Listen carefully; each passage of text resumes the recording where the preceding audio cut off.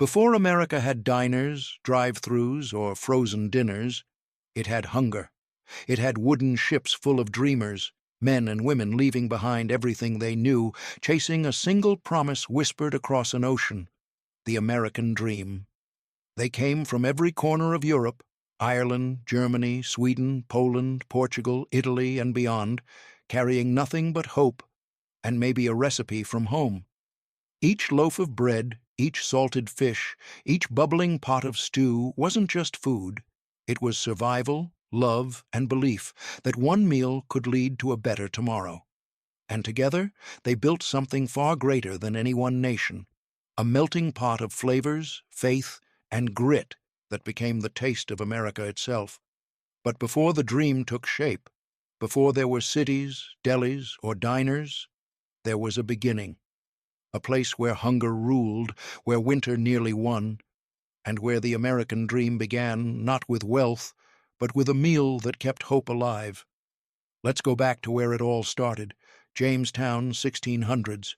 25 foods served at Jamestown in the 1600s. When you think of America's first colony, you probably imagine brave settlers and big feasts. But Jamestown in the 1600s was nothing like that. In 1607, a group of English immigrants landed on the muddy shores of Virginia. They were the first Europeans to call this land home, pioneers sent by the British Crown to build a colony they hoped would change their fortunes forever. But what they found wasn't gold, it was mud, sickness, and starvation. They had no farms, no stores, and no idea how to survive in this new world. So they turned to what they could find, roasting maize taught by the Powhatan, boiling river fish, even scraping bark and roots just to fill their stomachs. Every bite was a battle, every meal was a prayer. Yet from this desperation, something remarkable was born, the first spark of what would one day become America's food history. Stick with me, because the 25 foods served at Jamestown will shock you, surprise you, and maybe even make you grateful for what's on your plate today. 1. Roasted maize on the cob. Before there was bread, before there were potatoes, there was maize. Corn was the lifeline of Jamestown, and without the Powhatan showing settlers how to roast it on the cob, many wouldn't have made it through those first brutal years. Picture this. Smoke rising from a small fire, kernels blistering and popping, a scent both sweet and earthy filling the camp. To men who had crossed the ocean expecting feasts of meat and wheat bread, roasted maize felt both strange and miraculous. It was chewy, filling, and, most importantly, it kept them alive. Maize wasn't just food, it was culture. To the English it looked like a humble ear of corn. To the Powhatan, it was life itself, grown, shared, and honored. That first bite wasn't just survival. It was a bridge between two worlds, and yet, while corn gave them strength, what came next nearly broke them. 2. Venison roasted on spits. Now, when corn wasn't enough, the settlers turned to something that felt a little more familiar, meat. Venison, hunted in the thick Virginia woods, became a prized feast at Jamestown. Imagine the scene. A crude wooden spit turning slowly over an open flame, the smell of rich venison fat dripping into the fire, crackling and sending smoke into the humid night air. For men starving on barley mush and salt fish, this was pure treasure. Deer wasn't always easy to come by. Hunting required skill, stealth, and sometimes permission. Much of the game in those forests belonged to the Powhatan, and without their cooperation, settlers risked violent conflict for every shot of meat. Some nights the spits were full and bellies felt satisfied. Other nights, the fires burned low and only the memory of venison lingered. And while roasted deer gave settlers hope, the real surprise came from the water. Because just a few steps from camp, the James River held a secret bounty so overwhelming it shocked the hungry colonists. 3. Sturgeon steaks on the fire. If Jamestown had a symbol of abundance, it was the sturgeon. These massive river fish, some weighing hundreds of pounds, swam thick in the James River when the settlers arrived. Imagine hauling one onto shore, slicing thick steaks, and laying them over open flames. The rich, oily flesh fed dozens at once. For a brief moment, Jamestown must have felt almost like paradise. What started as a miracle became a nightmare. The settlers leaned so heavily on sturgeon that when the river's cycle shifted and the fish disappeared for months, panic set in. No sturgeon meant no safety net. Some men starved. Others turned to desperate measures, scraping scraps, boiling roots, even eating leather. The story of sturgeon at Jamestown is more than just a meal. It's a warning. Depending on one source of food could mean life one season and death the next. And just when the colonists thought the river had betrayed them, the tide turned again, bringing a new flavor that would define Virginia forever. 4. Oyster stew with herbs. When the sturgeon vanished, the colonists turned to the shoreline, and there, waiting in shallow beds, were oysters, endless, briny, and shockingly easy to gather.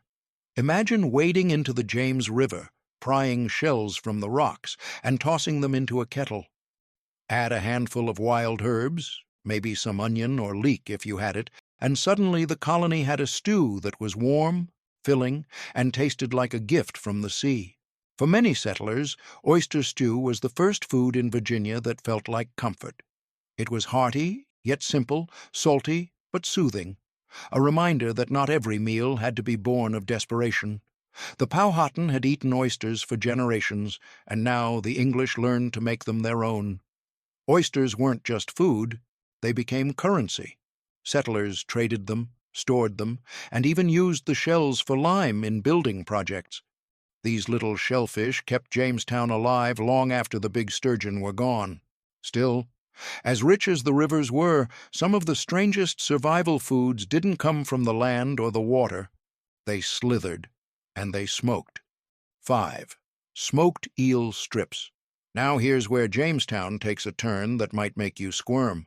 When fish and oysters weren't enough, settlers turned to something the English back home almost never touched: eel. In the rivers and muddy banks, these slippery creatures were everywhere, twisting like ropes under the water. To a starving colonist, that meant opportunity. They learned quickly: catch the eels, split them lengthwise, and lay them over smoke until the flesh turned firm and salty. Smoked eel strips weren't glamorous, but they lasted. They could be carried on long hunts, chewed slowly through the day, and gave men the strength to keep building, keep digging, keep fighting against hunger. While it sounds strange to us now, smoked eel became a kind of delicacy in Jamestown. In fact, settlers wrote that it was one of the few foods they actually enjoyed. It was rich, fatty, and surprisingly satisfying. A rare bright spot in a menu filled with desperation. But just when you think things were turning around, Jamestown's meals got even stranger. Because the next dish? It wasn't about flavor. It was about scraping together whatever scraps of life the swamp could offer. 6. Rabbit broth with wild greens. When the woods grew quiet and game was scarce, Jamestown settlers turned to whatever small animals they could trap.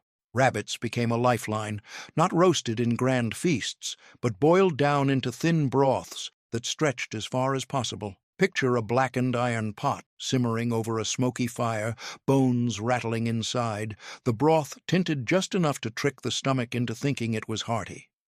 Into that pot went whatever could be found: wild greens plucked from marsh edges, bitter leaves, maybe a handful of onion or leeks if someone was lucky. It wasn't much, more of a warm drink than a meal. But for men who had gone days without solid food, that hot broth was life itself. It wasn't just about eating. That rabbit broth taught the settlers something bigger, that survival meant stretching every scrap. A single rabbit didn't feed a man, but boiled with greens, it fed a camp. Still, even with these small victories, Jamestown was always one season away from collapse. And the next dish proves it, because survival sometimes meant turning to foods the settlers never dreamed of eating back in England. 7. Cranberry mash. Among the swamps and thickets around Jamestown grew something the English had never seen before: small, bitter red berries clinging to low vines. The Powhatan knew them well. Cranberries. For the settlers, they were first a curiosity, then a revelation.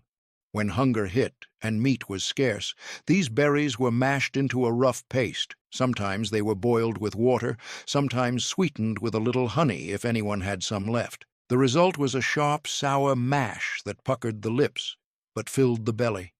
It wasn't comfort food, but it was survival food, and in a world where salt meat ruled, that tangy bite cut through the monotony like nothing else. Cranberries weren't just a snack. They carried medicine.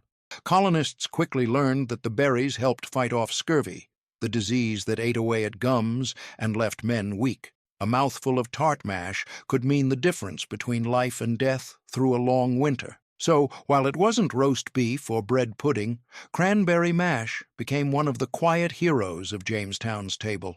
But survival wasn't only about plants and berries. Sometimes it meant cracking open the forest itself for food that few back home would have dared to eat. 8. Roasted chestnuts.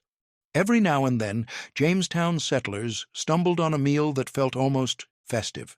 In the dense Virginia forests, chestnut trees grew tall and wide, dropping spiny shells full of treasure in the fall. For men used to scraping by on broth and salted fish, roasted chestnuts were a gift from nature. Picture it.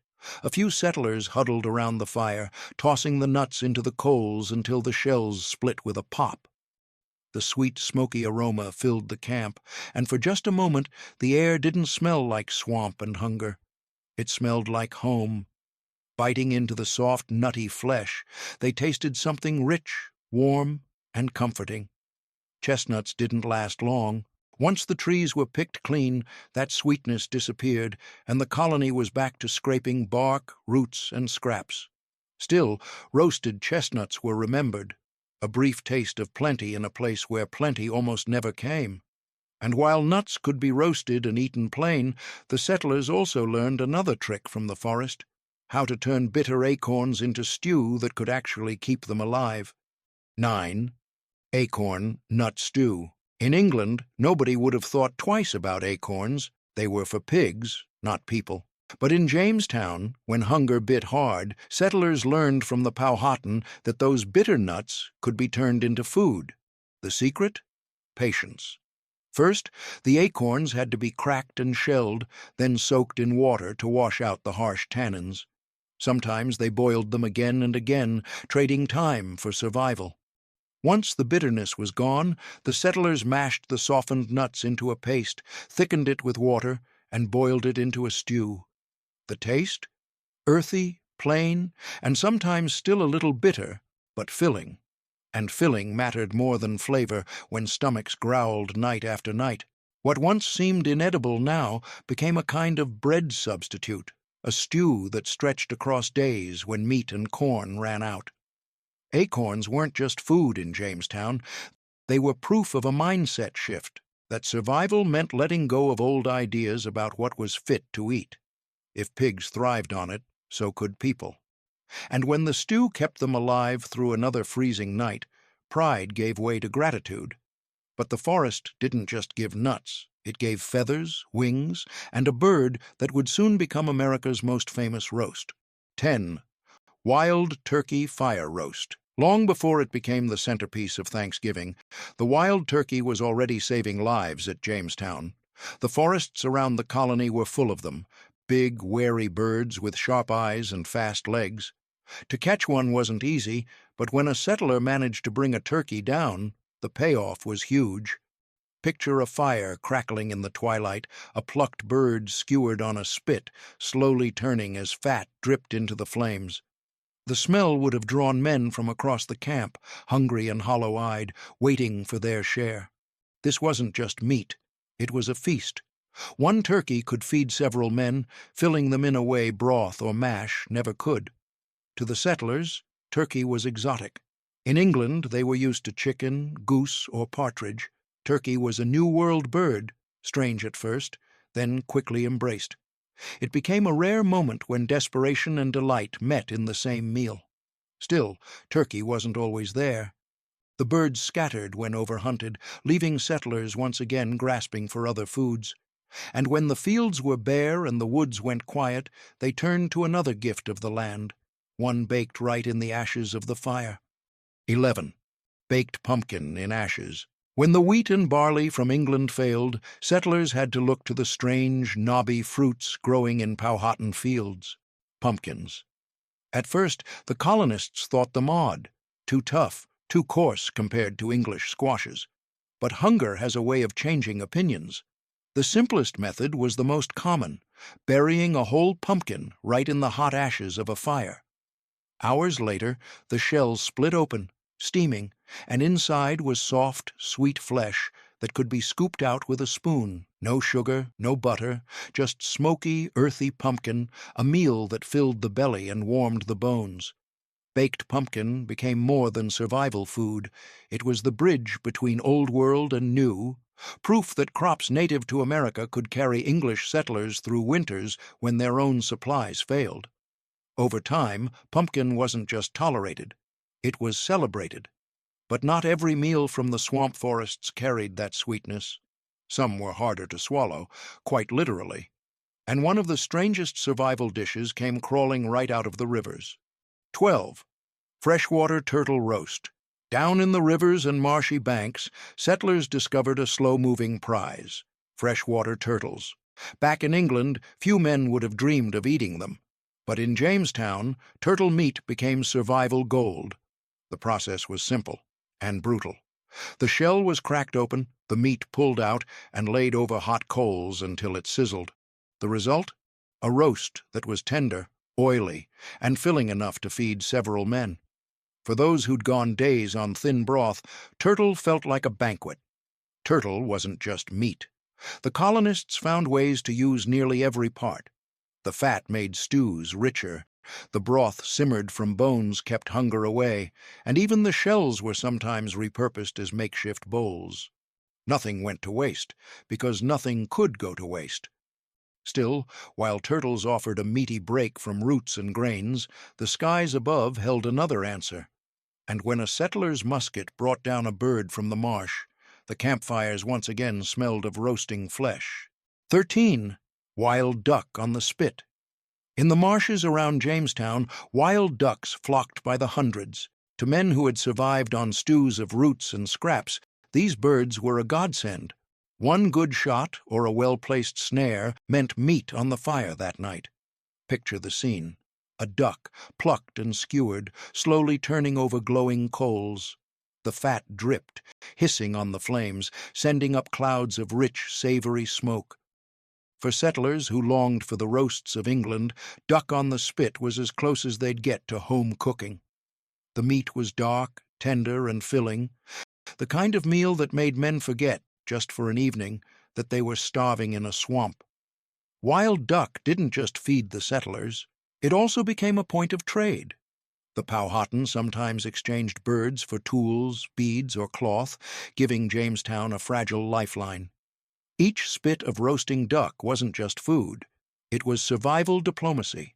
Still, no matter how rich the meal, duck was a gamble.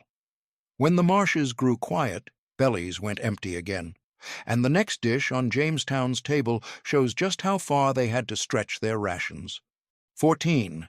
Boiled peas in broth. When supply ships managed to reach Jamestown, they often carried dried peas, a humble English staple. At home, peas might be simmered with ham or flavored with herbs, but in Virginia, most of the time, they were just boiled into thin broth. Imagine a pot of cloudy water with a few shriveled peas swirling inside. The taste was plain, almost bitter, but it was warm, and it filled a hollow stomach for a little while. For men dreaming of roasts and puddings, this was a cruel downgrade, a reminder that luxury was an ocean away. The barrels of peas shipped across the Atlantic often rotted before they even arrived.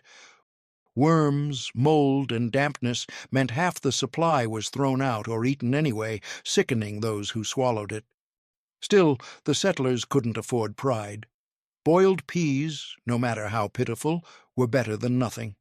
But peas were just one part of England's rations. Another came in the form of grain. Barley shipped over for bread and beer. Only in Jamestown it became something very different. 15.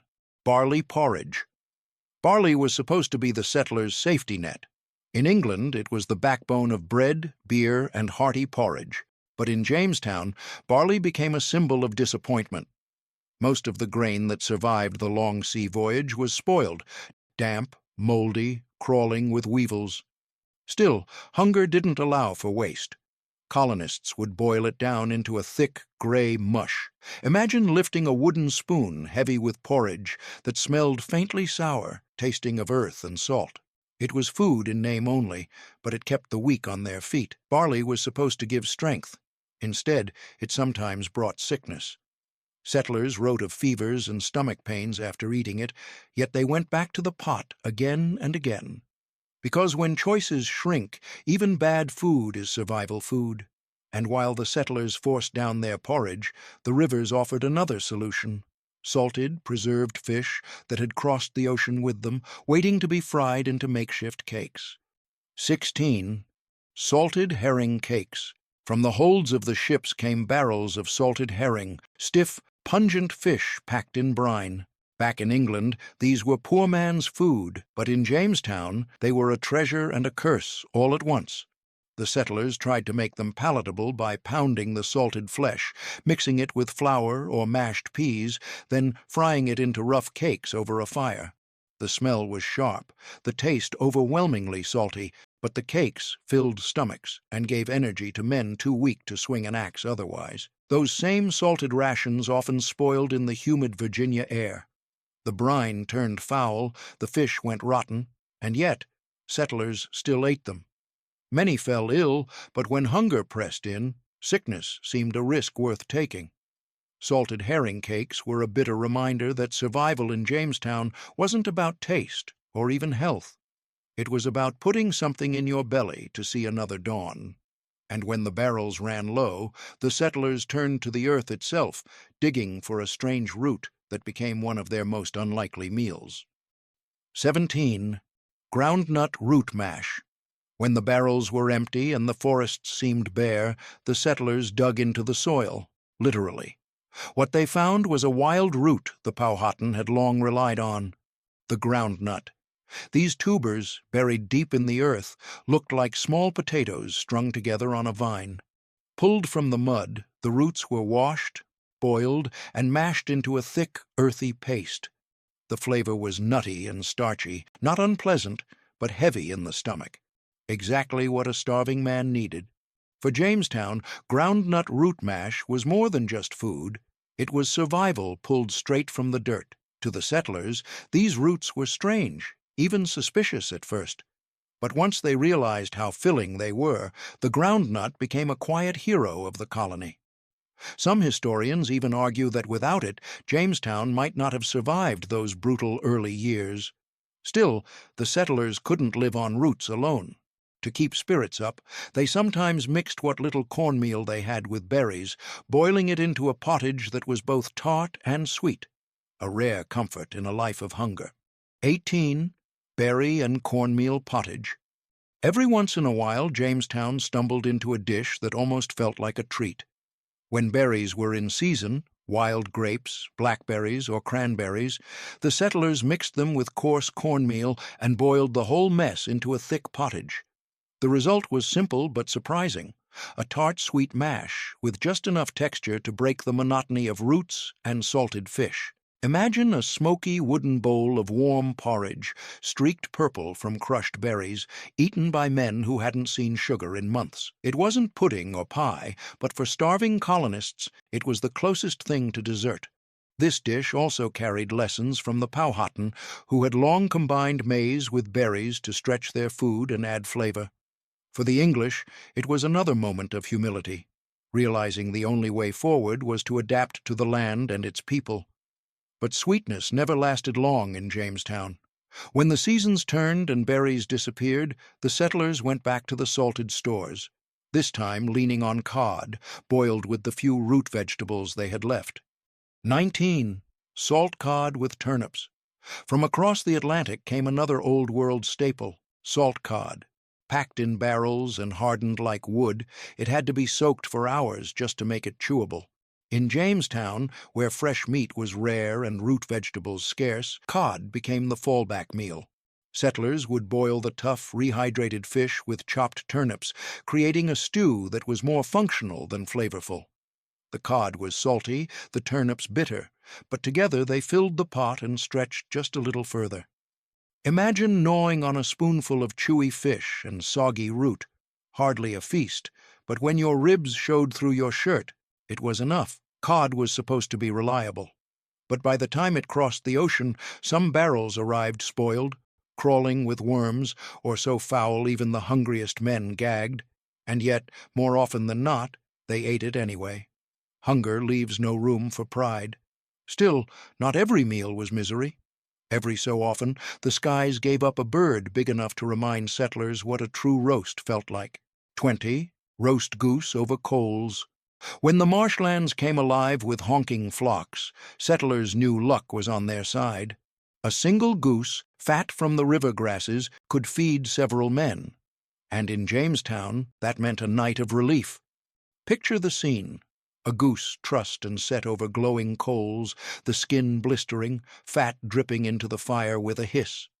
The smell alone would pull men from their huts, their mouths watering, their hunger sharpened.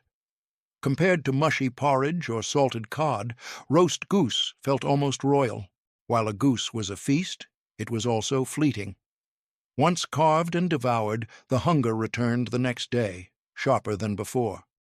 There was no guarantee of another bird, no promise the marshes would yield again. Every goose was a gamble, a temporary escape from the grind of starvation.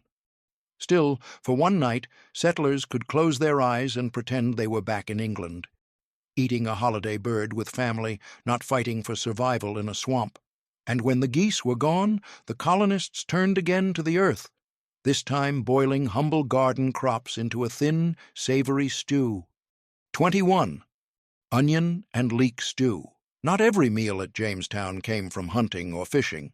Sometimes survival meant going back to the simplest of crops, onions and leeks.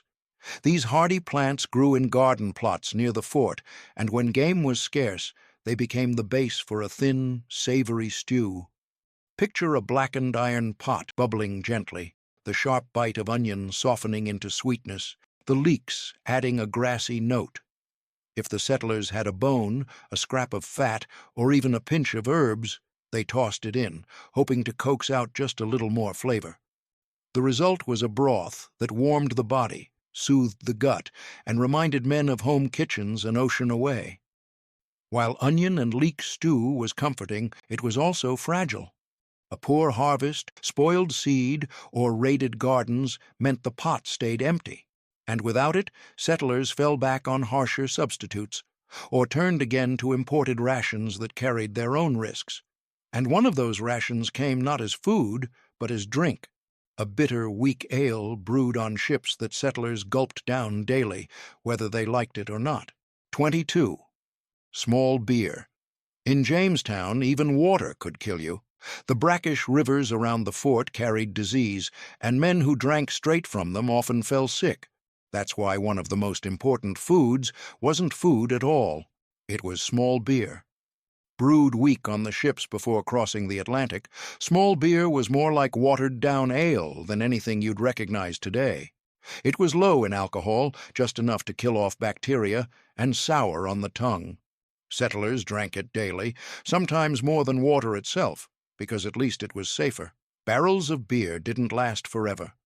When supplies ran dry, men faced a cruel choice: risk disease from the river or endure thirst. And in those moments, they longed for the sweetness of something, anything, to cut the bitterness of survival. That sweetness came not from sugar, but from the wild vines and orchards around them. Fruits that could be boiled down into syrupy treasures, rare bursts of flavor in a world of bland stews and salted meat. 23. Wild grape syrup. Among the tangled vines of Virginia, settlers found wild grapes hanging heavy in the summer sun. Unlike the cultivated varieties of Europe, these grapes were smaller, tart, and bursting with juice. To hungry men starved for sweetness, they were a revelation. The settlers crushed the grapes and boiled them down into a thick, dark syrup. Sometimes it was drizzled over porridge, other times mixed with water to make a weak, sweet drink. For men who hadn't tasted sugar in months, that grape syrup was as close to candy as Jamestown ever got. Grapes spoiled fast, and the syrup didn't last long either. What seemed abundant in summer disappeared quickly, leaving only the memory of sweetness behind. Still, for those brief weeks, wild grape syrup gave the settlers a taste of joy, proof that the land could offer not just survival, but comfort. And when autumn came, another fruit appeared, one that could be dried and saved, turning into chewy, sun-baked cakes that sustained the colony through the leanest winters. 24 sun-dried persimmon cakes. As summer faded, Jamestown's survival hinged on foods that could last. That's where the persimmon came in, a strange orange fruit that grew soft and sweet after the first frost. Eaten raw, it was sticky and rich, but the real trick was drying it. Settlers mashed the ripe pulp, spread it thin, and left it to bake in the sun. The result? Chewy, leathery cakes that looked plain but packed real staying power. These persimmon cakes could be stored for weeks, carried on hunts, or chewed slowly during long nights when the larders were empty. Uhat began as desperation turned into something close to tradition. Colonists wrote of persimmon bread, persimmon beer, even puddings flavored with the fruit once life in Virginia stabilized. What started as survival food eventually became a taste of the New World itself. But before we end the Jamestown table, there's one more dish to mention. A mix of foraged nuts and rare sweetness that gave the starving settlers a final reminder. Even in the hardest times, nature still had gifts to give. 25 boiled walnuts with honey. In a world of bitter stews and salted fish, the rarest luxury came straight from the trees. Walnuts grew wild around Jamestown, their shells cracked open with stones or axes. Settlers would boil the nut meats to soften them, then, if fortune smiled, drizzle them with a little honey traded from the Powhatan or gathered from wild hives. The result was something almost magical, sweet, nutty, and rich. For men who lived on porridge and roots, this was more than food, it was morale. A bite of boiled walnuts with honey could lift spirits, remind them of home, and give hope that survival wasn't just misery. Treats like this were rare. Honey was precious, walnuts seasonal, and most days the settlers returned to their grim diet of broth, fish, and roots. Still, the memory of that sweetness carried them, proving that even in the harshest times, the land could surprise them with generosity. Jamestown's table was never about feasting, it was about grit, adaptation, and the thin line between hunger and survival. And the story of these 25 foods shows just how fragile and how determined America's first colony really was. From the muddy swamps of Jamestown to the rolling farmlands of the Midwest, 2 centuries had passed, and the dream that began in hunger was finally starting to grow roots. America had survived, and now it needed to build. 25 authentic foods German immigrants ate in the 1850s Wisconsin. By the 1850s, a new wave of immigrants arrived. They'd come not just for land. They escaped economic hardship, political upheaval, military conscription, and the failed revolutions in the German states. The Germans came with calloused hands, strong faith, and recipes born from patience: smoked pork, sour cabbage, dark bread, and beer brewed in cold cellars. They built barns, baked bread, and filled Wisconsin's fields with the scent of wood smoke and hope. The hunger of Jamestown had become the harvest of the heartland, and in every bite of sausage, in every loaf of rye, you could taste a truth America had just begun to learn: that food isn't just what keeps you alive, it's what makes you belong. So stay with me, because the 25 authentic foods you're about to see didn't just feed families, they helped build a state, one plate at a time. 1. Smoked pork shoulder with sauerkraut and boiled potatoes. If there was one smell that could make a log cabin in Wisconsin feel like home to a German immigrant, it was this: smoked pork shoulder bubbling away with sauerkraut and a pot of potatoes steaming on the side. It wasn't just dinner.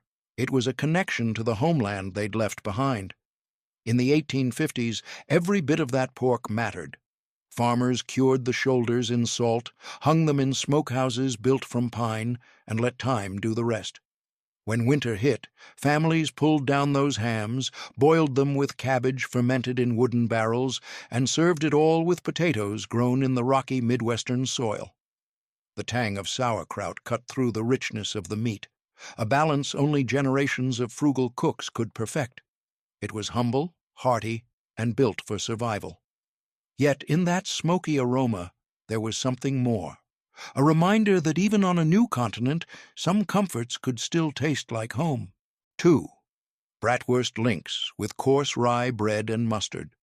Long before bratwursts became tailgate kings at Lambeau Field, they were survival food for German settlers carving out a life in 1850s Wisconsin.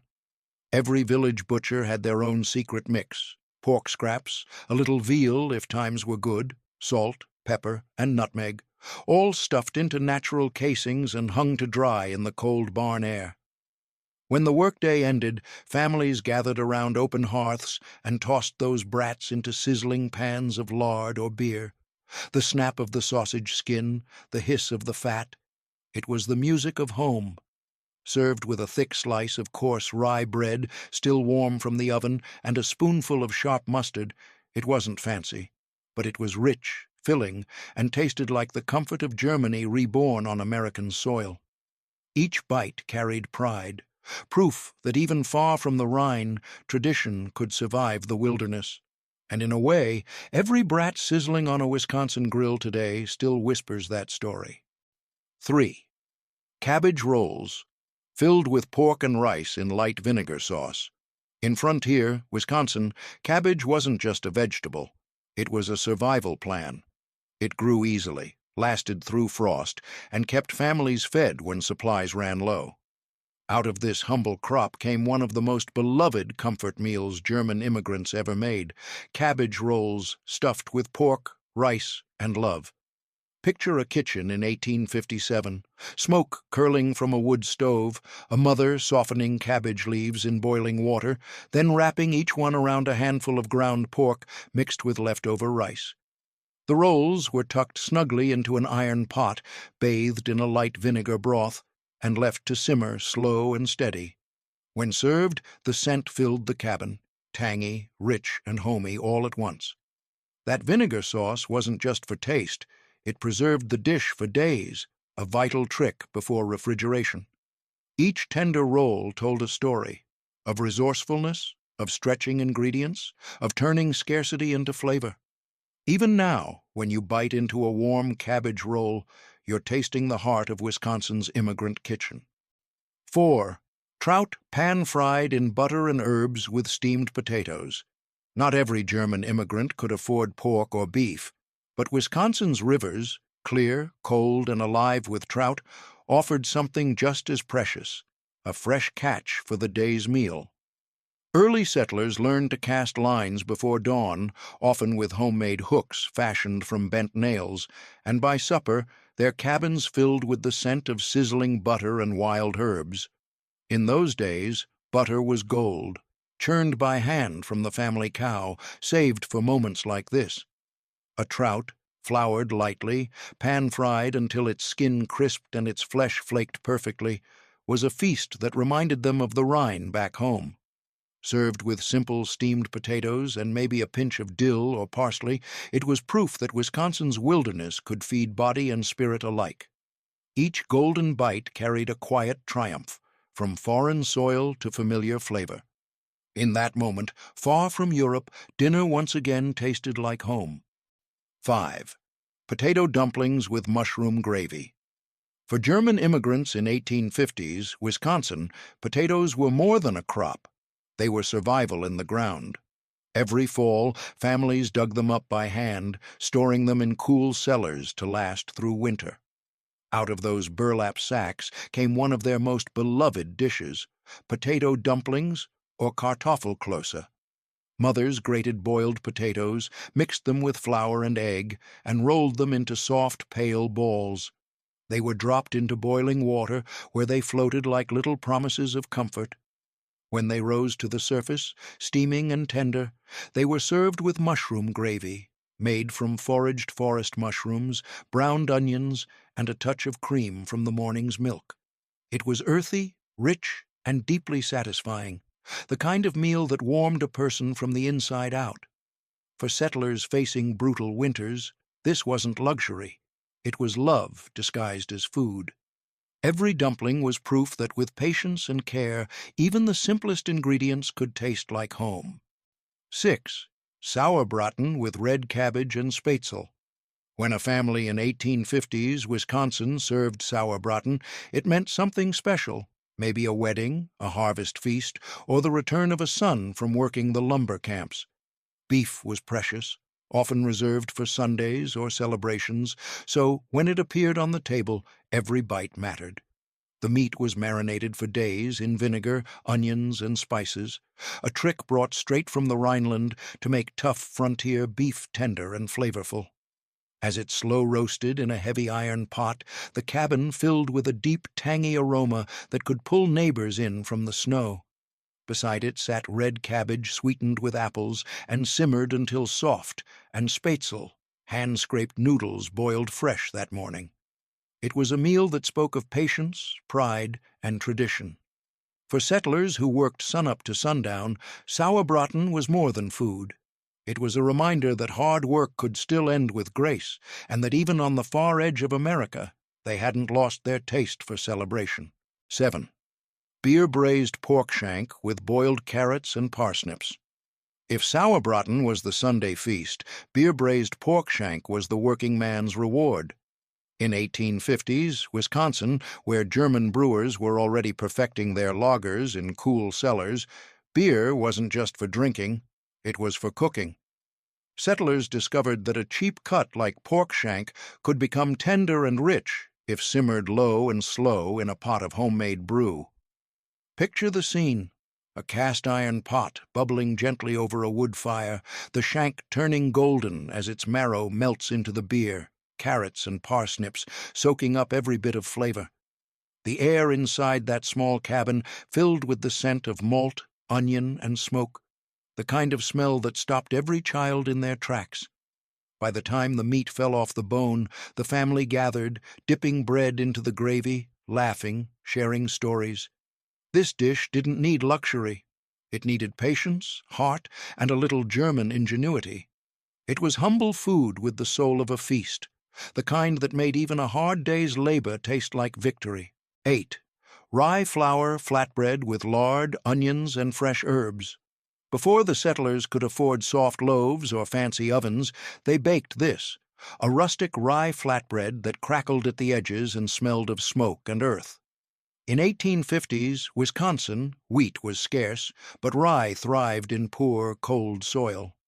Every farmhouse had a sack of it, milled coarse and dark. Mothers mixed rye flour with water and a pinch of salt, flattening the dough by hand and sliding it onto hot stones or iron griddles.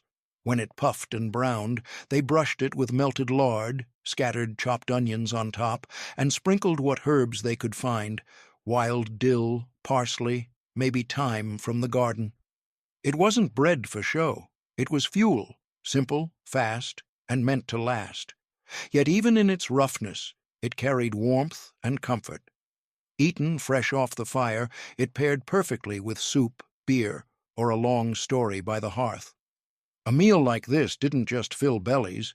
It reminded every immigrant that even the simplest bread could feel like home. 9. Split pea soup with smoked ham hock and dark bread. When Wisconsin's winter winds howled through the cracks of log cabins, split pea soup was a lifeline. It was thick, hearty, and made from ingredients that didn't spoil: dried peas, onions, carrots, and a leftover ham hock pulled from the smokehouse. For German immigrants, it was the taste of warmth in a land that often felt unforgiving. The process was simple but patient. Dried peas soaked overnight, then simmered all day with that meaty ham bone, releasing salt, smoke, and depth into the bubbling pot. The peas broke down into a golden green stew so thick your spoon could stand upright.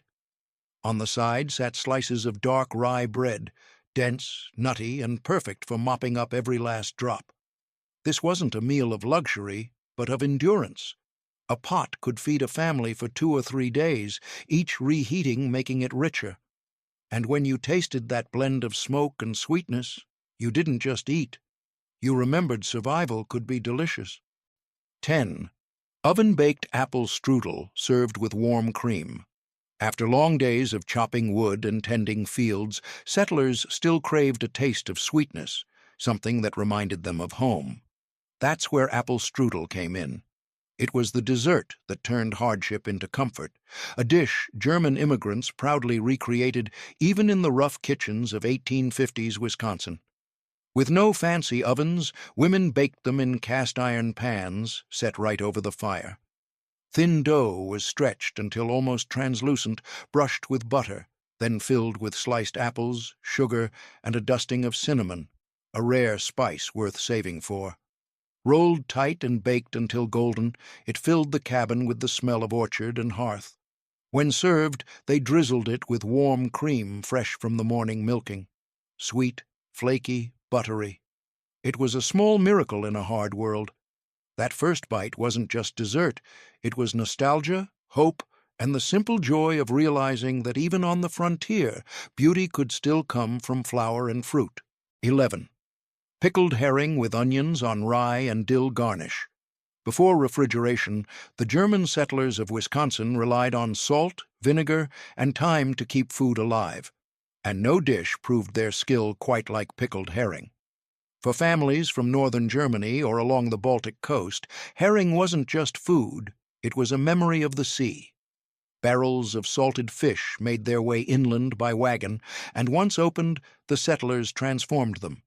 They soaked the fillets, marinated them in vinegar, onions, sugar, and spices, and let them rest for days until the sharp bite mellowed into something savory and bright. When served on coarse rye bread with a few sprigs of dill, it was both practical and elegant, the kind of meal that didn't need heat, just patience. It might sound simple today, but back then, a slice of pickled herring on rye was a taste of survival mixed with pride. It reminded these immigrants that even hundreds of miles from the ocean, they could still bring a bit of home to the Wisconsin woods. 12. Whole roasted goose, stuffed with apples and sage. When the snow began to fall and Christmas candles flickered in cabin windows, nothing said celebration like the smell of a goose roasting over the hearth. For German immigrants in 1850s Wisconsin, the goose was more than a meal. It was tradition carried across the Atlantic, a centerpiece that turned even the roughest frontier home into a holiday feast. Families would raise a few geese through summer, fatten them on grain, and choose one special bird for winter. Stuffed with chopped apples, onions, and sage, the goose roasted slowly in an iron oven, basting itself in its own golden fat. The crackle of the skin, the sweetness of the apples, the perfume of sage. It was pure comfort in a frozen world. When served with red cabbage and potatoes, the table went quiet for a moment, that sacred pause before gratitude. For settlers who had so little, this wasn't just food. It was proof that joy could still find its way to the frontier. 13. Steamed white cabbage with bacon and caraway seeds. Cabbage was the unsung hero of every immigrant's table. Cheap, hardy, and versatile, it could last months in a root cellar, a true lifeline through Wisconsin's long winters. But the Germans had a secret for turning that humble vegetable into something deeply satisfying: bacon and caraway. In a small cabin kitchen, a skillet sizzled with chopped bacon, the aroma cutting through the cold air. Shredded cabbage went in next, hissing as it hit the hot fat, softening slowly into a glossy, fragrant tangle. A pinch of salt, a splash of vinegar, and just a few caraway seeds gave it that unmistakable old-world flavor, slightly sweet, slightly nutty, and comforting to the bone. This wasn't a side dish. It was a small miracle made from scraps. Settlers served it beside sausage or potatoes, but it could just as easily stand alone. It was the kind of meal that made even the toughest homesteader stop, breathe, and feel grateful for the simple blessings that kept them going. 14. veal schnitzel with lemon slice and potato salad. When a family on the Wisconsin frontier served veal schnitzel, you knew something worth celebrating had happened. A new baby, a good harvest, or the first thaw after a long, bitter winter. Veal was rare and expensive, but German settlers knew exactly how to make it stretch into something unforgettable. Thin slices of tender meat were pounded flat with the back of a knife, dusted in flour, dipped in egg, and coated with breadcrumbs made from stale rye bread. Then came the magic, sizzling in a cast-iron pan with bubbling lard until the edges crisped golden and the aroma filled the cabin. Served with a squeeze of lemon and a scoop of warm potato salad dressed in vinegar and bacon drippings, it was more than a meal. It was pride on a plate.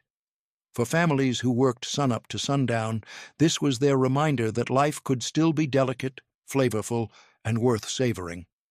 Even today, that crunch of schnitzel still carries the echo of those early kitchens, where struggle met celebration and every bite told a story of triumph. 15. Rye beer braised sausage and sauerkraut casserole. If there was one dish that summed up the German heart of Wisconsin, this was it.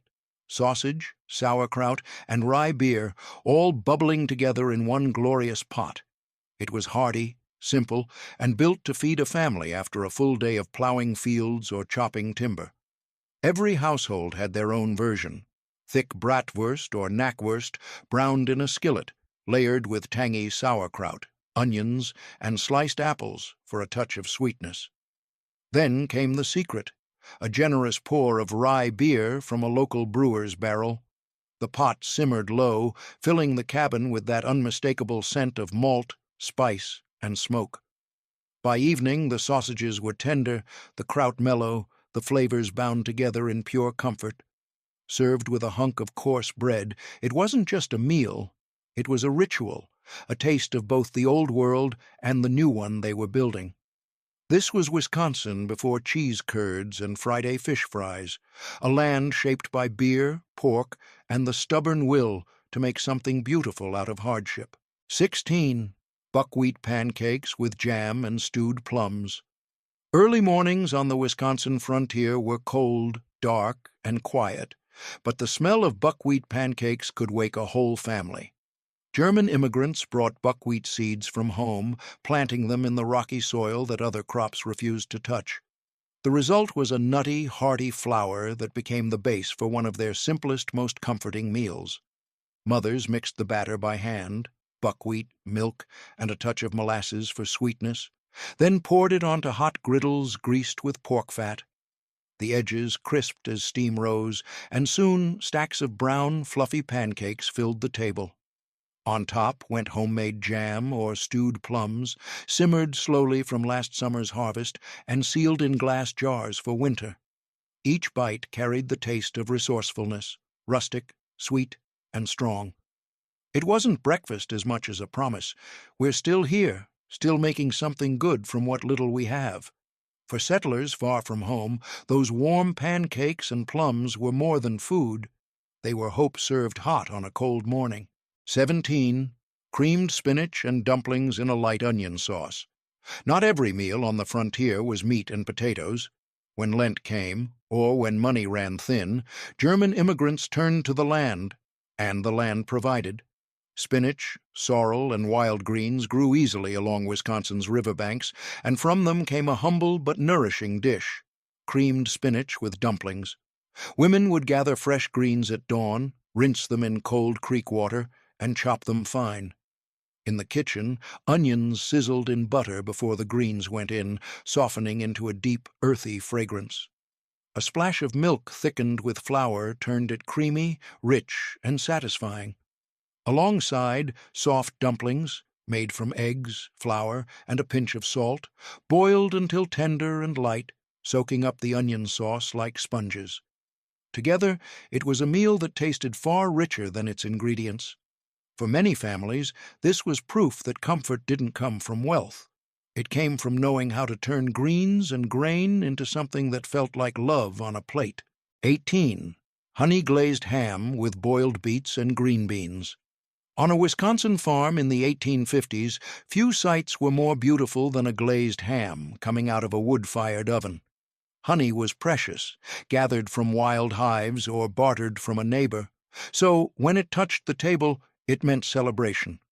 German settlers used it sparingly, blending it with mustard or vinegar to glaze a salt-cured ham until its surface shimmered like amber.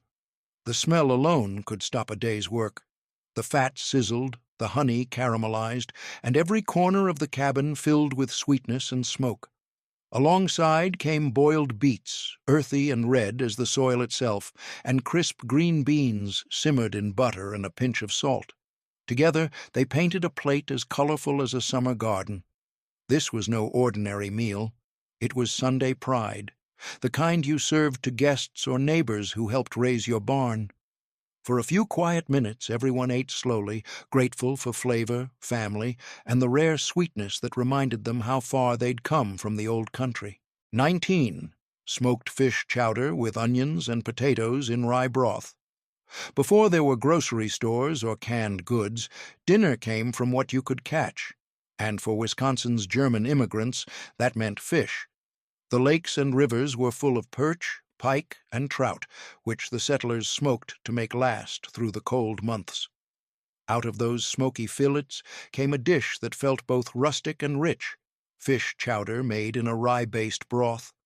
Onions and diced potatoes simmered first, softening in a pot of water thickened with a few spoonfuls of ground rye, a clever trick that added body and flavor when flour was scarce. Then the smoked fish went in, releasing its scent into the bubbling stew until the whole cabin smelled of wood smoke and comfort. Served with a hunk of dark bread, it was the taste of resilience, the kind of meal that used everything, wasted nothing, and kept families fed no matter the weather. In every spoonful was the story of survival, a simple lake fish turned into warmth, memory, and home. 20. Lentil stew with smoked sausage and coarse ground mustard. If there was one dish that truly defined German thrift, it was lentil stew. The settlers in 1850s Wisconsin knew how to stretch a penny, and a pot of lentils could feed a family for days. Packed with protein, easy to store, and endlessly adaptable, lentils became the quiet hero of the immigrant kitchen. A ham bone or smoked sausage gave it depth, onions and carrots added sweetness, and a dollop of coarse mustard stirred in before serving gave it bite.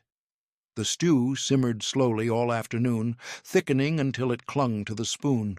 A perfect meal for those long, cold evenings when the wind howled outside and the fire was your only light. Served with rye bread and a mug of beer, it tasted like comfort and endurance in equal measure. Each spoonful was smoky, hearty, and honest, the kind of food that didn't just fill you up, but reminded you what survival really tasted like. And long after the bowls were empty, that smell of lentils and smoke lingered, the scent of resilience, built one humble meal at a time. 21. Pumpernickel breadcrumb pudding with raisins and butter. When nothing went to waste, even stale bread had a second life. And in German immigrant kitchens, that life was sweet. Pumpernickel, dark and dense, might start as breakfast bread, but by week's end it became dessert. Settlers in 1850s, Wisconsin turned every crumb into something rich and comforting, warm breadcrumb pudding with raisins and butter. They crumbled leftover bread into a bowl, soaked it in milk and eggs, then folded in sugar, cinnamon, and a handful of raisins. Dried fruit often saved for special occasions. Baked slowly in an iron pan, the pudding puffed up golden at the edges, its scent filling the whole cabin. When served, it was drizzled with melted butter or a splash of cream from the family cow. It wasn't fancy, but it was beautiful in its simplicity, a reminder that frugality could still taste like luxury. Around that small wooden table, families didn't see waste. They saw creativity, gratitude, and the sweet reward of making something out of almost nothing. 22. Buttermilk rye bread soup with chopped onions and ham bits. Few dishes capture the spirit of old-world frugality like rye bread soup. Born from the belief that nothing should be thrown away, this humble meal was a staple in 1850s Wisconsin, especially during lean months when cupboards ran bare. When yesterday's bread turned hard as stone, settlers didn't toss it. They transformed it. Chunks of stale rye were torn into pieces and soaked in warm buttermilk until soft. Into the pot went browned onions, a pinch of salt, and bits of leftover ham or smoked fatback for flavor. The mixture simmered low and slow, thickening into a hearty, tangy porridge that filled the air with a cozy, sour-sweet aroma. It wasn't glamorous, but it was genius. Every spoonful was warm, comforting, and full of the deep rustic taste of rye. Families ate it by the fire, grateful that even the scraps could sustain them. In a world where nothing came easy, this simple bread soup was more than food. It was proof that survival could still taste like care. 23. Dill-pickled cucumbers with sour cream and rye toast. When the summer sun beat down on Wisconsin farms, German immigrants turned to one of their oldest traditions, pickling.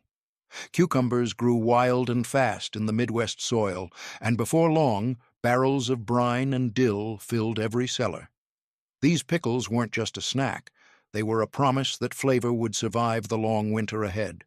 To serve them fresh, settlers sliced crisp cucumbers thin, mixed them with chopped dill, vinegar, salt, and a spoonful of sugar, then let them sit until the tang mellowed. When mealtime came, they were spooned cold into bowls and topped with a dollop of sour cream, cool, creamy, and bright. Eaten with a slice of toasted rye, it was the perfect balance, sharp, smooth, and deeply satisfying. On hot afternoons after work in the fields, this simple dish felt like a gift. It wasn't grand, but it was refreshing, familiar, and alive. A reminder that even in a new world, old world comfort could still come from a humble cucumber and a little bit of patience. 24. Fried perch from Wisconsin lakes with lemon butter and boiled new potatoes. For German settlers in the 1850s, Wisconsin, the lakes were both larder and lifeline. Perch, pike, and bluegill shimmered beneath the clear water, waiting for a line and a little luck. When a family caught a few perch, it was a good day, not just for dinner, but for morale. The fish were cleaned on the riverbank, dredged in flour and salt, and fried in bubbling butter until golden and crisp. The smell drifted across the yard, calling everyone home. Fresh lemon, if they could get it from town, was a rare luxury, squeezed sparingly over the fish for a bright, tangy finish. Alongside, new potatoes boiled in salted water until tender completed the meal. It was simple, pure, and perfect, a feast made from what the land freely gave. The first bite was always quiet, reverent even, as if everyone understood how lucky they were to taste something fresh and clean in a hard world. That golden perch wasn't just dinner. It was proof that Wisconsin itself could feed both body and soul. 25. Sweet yeast dough rolls with caraway seeds and cinnamon butter. Every German immigrant kitchen had one treasured scent, fresh bread rising by the fire. But on Sundays or special occasions, they took that comfort one step further. Soft, sweet yeast rolls brushed with butter, speckled with caraway, and served warm with cinnamon sugar. The dough started humbly, flour, yeast, milk, and a little honey or molasses mixed by hand in a wooden bowl. It rose slowly under a cloth while the family worked, then baked until golden brown, their crusts crackling softly in the hearth oven. Caraway seeds added that unmistakable old-world aroma, warm, nutty, a whisper of home across an ocean. When served, each roll was spread with cinnamon butter, melting into every fold. It was a rare sweetness, the kind saved for holidays, births, or simply to celebrate making it through another harsh season. For those settlers, it wasn't just bread. It was joy, memory, and hope, baked fresh in the heart of a new world that was slowly starting to feel like home. While German hands were carving farms out of the wild Midwest, across the ocean another story was unfolding, one written in hunger and heartbreak. In Ireland, the fields had gone silent, the potatoes rotted, The people starved, and families packed their hopes into worn-out suitcases and sailed off to pursue the American dream. In Boston, 1847, ships arrived packed with Irish families fleeing the Great Famine, hungry, desperate, and carrying little more than memory. 25 foods Irish immigrants ate in Boston in the mid-1800s. The Irish immigrants brought with them the flavor of endurance: cabbage boiled soft, salted pork simmered slow, and bread baked from what little they had left. They filled the city's tenements with the scent of stew and the sound of laughter that refused to die.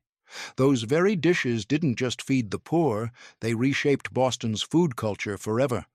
Travel with me as I take you through 25 foods the Irish immigrants actually ate in Boston in the mid-1800s, meals born out of hunger, grit, and faith. And some, you'd still recognize them on a Boston dinner table right now. 1. New England boiled dinner. Few meals captured the Irish struggle in Boston like the New England boiled dinner. Imagine a pot bubbling on a tiny tenement stove, corned beef sinking to the bottom, cabbage wilting on top, and root vegetables softening in between. It wasn't glamorous, but it was filling, and that mattered most. In Ireland, beef was a rare luxury, but in Boston's markets, salted corned beef was cheap and available. Paired with cabbage and potatoes, vegetables that reminded families of home, this one-pot dinner became a staple. It was practical, too. One pot meant less fuel, and leftovers could be mashed into hash the next day, stretching pennies even further. What started as a survival meal for desperate immigrants grew into a lasting tradition. Today, every St. Patrick's Day, Boston still serves up corned beef and cabbage by the plateful, a dish that connects generations to the resilience of their ancestors. 2. Irish stew. If the boiled dinner was Boston's Irish-American invention, Irish stew was the taste of home carried across the sea. In the cramped kitchens of South Boston, families simmered pots of mutton or cheap beef, potatoes, onions, and carrots, until everything melted together into a thick, hearty stew. It was the kind of meal that fed a crowd, warmed the bones, and reminded weary immigrants of what they'd left behind. Back in Ireland, lamb and mutton were the traditional meats. But in Boston, those cuts were hard to find, or too expensive. So the Irish adapted, often using whatever scraps the butcher couldn't sell. Potatoes and onions were plentiful and cheap, and with time, the stew became less about the meat and more about the comfort it brought. Irish stew wasn't just dinner, it was identity. Each spoonful carried memory, survival, and a stubborn kind of pride. To this day, a steaming bowl of it in Boston still tastes like resilience, family, and the will to endure. 3. Bacon and cabbage with boiled potatoes. If there was one dish that felt like Sunday dinner for Irish families in Boston, it was bacon and cabbage with boiled potatoes. It wasn't the thick-cut American bacon we know today. It was usually salted pork, boiled until tender, then sliced alongside soft cabbage and a pile of steaming potatoes. Simple, yes, but deeply satisfying. This meal was a direct link to Ireland. For generations, bacon and cabbage had been the centerpiece of Irish farmhouse tables. In Boston, it carried the same meaning: home, family, and a taste of dignity in the middle of poverty. Boiling everything in one pot kept cooking cheap and efficient, while the broth left behind could be reused for soups or stews. Nothing ever went to waste. Though it began as peasant food, bacon and cabbage rose to become a badge of heritage.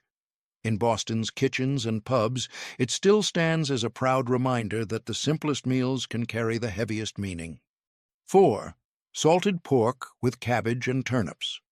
When money was tight, and it almost always was, salted pork with cabbage and turnips kept Irish families in Boston fed.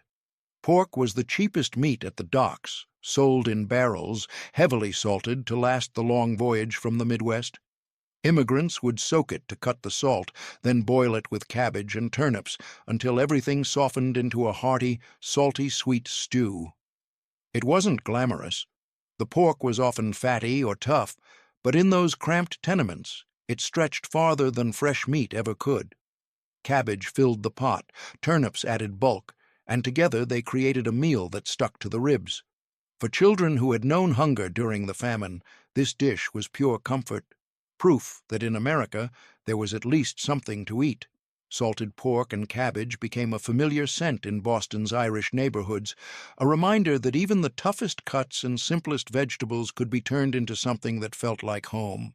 5. Barley soup with onions, carrots, and potatoes. On cold Boston nights, nothing stretched farther than a pot of barley soup. Irish families would toss barley into boiling water with onions, carrots, and potatoes, cheap ingredients that filled the pot and kept bellies warm. Meat was optional, and most times there wasn't any. The barley gave the broth body, turning scraps of vegetables into something that felt like a real meal. Back in Ireland, barley had long been a poor man's grain, used for bread, beer, and soup. In Boston, it carried that same role, affordable, filling, and dependable. Mothers could ladle out bowls for half a dozen kids, and everyone went to bed with at least something in their stomachs. Barley soup wasn't just survival, it was fellowship. Shared among families and neighbors, it proved that even in the hardest times, food had the power to bind people together and keep hope alive. 6. Oatmeal porridge with water or milk. Every Irish family in Boston knew this dish. It was breakfast, dinner, and sometimes the only thing on the table. Oatmeal porridge, made with nothing more than oats boiled in water or, if fortune allowed, a splash of milk. It was plain, it was humble, but it filled the belly and kept hunger at bay. In Ireland, oats had been a staple for centuries, fueling farm laborers through long days in the fields. In Boston, they served the same purpose, but with a new urgency, keeping dock workers, factory hands, and young children from going hungry. A sprinkle of sugar or a pat of butter was a rare luxury. Most days, it was just a steaming bowl of oats and little else. Wealthier Bostonians may have dismissed porridge as poor man's food, but for the Irish it was strength in a bowl. Bowl after bowl, it carried families through the harshest winters and gave children the energy to face another day. 7. Irish soda bread with butter. Few smells brought comfort to an Irish immigrant kitchen like soda bread baking on a hearthstone. Made with flour, baking soda, salt, and buttermilk, it didn't require expensive yeast, just quick hands and a hot pan. In Boston's crowded tenements, soda bread became the daily staple, sliced thick and served with a smear of butter if the family could afford it. Back in Ireland, this bread was already tied to survival. It could be whipped up fast, baked in iron pots, and eaten warm to stretch out thin meals. In Boston, mothers relied on it the same way, turning meager ingredients into something filling and familiar. For kids who had crossed the ocean hungry, a chunk of soda bread meant safety. It meant they wouldn't go to bed starving that night. Today, Boston bakeries still sell Irish soda bread, especially around St. Patrick's Day, proving that what once kept families alive now connects generations. Each loaf carries the memory of resilience, survival, and the taste of home. 8. Boiled salt cod with potatoes and onions. Salt cod was the ocean's gift to poor immigrants. Cheap, preserved, and sold by the slab on Boston's waterfront, it became a lifesaver for Irish families who couldn't afford fresh fish. They would soak it overnight to cut the salt, then boil it with potatoes and onions until everything softened into a hearty, salty stew. This dish carried echoes of Ireland, where saltfish had long been part of coastal diets. In Boston, it was even more common. Ships brought tons of it from Newfoundland and the Grand Banks, making it one of the most accessible proteins for the working poor. Families often ate it on Fridays when Catholic tradition required fish, but it showed up on weeknights too, when pennies were scarce. Salt cod wasn't glamorous, but it was dependable. It kept families fed through long winters, gave variety to tables ruled by potatoes and cabbage, and reminded the Irish that even in a strange new city, the sea still offered survival. 9. Pan-fried potatoes and onions with fat or bacon bits. If there was one dish that showed Irish thrift in Boston, it was pan-fried potatoes and onions. Leftover boiled potatoes were sliced thin, tossed into a hot pan with onions, and fried in whatever fat was on hand, sometimes lard, sometimes drippings, and on lucky days, a few crisp bits of bacon. This wasn't just food, it was ingenuity.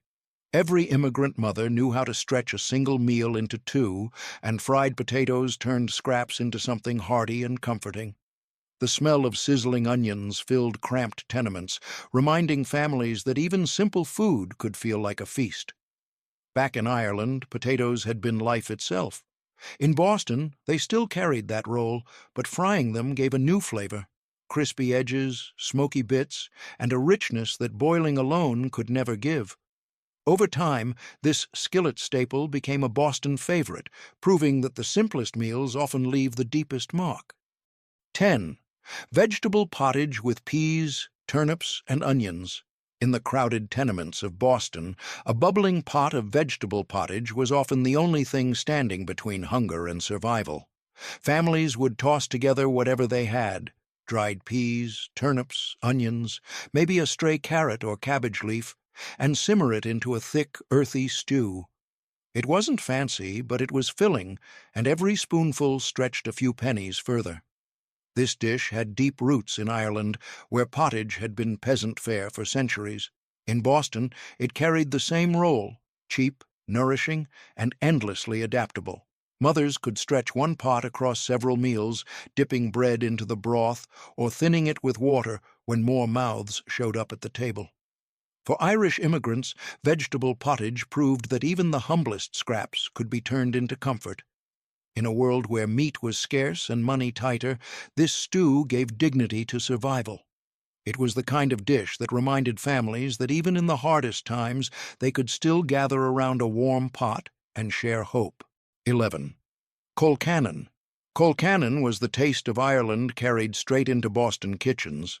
Simple yet soulful, it was nothing more than mashed potatoes blended with boiled cabbage, or sometimes kale when cabbage wasn't at hand. A knob of butter on top turned the dish from plain into pure comfort. For Irish immigrants, colcannon wasn't just food, it was memory. Back home, it was a common peasant dish, served in nearly every cottage. In Boston, it reminded families of better days before the famine, when potatoes still filled the fields and hunger hadn't driven them across the sea. Children especially loved it, swirling the butter through the creamy mash and scraping every last bit from their plates. Though born from poverty, colcannon endured as a dish of pride.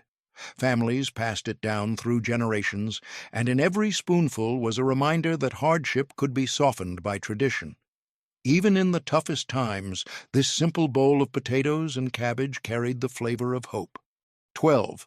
Boiled ham and root vegetables. For Irish families in Boston who managed a little extra money, boiled ham with root vegetables felt like a feast. A cured ham hock or shank went into the pot, simmered long and slow until the meat softened and the broth grew rich. Around it, carrots, parsnips, turnips, and potatoes soaked up the flavor, stretching one piece of meat to feed a whole household. Back in Ireland, pork was the most familiar meat, often salted or smoked to last through lean times. In Boston, that tradition continued. Ham was cheaper than beef and more reliable than fresh cuts. It became the centerpiece of Sunday dinners when families gathered after church, sharing not just food, but a rare sense of celebration. What began as an affordable substitute grew into a community dish, one that carried meaning far beyond the table. Even today, a pot of boiled ham and vegetables is more than dinner. It's a tradition that links generations and keeps Irish heritage alive in Boston kitchens. 13. Boiled oats, steel-cut oats with milk or water. If there was one dish that never left the Irish table, whether in Dublin or Boston, it was boiled oats. Steel-cut oats, simmered slowly in water or on lucky days in milk, filled the morning air with a nutty, hearty smell. It wasn't sweet, it wasn't fancy, but it gave strength to dock workers, maids, and children heading out into the rough Boston streets. In Ireland, oats had been survival food for centuries, a steady breakfast for farmers and laborers.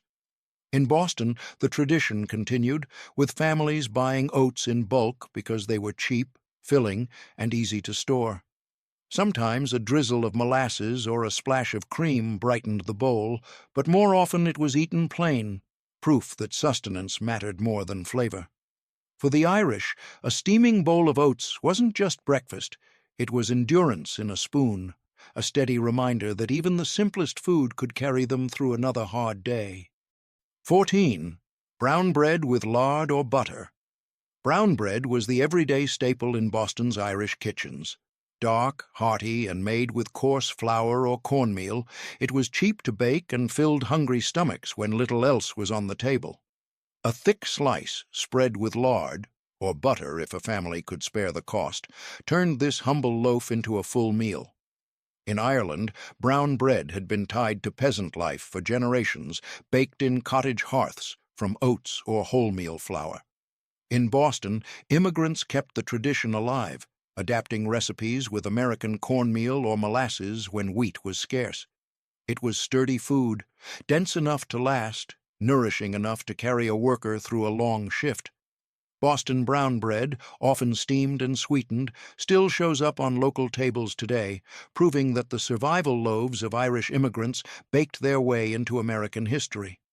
What began as a symbol of poverty is now remembered as heritage, carrying both the struggle and the pride of a people who refused to let hardship erase their traditions. 15. Fish chowder. Few dishes tied the Irish closer to Boston than fish chowder.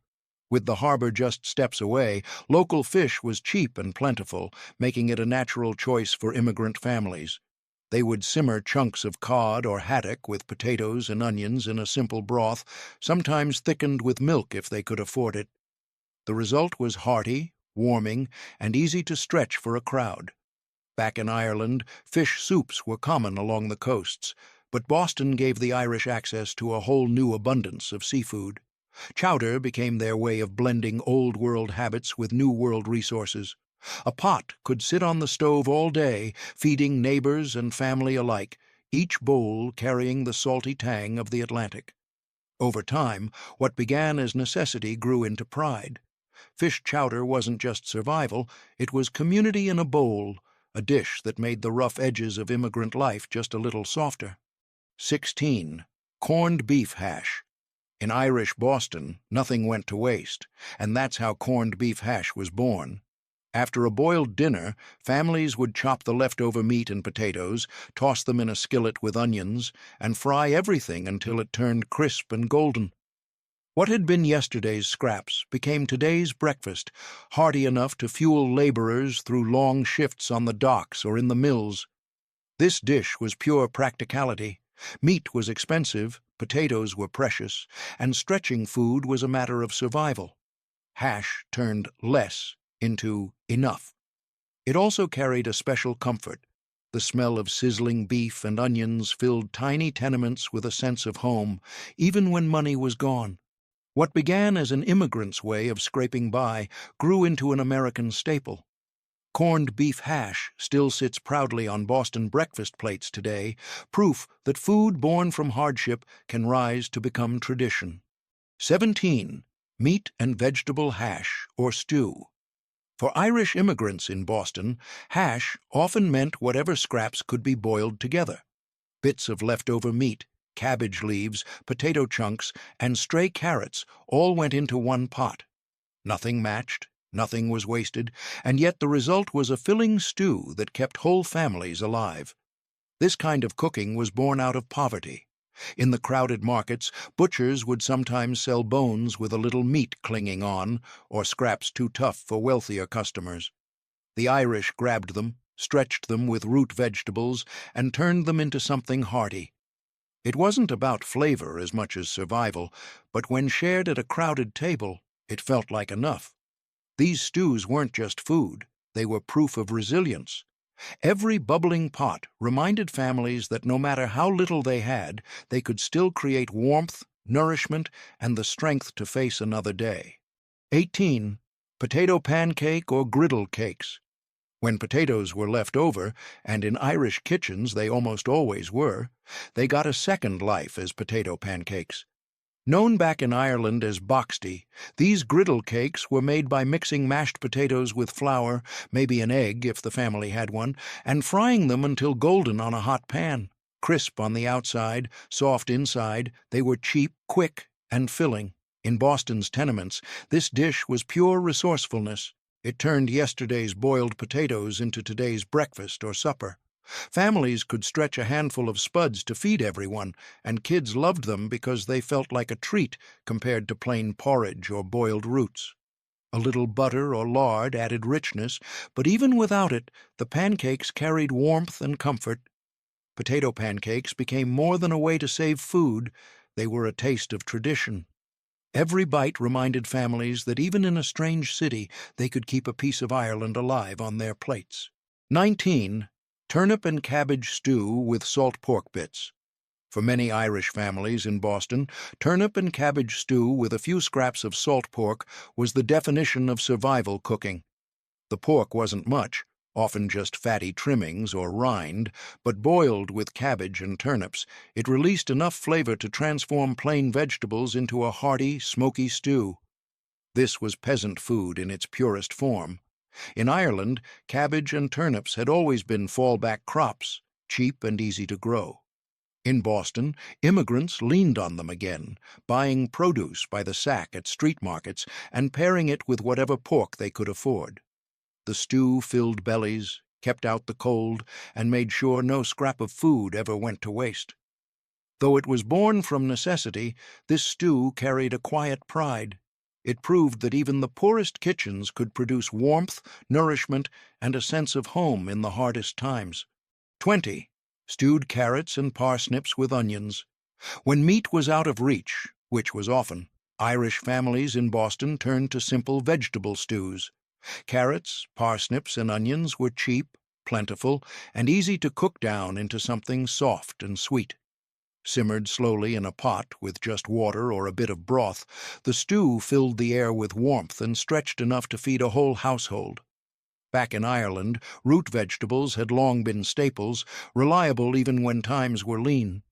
In Boston, they offered the same comfort. Carrots added color, parsnips brought a honeyed flavor, and onions gave the dish depth. Together, they made a stew that might not have been rich, but it was nourishing, and that mattered more than anything. For many immigrant families, a bowl of this stew was more than food, it was reassurance. It meant the children would sleep with full bellies, and tomorrow, no matter how hard, they could endure again. 21. Boiled root vegetables with meat broth. Sometimes the only trace of meat in an Irish immigrant's kitchen was the broth left behind from boiling pork or beef. Into that precious liquid went carrots, rutabagas, and turnips, cheap root vegetables sold by the cartload in Boston markets. The broth gave them richness, turning plain boiled roots into a filling, flavorful meal that stretched to feed everyone at the table. This dish reflected the harsh reality of immigrant life.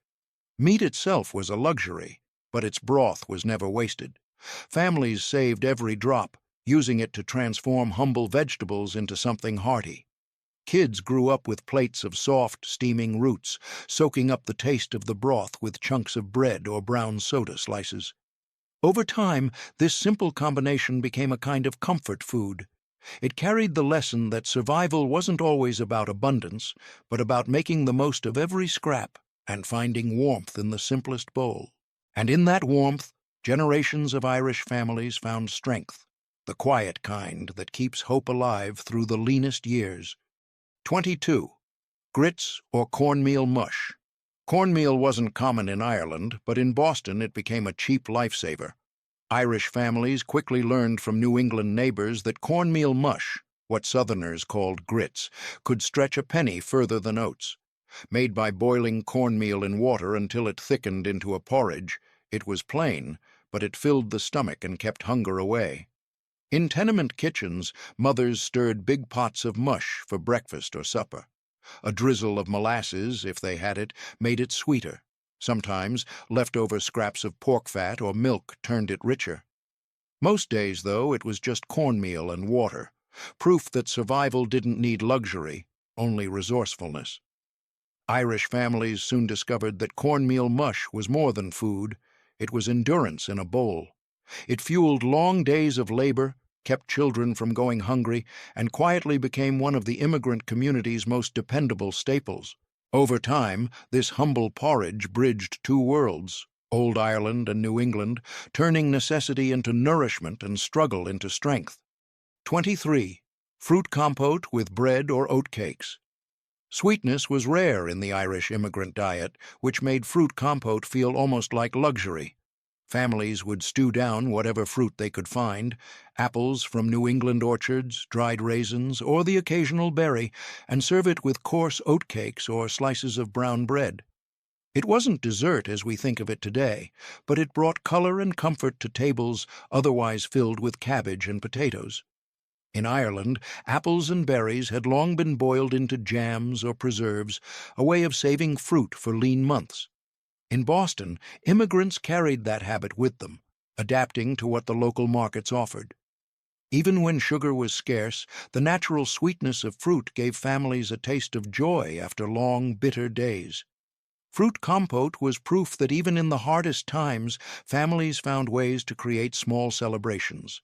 It gave children something to smile about, and for parents, it was a reminder that life still held sweetness worth savoring.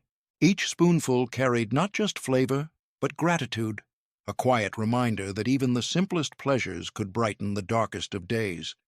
24. Toasted bread pudding. In Boston's Irish kitchens, nothing was wasted, not even stale bread. Day-old loaves were torn into pieces, soaked in milk, sweetened with a little sugar or molasses, and baked until golden. The result was toasted bread pudding, a dish that transformed scraps into comfort. This recipe had deep roots in Ireland, where frugality ruled the kitchen. In Boston, it became a favorite way to stretch ingredients.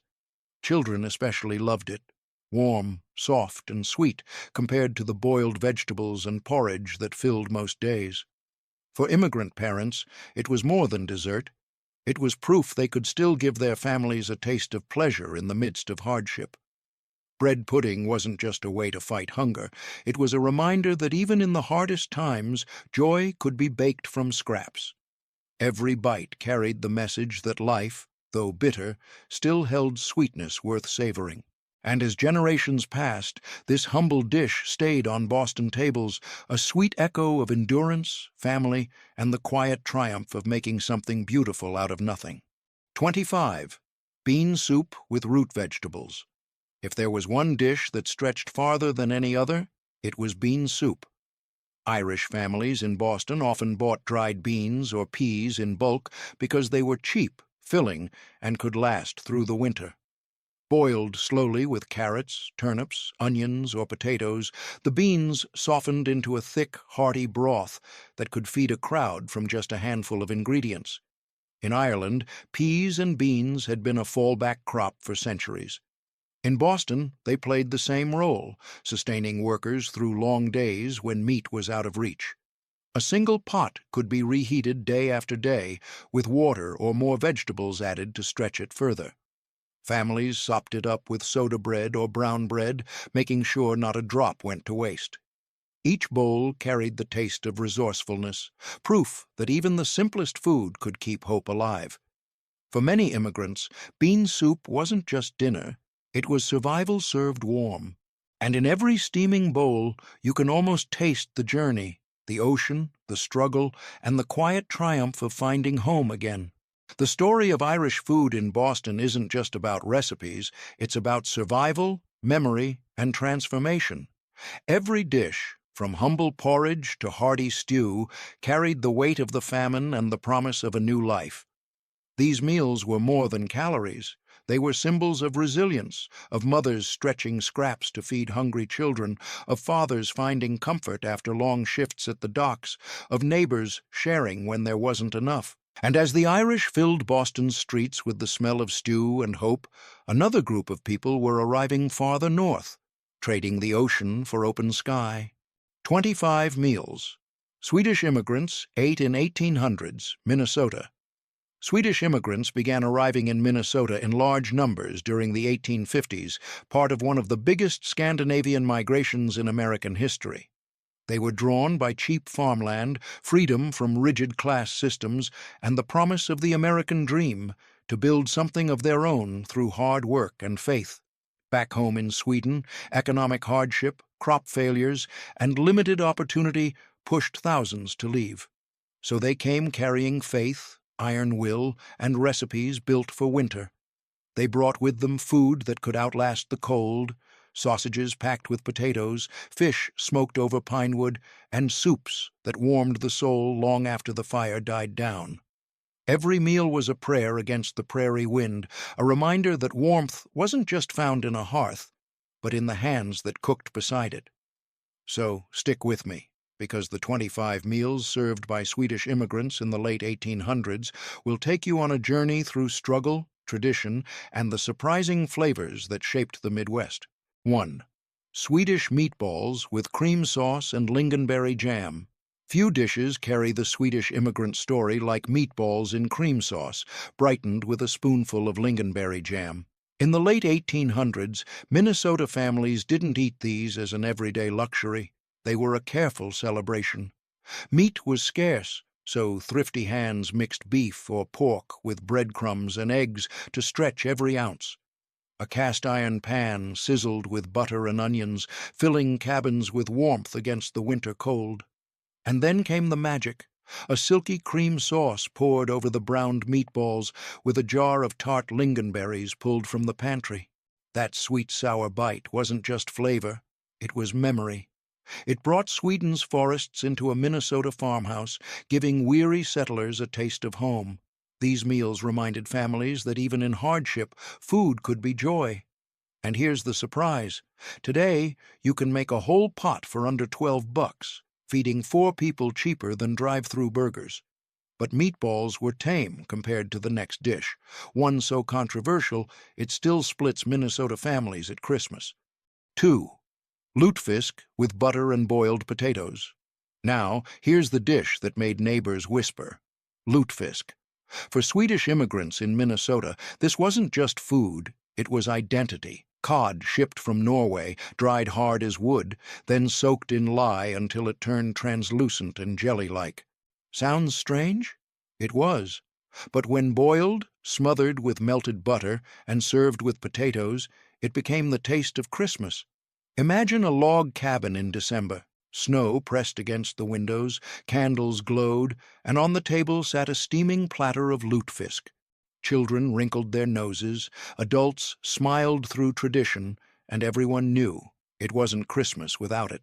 For settlers, this dish was proof they hadn't lost their roots, even on the far prairie. Was it loved? Was it hated? Honestly, both. Even today, Minnesota church basements argue over whether lutefisk is delicacy or punishment. But back then, it was sacred, a way of saying, we're still Swedish. And after fish that sparked debates came another staple, one salty, vinegary, and shared at nearly every immigrant gathering, the humble pickled herring platter. 3. Pickled herring platter with rye bread and onions. If there was one dish that never missed a gathering, it was the pickled herring platter. For Swedish immigrants in Minnesota, herring wasn't just a food, it was tradition packed into a jar. Salted, brined, and sometimes laced with vinegar, onions, and spices, this preserved fish could survive long winters when fresh catch was scarce. Picture a farmhouse table in the 1880s, a platter of herring glistening, rye bread sliced thick, onions piled sharp on top. The first bite? Salty, tangy, a punch of the sea in the middle of the prairie. It reminded families of coastal Sweden, where herring was cheap and abundant. Out here, it was a lifeline, protein that kept through the cold months. But it wasn't only survival. Sharing herring was social. Weddings, baptisms, Christmas feasts, no table was complete without it. And here's the kicker.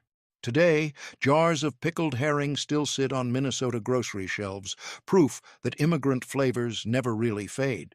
And if herring was the taste of memory, the next dish brought the lakes of Minnesota straight into the skillet. Smoked lake trout cakes with dill sauce.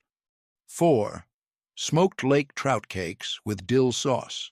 Minnesota's lakes weren't just beautiful, they were the pantry of Swedish immigrants. Trout, Whitefish and pike filled nets, and one clever way to stretch the catch was smoking it, then turning the meat into cakes. Mixed with breadcrumbs, potatoes, and onions, these golden patties fried up crisp, ready for a dollop of dill sauce. Imagine a summer afternoon by the lake. A father rows in with his catch, the family gathers to gut and smoke the fish, and by evening the cabin smells of wood smoke and frying butter. The cakes were hearty enough to fill bellies after long days in the fields, but light enough to remind settlers of coastal meals back in Sweden. The dill sauce tied it all together, bright, herby, and fresh, cutting through the richness. Served with boiled potatoes, it was simple food elevated by ingenuity. Smoked trout cakes weren't just survival, they were pride, proof that Minnesota's lakes could provide. But fish wasn't the only thing transformed. The next dish turned beef into something surprisingly elegant: biff à la Lindström. 5. Biff à la Lindström. Not every Swedish dish on the Minnesota prairie was plain survival.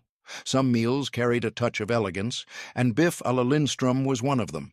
Imagine beef patties blended with chopped beets, onions, potatoes, and a briny bite of capers. Pan-fried until crisp outside and tender inside, they were served with boiled potatoes and maybe a drizzle of gravy. For immigrant families, this dish felt special. Beets were easy to grow in Minnesota soil, and they added color and sweetness when meat was scarce. Capers were harder to come by, sometimes swapped with pickles, but they gave a sharpness that made the patties unforgettable. At the table, the flavors were a surprise. Hearty beef mixed with the earthiness of beets and the tang of vinegar. It was old-world creativity surviving in a new-world kitchen. What started as immigrant ingenuity is still served in Minnesota cafes today. But when the meat ran out, settlers had another trick up their sleeve, a humble hash called pitipana. 6. Pitipana. When scraps were all you had, pitipana turned nothing into something. Swedish immigrants in Minnesota knew waste wasn't an option, so they diced up yesterday's potatoes, onions, and bits of leftover meat, then fried it all together in a cast-iron pan. The result? A sizzling hash that filled the cabin with the smell of browned butter and roasted potatoes. Picture a chilly morning on the prairie, farmers rising before dawn, needing fuel for a long day in the fields. A skillet hit the stove, onions caramelized, and soon the family gathered for plates of golden hash, topped, if lucky, with a fried egg. It wasn't fancy, but it was hearty, cheap, and endlessly adaptable. This dish told a story of thrift and grit. Every scrap had value, every bite mattered. Pitipana is still loved in Sweden today, served in diners and kitchens just like it was 140 years ago. But while hash kept bellies full, the next dish brought families together with something far more indulgent: Swedish-style potato sausage. 7. Swedish-style potato sausage with sauerkraut and mustard. Few smells could draw a family to the table faster than potato sausage sizzling in a pan. For Swedish immigrants in Minnesota, this sausage, potatiskorv, was the centerpiece of holidays and Sunday suppers. Made by grinding pork and beef with grated potatoes, onions, and seasoning, it was stuffed into casings and simmered or fried until tender. Why potatoes? Because they stretched the meat. In the late 1800s, families couldn't afford to waste a single pound of pork, and potatoes grew abundantly in Minnesota soil.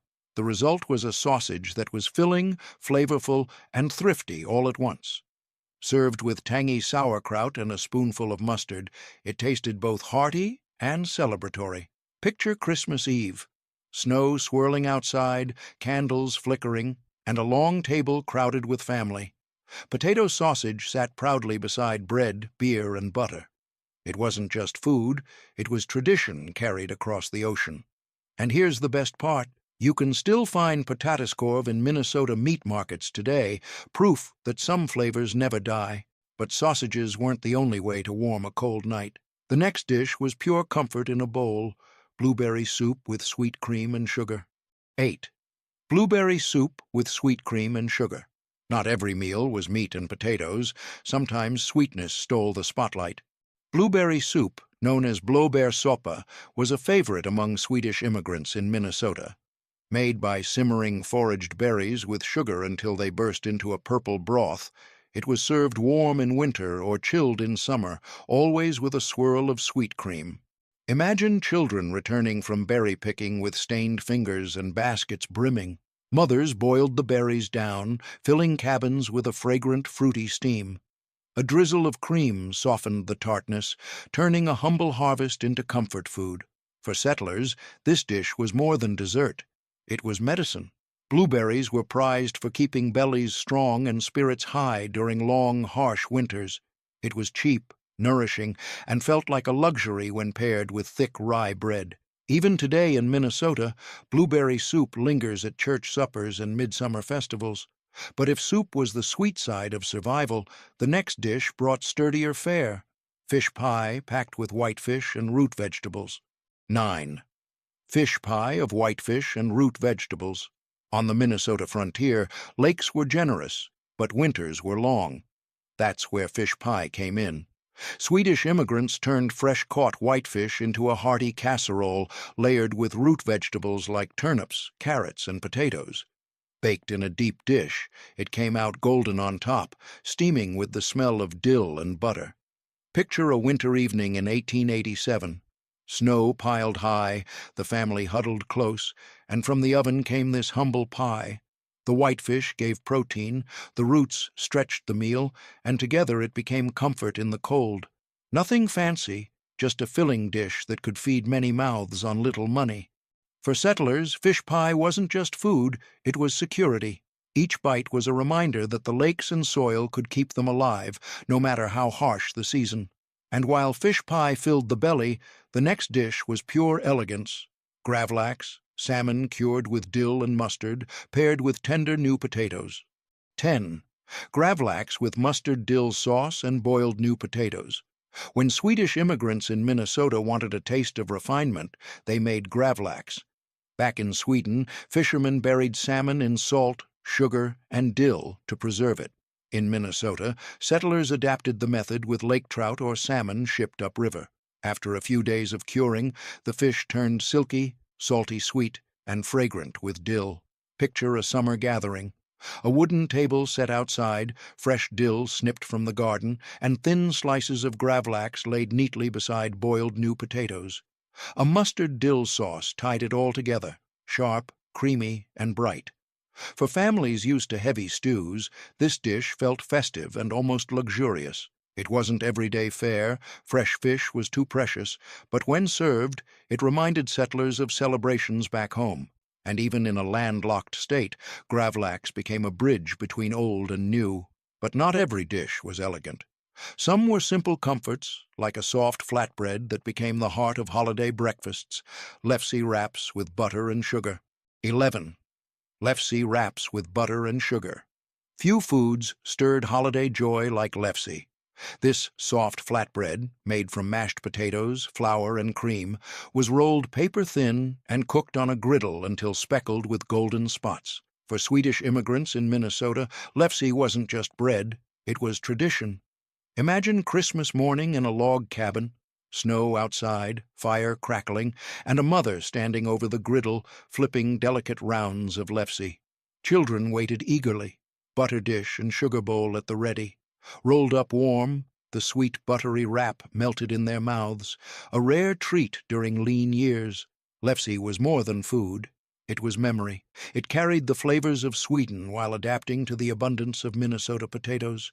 Families passed down rolling pins and lefse sticks as treasured heirlooms, proof that the ritual mattered as much as the taste. And while lefse sweetened holidays, another dish brightened ordinary mornings: thin, buttery Swedish pancakes topped with berry compote. 12. Swedish pancakes with berry compote. If lefse was for holidays, Swedish pancakes were for everyday joy. Unlike thick American flapjacks, these were paper-thin, buttery, and cooked quickly on a hot skillet. Swedish immigrants in Minnesota poured the batter thin, flipped them with care, and stacked them high. Now picture a summer morning after berry picking. The children's baskets overflowed with blueberries, raspberries, or currants. Back in the cabin, those berries were simmered into a quick compote, spooned over warm pancakes, and dusted with sugar. The result? sweet, tart, and comforting all at once.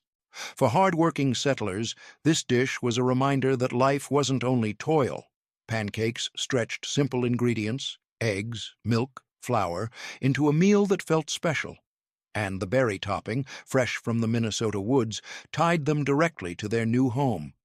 Even today, Swedish pancakes remain a staple at church breakfasts and family gatherings across the Midwest. But when sweetness gave way to hunger, settlers turned to a dish that was all about fuel: bean and pork stew with onions and rye mush. 13. Bean and pork stew with onions and rye mush. When the cold bit hard and money ran thin, Swedish immigrants in Minnesota leaned on bean and pork stew. Simple, hearty, and cheap, it became the backbone of many prairie suppers. White beans simmered slowly with salted pork and onions until the broth turned rich and filling. To stretch it further, rye mush, thick porridge made from coarse rye meal, was served on the side or ladled right into the bowl. Picture a January night. Wind howling outside, children wrapped in quilts, and a pot bubbling steadily on the stove. The aroma of onions and pork drifted through the cabin, promising warmth and strength for tomorrow's labor. It wasn't glamorous, but it stuck to the ribs and kept families going through the hardest months. This dish proved that survival didn't have to mean starvation. It meant making the most of humble ingredients. And when meat was more plentiful, the menu shifted to something wilder: venison steak with juniper berry sauce and cabbage. 14. Venison steak with juniper berry sauce and cabbage. When game was plentiful, venison took center stage. For Swedish immigrants in Minnesota, deer hunting wasn't just sport, it was survival. A venison steak, seared in butter, paired with braised cabbage and a sauce infused with crushed juniper berries, brought the deep forests straight to the dinner table. Picture autumn in the 1880s. A hunter returns at dusk, dragging a deer through the falling leaves. The family butchers the animal, every part destined for use: meat for steaks and roasts, hides for warmth, bones for broth. That night, a cast-iron pan sizzles with venison, the sharp, piney scent of juniper mingling with the sweetness of cabbage. It was rustic, yes, but also refined, an echo of flavors from home. For immigrants, venison meant abundance. It turned a hard season into a feast, proof that the wild land could provide. But when fresh meat wasn't at hand, settlers relied on simpler staples, like potato salad dressed with dill and eggs, perfect for summer gatherings. 15. Potato salad with hard-boiled egg and dill vinaigrette. Not every meal was heavy or cooked over hours. When summer arrived, Swedish immigrants in Minnesota turned to something bright and refreshing: potato salad. Boiled potatoes were diced and tossed with chopped hard-boiled eggs, fresh dill, and a tangy vinaigrette. Sometimes onions or pickles made their way in, depending on what the garden or pantry offered. Picture a Sunday picnic after church.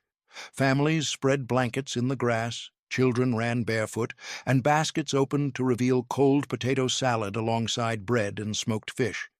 It was light, portable, and perfect for feeding a crowd. The dill, snipped straight from backyard gardens, gave it that unmistakable Scandinavian flavor. For settlers, potato salad wasn't just side dish. It was proof that even simple ingredients could feel festive. Eggs from the coop, herbs from the soil, and potatoes from the field combined into something greater than the sum of its parts. And when summer gave way to winter, another comforting favorite appeared: rice pudding sprinkled with cinnamon and almonds. 16. Rice pudding with cinnamon and almonds. For Swedish immigrants, few desserts felt as comforting as rice pudding. It was simple. Rice simmered slowly in milk until creamy, sweetened with sugar, and finished with a dusting of cinnamon. But at Christmas, one extra touch made it special: a single almond hidden in the pot. Whoever found it was said to have luck for the coming year. Picture a frosty December night in Minnesota. The cabin glows with lamplight, children giggling as bowls of warm pudding are passed around. Steam curls up, carrying the scent of cinnamon through the room. As spoons clink, everyone waits to see who bites into the almond. It was more than dessert. It was tradition, joy, and a little magic in the middle of winter. For settlers, rice was an imported luxury, but worth the cost for holidays. It turned a hard prairie winter into a moment of sweetness and hope, and when rice ran short, families leaned on local grains, like hearty barley and mushroom stew. 17. Barley and mushroom stew with herbs. When rice or meat was scarce, barley and mushroom stew became a lifeline. Barley grew well in Minnesota soil, and mushrooms, whether foraged from damp woods or dried for storage, added depth and richness without costing a cent. Simmered together with onions, carrots, and a handful of herbs, the stew was hearty enough to carry a family through long days of work. Picture autumn in the 1880s. Children return from the forest with baskets of chanterelles or morels, proud of their find. In the cabin, a pot of barley bubbles gently, mushrooms tossed in to soften and flavor the broth. The scent is earthy, nutty, and comforting, filling the room as the wind rattles the shutters. For Swedish immigrants, this dish wasn't just about survival.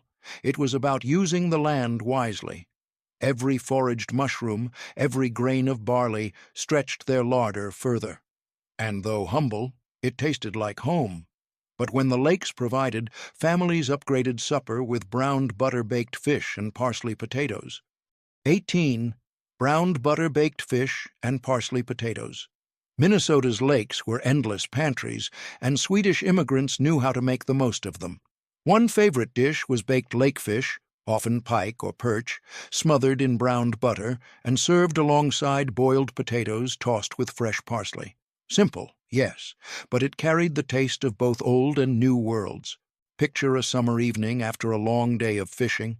The family gathers by the stove, a fresh catch laid out, cleaned, and seasoned.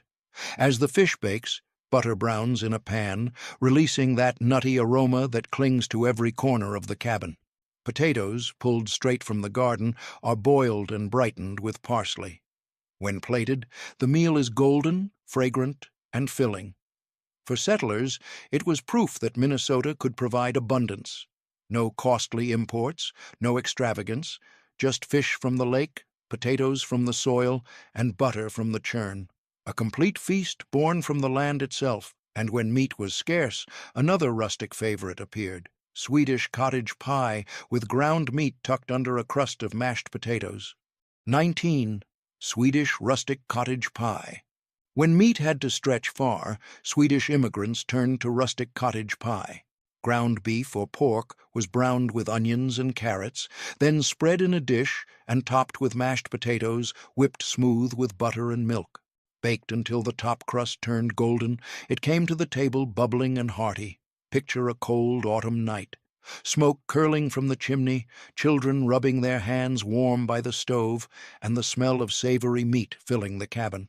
When the pie was pulled from the oven, its browned potato crust cracked open to reveal tender meat and vegetables underneath. Every spoonful was rich, filling, and nourishing. For families with little, cottage pie was survival dressed as comfort food.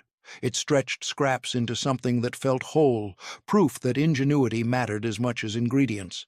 And when gardens overflowed with roots, another thrifty favorite came simmering: root vegetable hot pot with pork lardons. 20. Root vegetable hot pot with pork lardons. When gardens overflowed, Swedish immigrants turned humble roots into a feast. Turnips, carrots, and potatoes were chopped, layered into a pot, and simmered slowly with a handful of pork lardons. The pork added just enough fat and salt to transform simple vegetables into something hearty and satisfying. Picture a Minnesota farmhouse in late October, frost creeping over the fields, root cellars packed with vegetables, and a pot simmering gently on the stove. Steam carried the earthy scent of roots mingled with smoky pork, filling the kitchen with warmth. Each bowl was rustic but nourishing, fuel for the long, dark months ahead. For families who had little meat, this dish was proof that flavor didn't require extravagance. Roots from the soil, fat from the hog, and patience over the fire created a meal that stuck to the ribs. And after such plain suppers, settlers often craved sweetness, like a coffee cake spiced with cardamom and topped with almond streusel. 21. Coffee cake with cardamom and almond streusel. When Swedish immigrants gathered for fellowship, nothing sweetened the moment like coffee cake. Made with flour, butter, and sugar, it rose golden in the oven and filled the cabin with warmth. But what set it apart was the spice, cardamom, brought from the old country, mixed right into the dough. Topped with a crunchy almond streusel, every slice tasted like home. Picture a Sunday afternoon in Minnesota. After church, neighbors crowded into a farmhouse, mugs of strong coffee in hand. On the table sat the coffee cake, its spiced aroma cutting through the chatter. Slices were shared freely, crumbs scattered, children sneaking extra bites. It wasn't extravagant, but it felt rich, comfort from a faraway land baked into every bite. For settlers, coffee cake was more than dessert. It was community, memory, and celebration all at once. But not every meal was sweet. Some nights called for something bolder, like liver and onions with creamy gravy and parsley potatoes. 22. Liver and onions with creamed gravy and buttered parsley potatoes. Not every cut of meat was prized, but Swedish immigrants knew how to make the most of what they had. Liver, cheap and packed with iron, often became supper. Sliced thin, dredged in flour, and fried with onions until rich and caramelized, it was served with a creamy gravy and boiled potatoes tossed in butter and parsley. Picture a weekday evening in the 1880s. The day's work finished, lanterns lit, and a skillet sizzling on the stove. The sharp scent of onions mingled with the savory aroma of liver browning in butter. It wasn't a feast. It was practical nourishment, the kind that kept strength in weary bodies. For children, it might have been an acquired taste, but for hard-working parents, it was fuel disguised as comfort. Even in its simplicity, the parsley potatoes added a touch of freshness, softening the meal's edge. And when liver wasn't on the menu, another thrifty dish filled the pot: cabbage rolls stuffed with pork and rice. 23. Cabbage rolls stuffed with pork and rice. Few dishes stretched ingredients as cleverly as Swedish-style cabbage rolls. Big green leaves were softened in boiling water, then wrapped around a filling of ground pork, rice, onions, and spices. Nestled into a pot, the rolls simmered slowly in broth until tender, their flavors melding into hearty perfection. Picture a Minnesota kitchen in harvest season. Heads of cabbage stacked high, families working together to prepare meals that would last through winter. The rolls came out steaming, savory juices spooned over the top, potatoes often served alongside. It wasn't fancy, but it was filling and frugal. 1 pound of pork could feed a crowd when wrapped this way. For settlers, cabbage rolls tasted like home, yet fit perfectly into their new world. They showed how resourcefulness turned plain farm food into something special. And when fall fruit ripened, the sweetness of the land appeared on the table: an autumn apple and berry bake topped with oat crumble. 24. Autumn apple and berry bake with oat crumble. When orchards and berry patches overflowed, Swedish immigrants turned the harvest into comfort food. Apples were sliced thin, berries tossed in, and the mixture baked under a simple topping of oats, butter, and sugar. The result was warm, bubbling fruit crowned with a golden crumble, sweetness straight from the land. Picture a crisp October evening. Children carry baskets of apples from the orchard, their hands stained purple from picking late-season berries. In the kitchen, the fruit is sugared and spiced, oats crumbled on top, and the dish slid into the wood stove oven. Soon, the cabin fills with the scent of cinnamon and roasted fruit. Served hot with cream, it felt like luxury in the middle of a modest life. For settlers, this dessert was both practical and celebratory. Nothing went to waste, and every bite tasted of Minnesota's abundance. And when the harvest was done, families often gathered for something more robust: pork loin crusted with dill and mustard, roasted alongside beets. 25. Dill and mustard-crusted pork, loin with roasted beets. When Swedish immigrants in Minnesota wanted to mark a true occasion, pork loin took the spotlight. Rubbed with sharp mustard, fresh dill, and coarse salt, it was roasted slowly until tender, its juices seeping into the pan. On the side came roasted beets, earthy, sweet, and vibrant against the rich pork.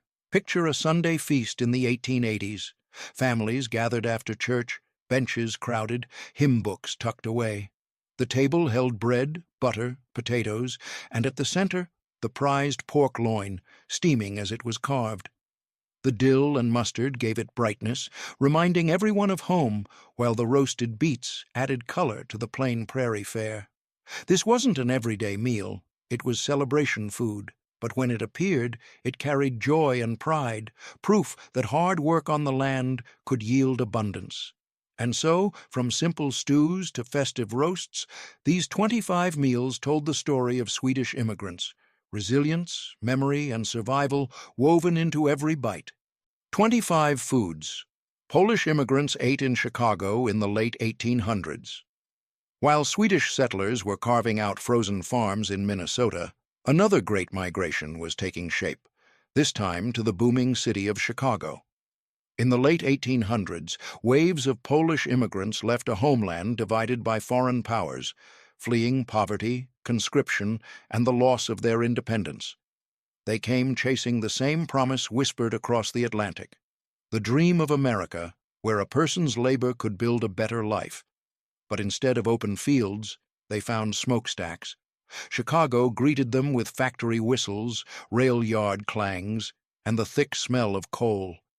Yet even in that gray city air, they built warmth, rolling dough into pierogi, stirring cabbage into soup, smoking sausages in alley sheds that filled entire blocks with the scent of home. Because in those narrow streets, food wasn't just dinner, it was proof they belonged. Here, in the industrial heart of America, they turned hardship into heritage, proving once again that every immigrant's struggle could become a nation's flavor.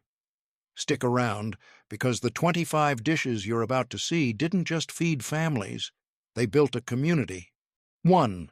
Pierogi z kapustą I grzybami, dumplings of survival. If you walked down Milwaukee Avenue in 1895, you could follow the scent of frying onions and find a mother rolling dough on a wooden table, making pierogi stuffed with sauerkraut and mushrooms. These weren't the holiday treats we think of today. They were weekday survival food, crafted from whatever scraps were left after the factory shift. Cabbage came cheap. Mushrooms were foraged from vacant lots or nearby woods. Together, they became a filling that stretched a pound of flour into a meal for 8. The dough, thin as paper, wrapped around those humble treasures like a promise. When boiled and browned in butter, they fed both stomach and spirit. Kids called them Polish pockets. Fathers took them to the rail yards in tin pails. And for one bite, life in the smoky city didn't seem so hard. Today, you can still taste that same defiance, a reminder that even in hardship, the Polish heart knew how to make something beautiful from nothing. 2. Kiełbasa wiejska, the smoke that built a neighborhood. Before the skyscrapers and steel mills, you could walk through Chicago's Polish downtown and follow one scent that ruled them all: smoke. Not from factories, but from backyard smokehouses where families made their own kiełbasa wiejska, the rustic farmhouse sausage of home. It started on paydays when workers pooled coins to buy pork trimmings and garlic. The meat was ground by hand, stuffed into casings, and hung to dry over slow-burning oak. That smoke told the whole block someone was doing all right. It wasn't just food, it was pride, community, and a reminder that even in a foreign land, flavor could connect you to your roots. On Sundays, neighbors traded links through open windows. A slice with bread and mustard was enough to make a man forget the clang of the mills for a while. Today, every Polish deli in Chicago still carries that same spirit, proof that the scent of survival can become the perfume of tradition. 3.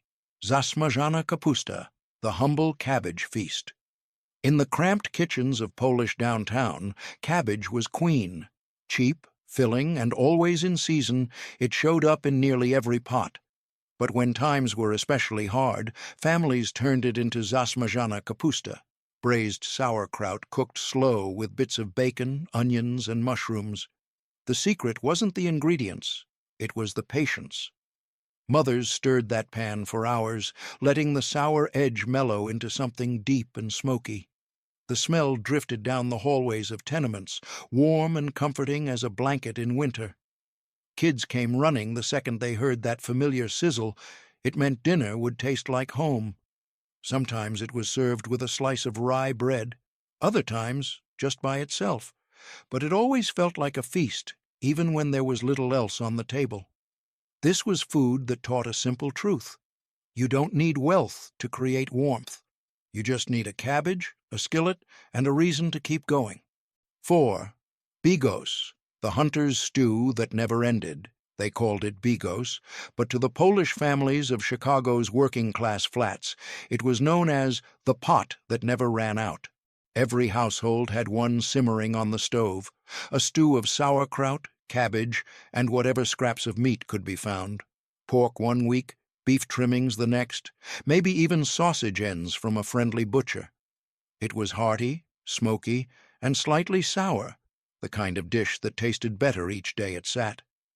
Bigos wasn't just a meal, it was a living memory, carried from Polish forests to American alleys. Immigrant fathers swore it made them strong enough to face the brutal winters, while mothers said it kept families together when everything else fell apart. If you lifted the lid on a Sunday night, you'd smell history, sweet cabbage, sharp wine, and the faint scent of smoke from 100 years of resilience. That's the beauty of bigos. It never really ends.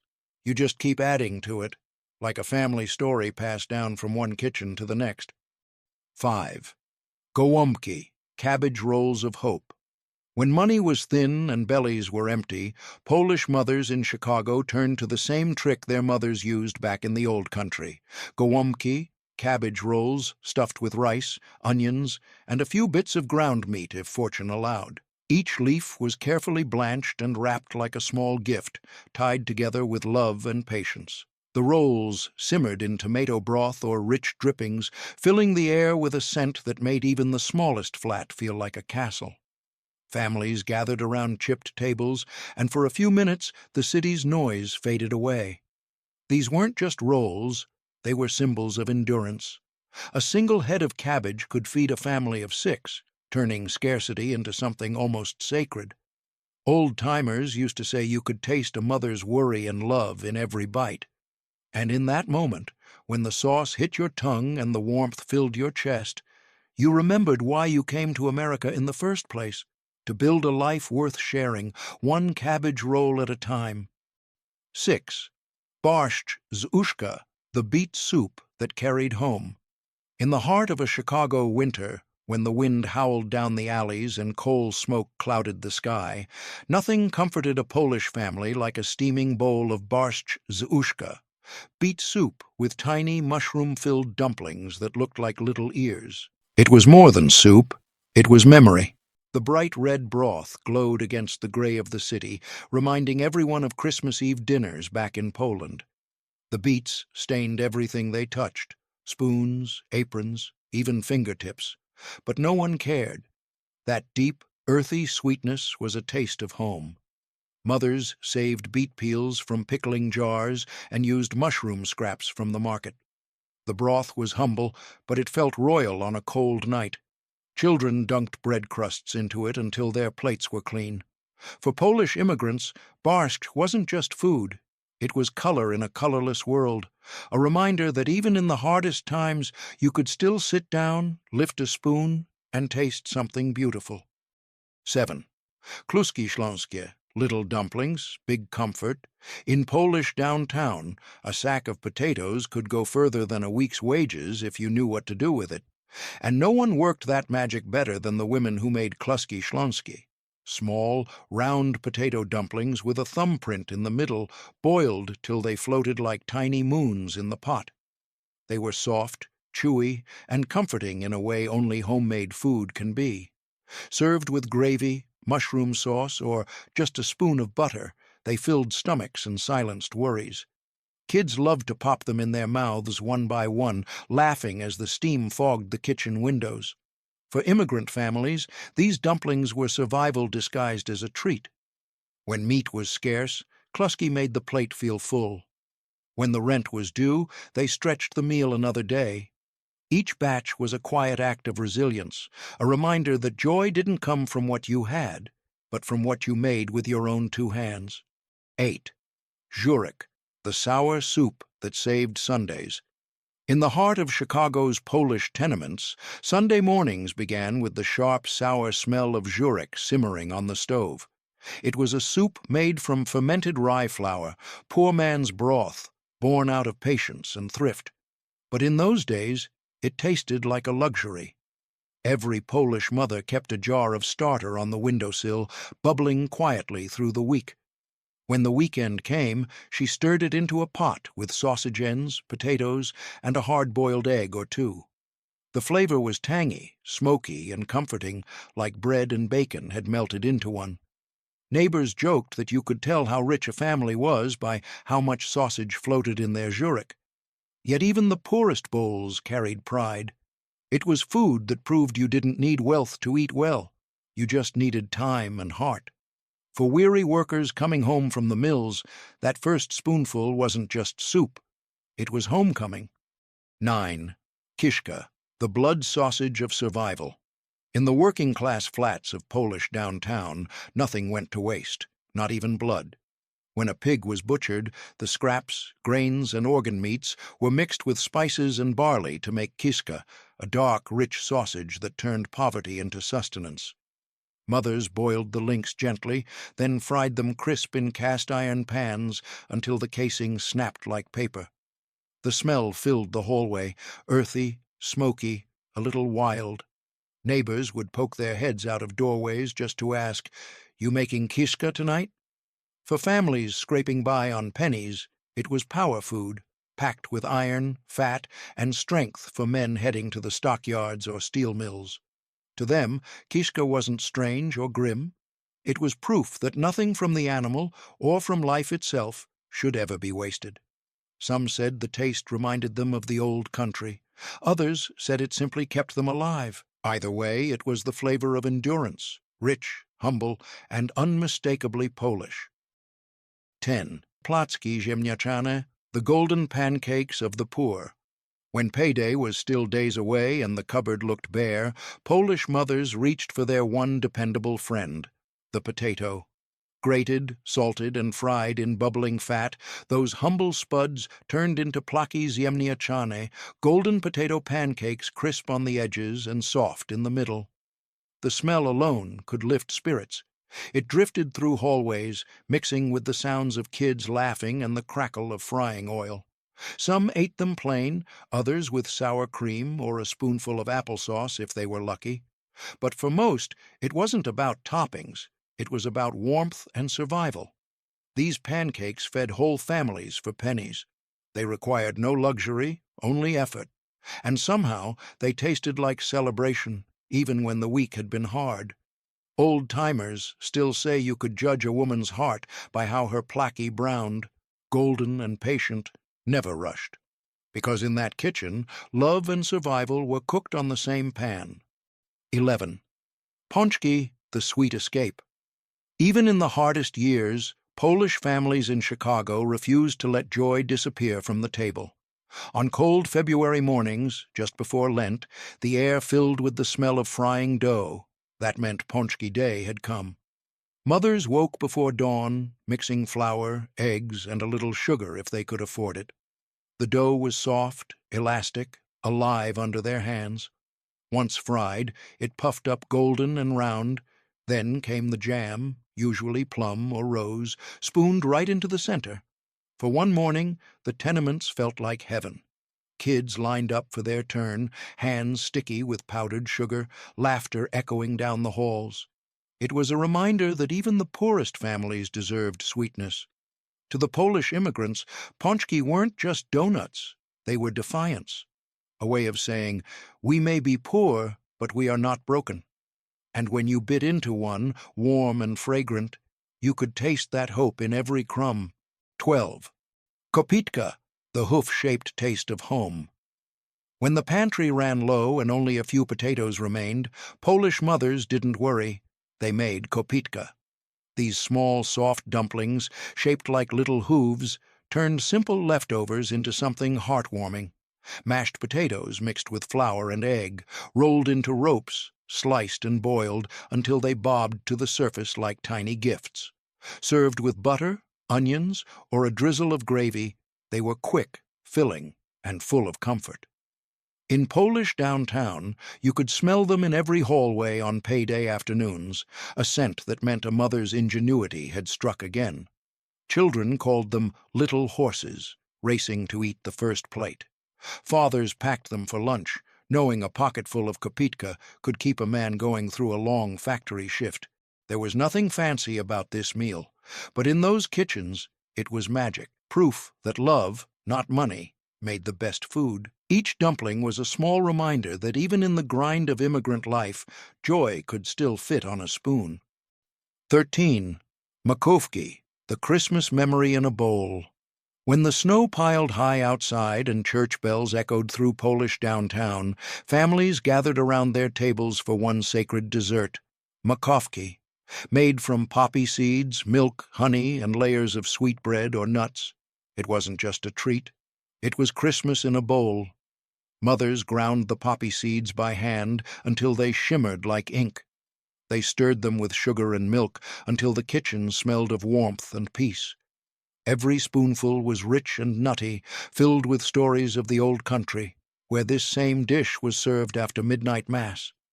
In those tight Chicago apartments, makovki reminded everyone that even far from home, the spirit of tradition could still fill the room. It didn't matter if the bread was stale or the milk was borrowed from a neighbor. Each bite carried a prayer, a memory, a promise, that no matter how hard life got, there would always be something sweet waiting at the end of the year. 14. Sernik, the cheesecake of celebration. In the crowded kitchens of Polish downtown, sernik was the dessert you made when life finally gave you a reason to smile. Weddings, baptisms, holidays. If there was joy, there was cheesecake. But this wasn't the fancy kind from bakeries. This was humble, homemade sernik, born from farmers' cheese, sugar, and patience. Mothers whipped the cheese smooth, folded in eggs, and baked it slow until the top cracked just enough to show it was done. The smell, sweet, creamy, with a hint of vanilla, floated through the tenements, pulling kids to the kitchen like a magnet. Sometimes they topped it with raisins or a thin glaze of jam, but most times it was plain, because the real sweetness came from what it meant: a victory, a birthday, a family still standing strong. In a city that could grind you down, Sernik reminded Polish immigrants that there was still beauty in simple things, like laughter, love, and a slice of cheesecake shared after a hard day's work. 15. Fasolka po-kluski, beans and dumplings for the working man. In the factory districts of Chicago's Polish downtown, dinner had to do one thing: fill you up after 12 hours on your feet. That's where fasolka po-kluski came in, a thick stew of beans, onions, and soft dumplings that could stretch a handful of ingredients into a hearty family meal. White beans simmered all afternoon in an iron pot, soaking up smoky flavor from a scrap of bacon or sausage if you had it. When the broth turned rich and creamy, in went the dumplings, pillowy, tender, and ready to soak up every drop. The result was simple but satisfying, warm enough to chase away the chill of a Chicago winter night. It was a poor man's feast, no fancy cuts, no waste, just comfort in its purest form. And when fathers trudged home covered in soot or sawdust, that first spoonful reminded them why they worked so hard. Because fasolka po-kluski wasn't just food, it was strength served in a bowl. 16. Pierogi ruski, dumplings of comfort and memory. No Polish kitchen in Chicago was complete without pierogi ruski, soft, hand-pinched dumplings filled with mashed potatoes, onions, and farmer's cheese. They weren't glamorous, but they were the taste of home, carried across the Atlantic in memory and muscle. Mothers made them by the dozen on wooden tables dusted with flour, their hands moving fast, their stories flowing just as easily. The filling was rich but humble, made from yesterday's potatoes and a little cheese saved for Sunday. When boiled and browned in butter, they turned golden, tender, and unforgettable. Families gathered around chipped plates, slicing pierogi open to watch steam rise like a blessing. For kids, it was love you could taste.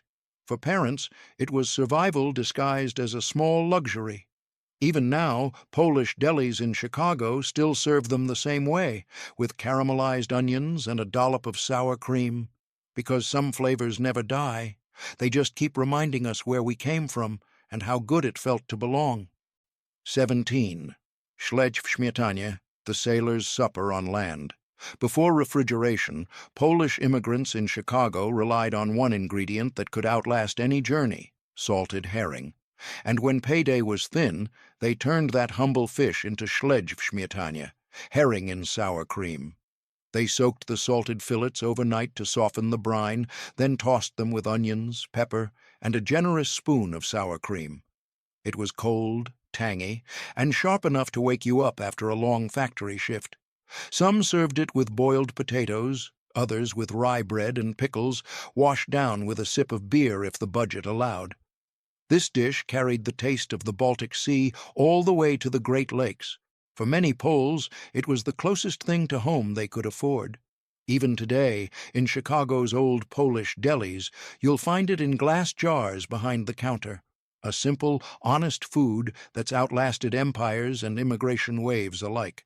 Because śledź wasn't just dinner, it was endurance on a plate. 18. Ryba po grecku, the immigrant's fish feast. In the bustling kitchens of Polish downtown, ryba po grecku, literally fish in the Greek style, wasn't Greek at all. It was pure Polish ingenuity, born from scarcity and a desire to make something special out of very little. Fried fish fillets were covered in a rich sauce of onions, carrots, celery, and tomato, vegetables stretched thin to feed a crowd. The dish was bright, hearty, and smelled of comfort, a little miracle pulled from the pantry. On Fridays or during Lent, when meat was off the table, ryba po grecku felt like a feast. Immigrant mothers served it cold or warm, depending on what the day allowed. It was humble enough for the weekday, yet beautiful enough to serve at Christmas Eve. Each bite told the same story, that Polish families didn't need wealth to eat with pride.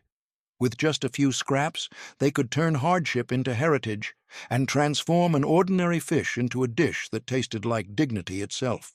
19. Krokiety, the crispy rolls of celebration.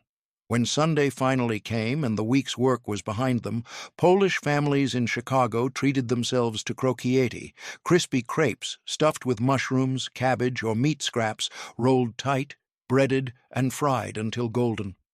The process was slow, deliberate, each crepe cooked one by one, each filling seasoned by taste and memory. Mothers stood over the stove humming old Polish songs, flipping batter with the same rhythm their mothers once used in Krakow or Poznan. The smell, earthy mushrooms, sizzling butter, drew the whole family to the table before the first batch was even done. Served with a ladle of warm broth or a spoonful of sour cream, krokiety were proof that even the poorest kitchens could create a little luxury. They often appeared at weddings, Christmas dinners, or Easter feasts, symbols of care, effort, and love wrapped in a golden shell. For the working-class Poles of Chicago, that first bite of krokiet wasn't just a meal, it was celebration itself, crisp and tender, shared by everyone who had fought their way toward a better life. 20. Rakushi's jabłkami, the sweet scent of Sunday mornings. Before the first church bell rang, Polish mothers were already in the kitchen, slicing apples thin and whisking batter by hand. That's how every Sunday morning began, with rakushi z jabłkami, apple fritters fried golden in sizzling fat. They were simple: flour, eggs, milk, and apples, no sugar if the week had been tough, a sprinkle of powdered sweetness if fortune smiled. The fritters puffed up in the pan, releasing that cozy scent of cinnamon and fruit that filled every corner of the flat. Kids would hover nearby, waiting for the first one to cool just enough to grab and run. It wasn't a fancy breakfast. It was love disguised as food. After 6 days of factory shifts and long walks in the cold, that one morning of rakushi felt like a holiday. Even today, you'll find Polish grandmothers in Chicago flipping them the same way. Because no matter how far from home life takes you, the smell of apples frying in butter will always lead you back. 21. Macarons capusto, the poor man's pasta. In the late 1800s, Chicago flats, fancy Italian pasta was for the rich. But the Polish families downtown had their own version, macarons capusto, noodles tossed with sautéed cabbage and onions.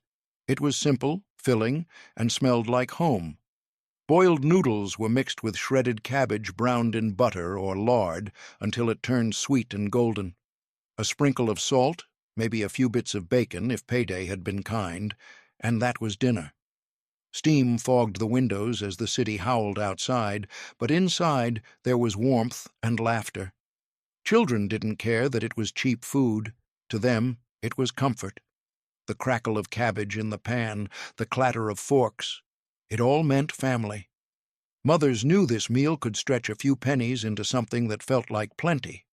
To this day, that same humble combination lives on in Chicago's Polish kitchens, a quiet reminder that even in hard times you can still make something beautiful from the simplest things. 22. Smażony carp, the holiday fish of faith. Every Christmas Eve in Polish downtown, the sound of sizzling oil and soft prayers filled the air. That meant smażony carp, fried carp, was on the stove. It wasn't fancy, but it was sacred. For generations, Polish families had served it as part of Wigilia, the Christmas Eve supper that marked both faith and survival. Men bought the fish live from barrels on Milwaukee Avenue, carrying them home in buckets that splashed the cold December streets. Mothers cleaned and sliced the carp, dusted it in flour, and fried it until the skin turned crisp and golden, the smell wrapping around every corner of the flat. There was no meat that night, only fish, bread, and memory. Children waited with wide eyes, knowing that one bite meant Christmas had truly begun. Even today, Chicago's Polish families keep that ritual alive. Because smażony carp isn't just a meal, it's a promise kept across oceans and generations, reminding everyone that faith can still taste like home. 23. Kasha gryczana z grzybami, buckwheat and the forest's gift. Long before quinoa and wild rice hit American tables, Polish immigrants in Chicago already had their own ancient grain, kasha gryczana, buckwheat. It was cheap, earthy, and full of strength, the kind of food that could power a man through a 12-hour factory shift. Cooked with butter, onions, and wild mushrooms gathered from nearby woods or local markets, it became kasha gryczana z grzybami, a simple, soulful dish that brought the taste of the old country to the new world. The buckwheat had a roasted aroma, the mushrooms added forest flavor, and the whole kitchen filled with that deep, nutty smell that made everyone stop and breathe for a moment. It wasn't a rich man's meal, but it was rich in memory. Fathers said it reminded them of Poland's forests. Mothers loved it because it filled hungry bellies fast.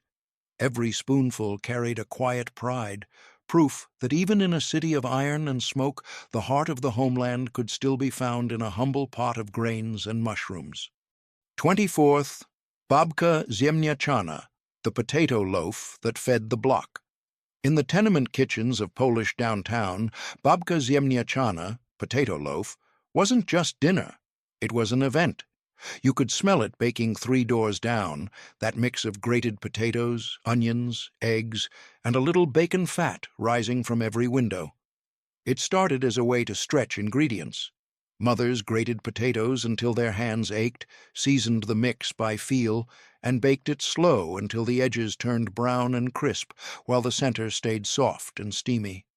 When it came out of the oven, families gathered fast, slicing it thick and serving it with a dollop of sour cream or just a pinch of salt. Some said babka ziemniaczana was better the next day, eaten cold with bread. Others swore the first slice was pure heaven. Either way, it was food that lasted, comfort that could feed a family through long winters and long weeks. In a neighborhood built on hard work, this humble loaf proved that the simplest things often filled the biggest hearts. 25. Kompot z suszu, the drink that tasted like memory. When the holidays came and money was tight, Polish families in Chicago didn't buy fancy drinks. They made kompot z suszu, a warm, fragrant drink brewed from dried apples, pears, prunes, and whatever fruit had survived the year. The pot simmered slowly on the stove, the water turning golden as the fruit softened and released its sweetness. The whole kitchen filled with the smell of smoke, spice, and comfort. Kids loved to fish out the plump bits of fruit at the bottom of their mugs, while parents sat quietly, sipping the warmth after a long week of work. Kompot zi susu wasn't just a drink, it was tradition in liquid form. It told the story of families who refused to waste anything, who could turn even dried scraps into something beautiful. Served at Christmas, Easter, or any moment of rest, it was the final chapter of every meal, the sweet reminder that life, like fruit, could be boiled down to its essence and still taste good. When you walk through Chicago today, past bakeries on Milwaukee Avenue or the faint smell of smoked sausage drifting from a deli door, you're not just breathing in food, you're breathing in history. Every pierogi, every cabbage roll, every pot of beet soup still whispers the story of people who came with nothing but their hands, their faith, and their recipes. In those late 1800s kitchens, Polish immigrants didn't just cook to survive, they cooked to belong. Each meal was a quiet declaration that home isn't a place, it's what you build from love, struggle, and shared hunger. Their food turned alleyways into neighborhoods, strangers into families, and survival into something sacred. These weren't just dishes. They were building blocks of a community that fed a city's soul. And somehow, a century later, that same smoke, spice, and sweetness still lingers, proof that the heart of Polish downtown never really disappeared. It just moved into every kitchen that remembers. 25 foods Portuguese immigrants ate in the 1900s Massachusetts. As Polish families built their neighborhoods in Chicago's smoky heart, another community was finding its place on America's eastern shore. In the early 1900s, thousands of Portuguese immigrants from the Azores and Madeira set sail for Massachusetts, escaping poverty, overpopulation, and the volcanic ruins that had scarred their island homes. They didn't come chasing gold. They came chasing stability, the promise of steady work in the mills of Fall River and New Bedford. There, the sound of looms and factory bells mixed with the smell of garlic, olive oil, and chorizo sizzling in iron pans. Their tables were simple but full of soul, salted cod, rich stews, and sweet malasadas dusted with sugar. Proof that joy could survive even in a mill town. Where the Polish found pride in smoke, the Portuguese found it in song, in kitchens alive with family, faith, and the comfort of flavors that refused to fade. And in every bowl of caldo verde or plate of salted fish, the ocean still whispered the same promise that brought them here. In America, hard work could still taste like home. So let's now dive into 25 Portuguese foods that fed, comforted, and connected a community. By the end, you'll see how these humble meals didn't just feed families. They built an identity that still lingers a century later. 1. Bacalhau à Gomes de Sá. In the crowded kitchens of Fall River's Portuguese families, few meals carried the weight of tradition like bacalhau à Gomes de Sá. Salt cod was the immigrant's treasure, shipped across oceans, cheap, long-lasting, and ready to stretch across a big family table. Picture a cast-iron pan layered with tender potatoes, softened onions, hard-boiled eggs, and flakes of salted fish, revived after soaking overnight. Olive oil tied it all together, filling the house with a smell that was part comfort, part memory. For mill workers worn down by 12-hour shifts, this dish was survival and celebration rolled into one. It fed many mouths, traveled well in tin lunch pails, and reminded every diner of the Azores. Even today, Fall River's bakeries and restaurants still serve it almost unchanged. One bite is like stepping back to 1905, proof that some foods aren't just recipes, they're anchors of identity. 2. Caçoila. If bacalhau fed the body, caçoila fed the soul. This Azorean pork stew wasn't fast food. It was patience in a pot. Picture chunks of pork shoulder marinating overnight in red wine, garlic, paprika, and bay leaves, then slow simmered until tender enough to fall apart at the touch of a spoon. The fragrance filled every tenement hallway in Fall River, turning humble apartments into little pieces of the Azores. For mill families, casoila meant more than just dinner.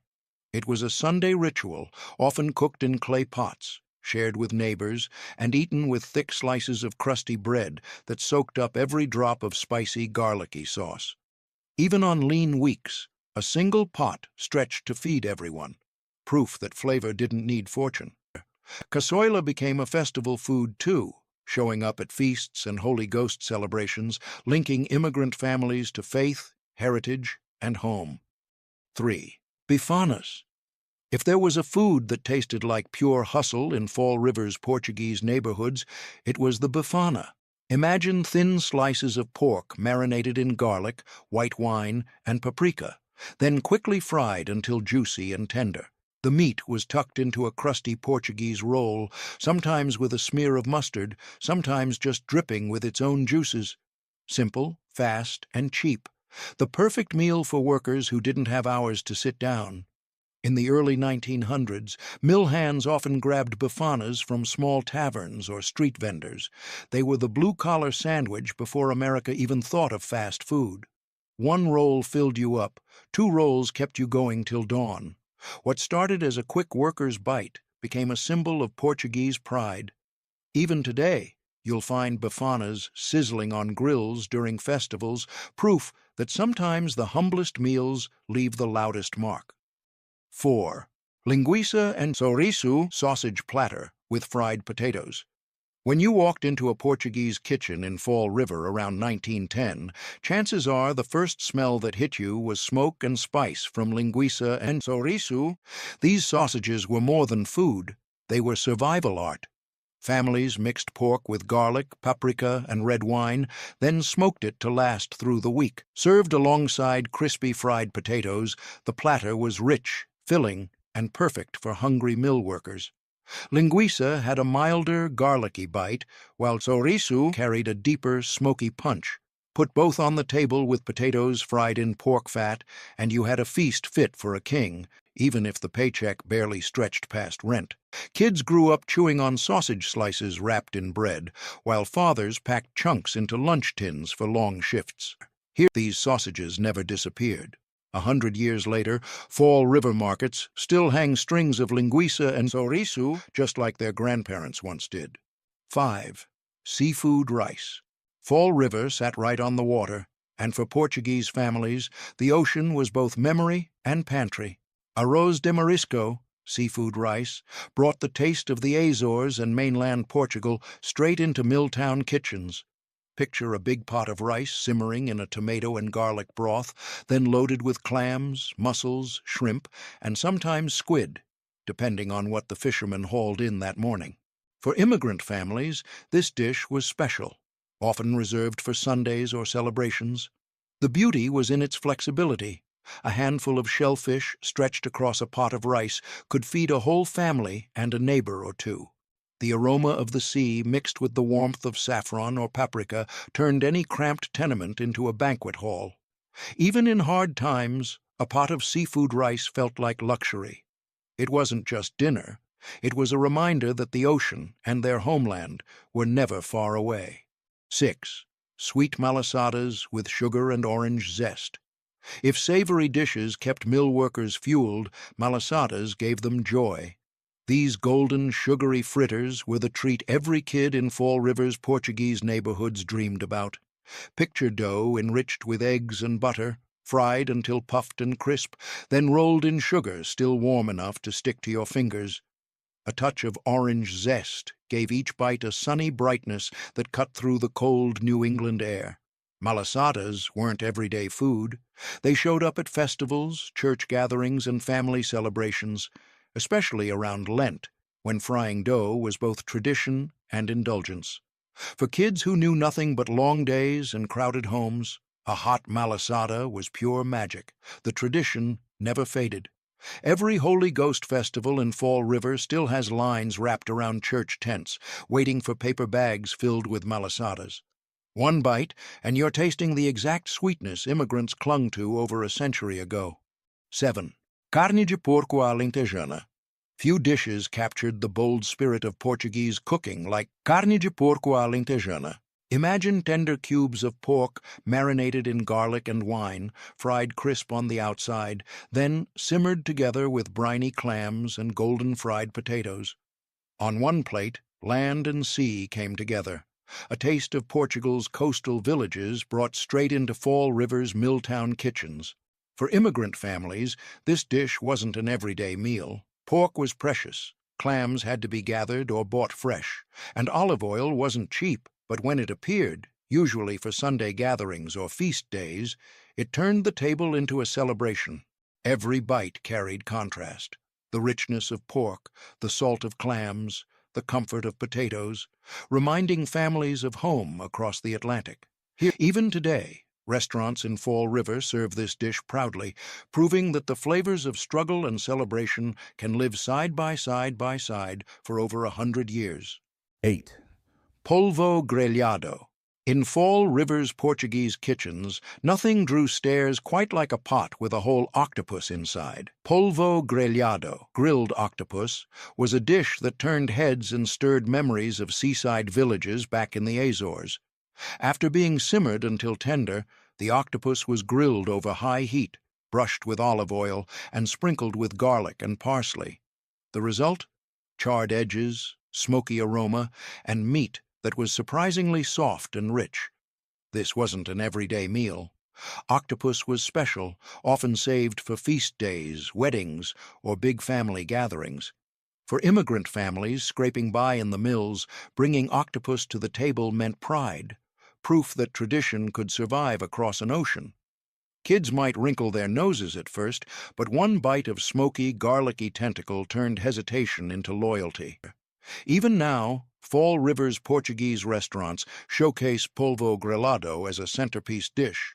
It's not just food, it's living heritage on a plate. 9. Ajo de tamboril com gambas. If there was one dish that made simple rice feel like luxury, it was ajo de tamboril com gambas, monkfish and shrimp rice. Monkfish, often called poor man's lobster, had firm, sweet meat that held up perfectly in a simmering pot. Add shrimp, garlic, onions, and a slow-cooked tomato broth, and suddenly a humble grain became the centerpiece of a feast.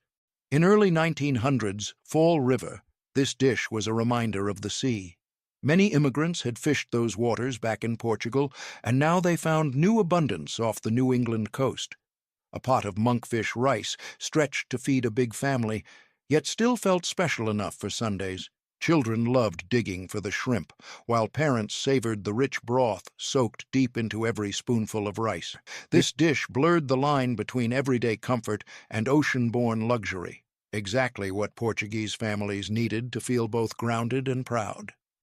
10. Moelas. Nothing went to waste in a Portuguese kitchen, and moelas proved it.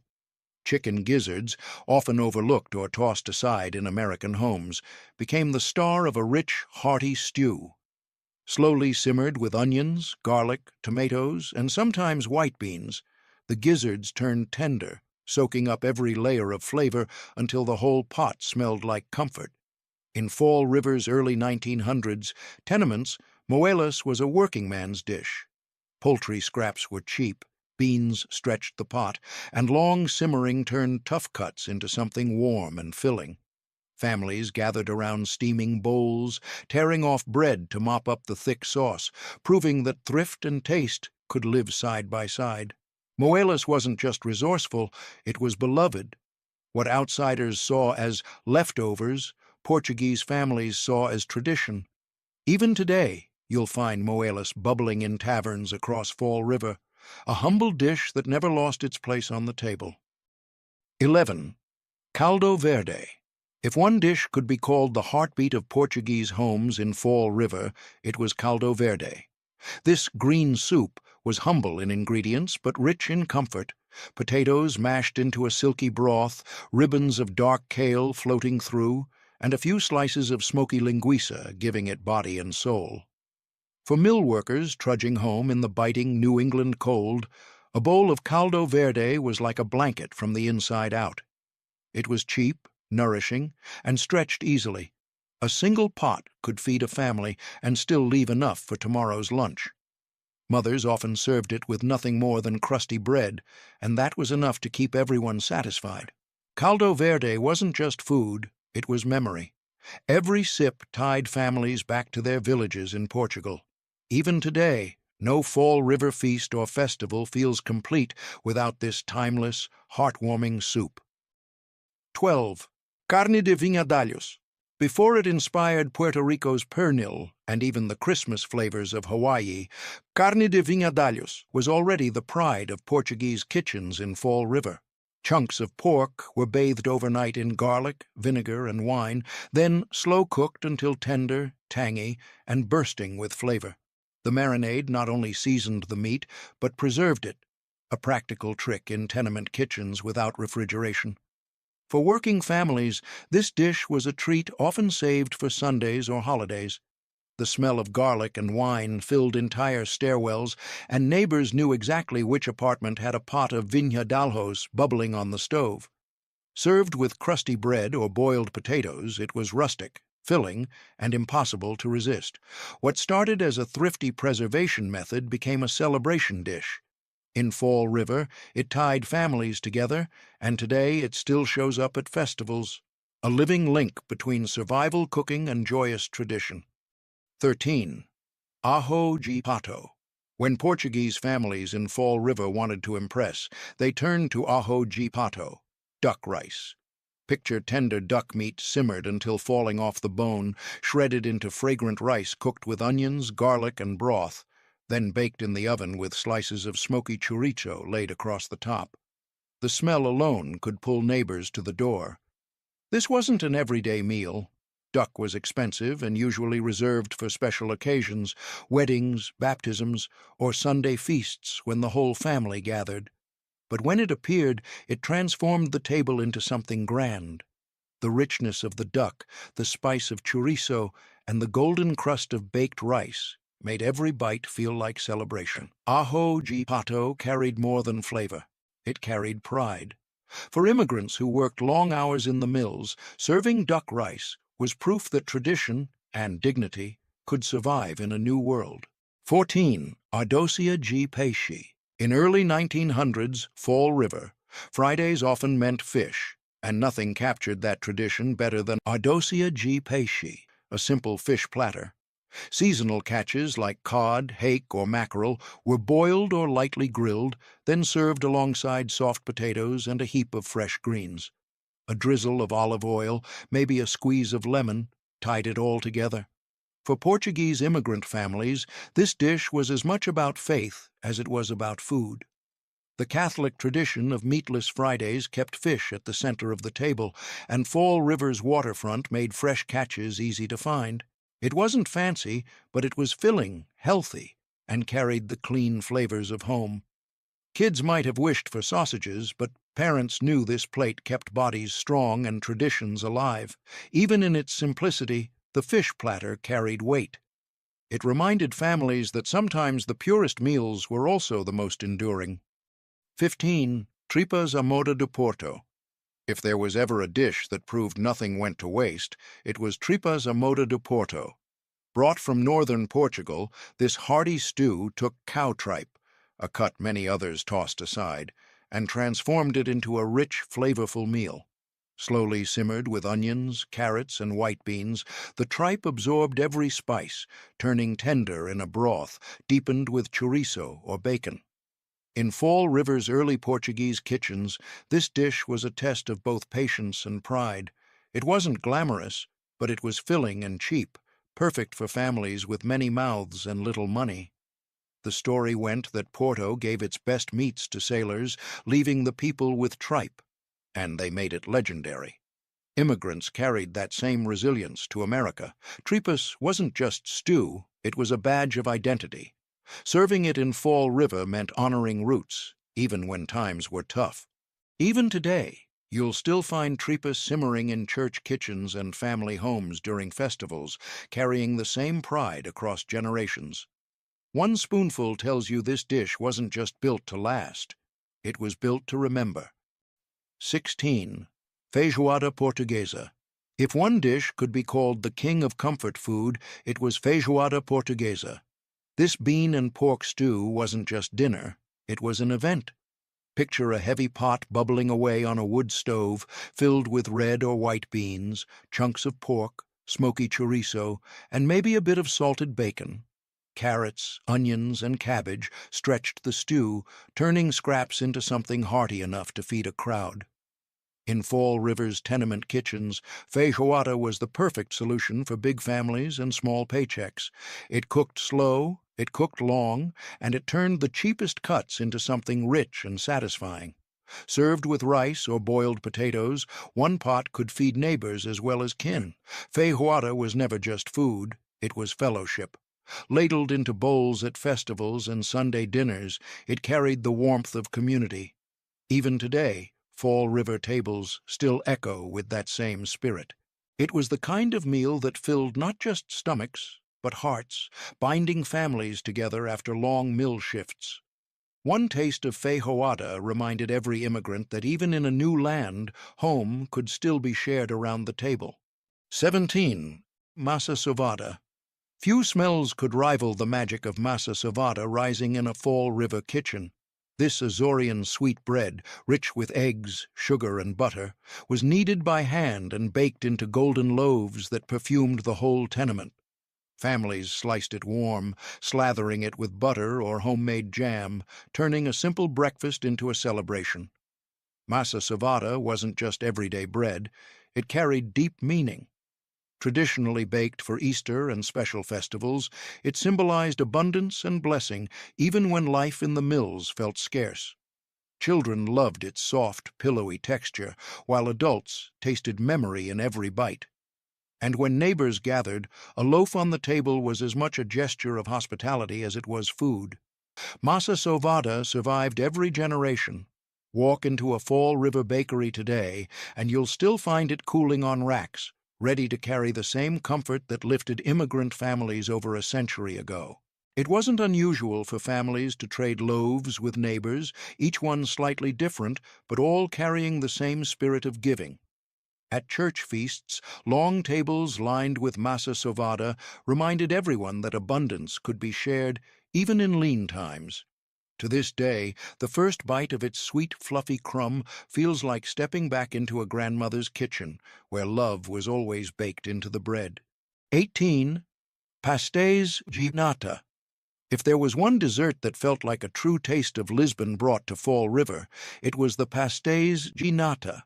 Imagine a flaky pastry shell, baked golden and crisp, cradling a silky custard filling kissed with vanilla, lemon, and just a hint of cinnamon. Served warm, often dusted with powdered sugar, these tarts melted in your mouth while leaving just enough sweetness to make you reach for another.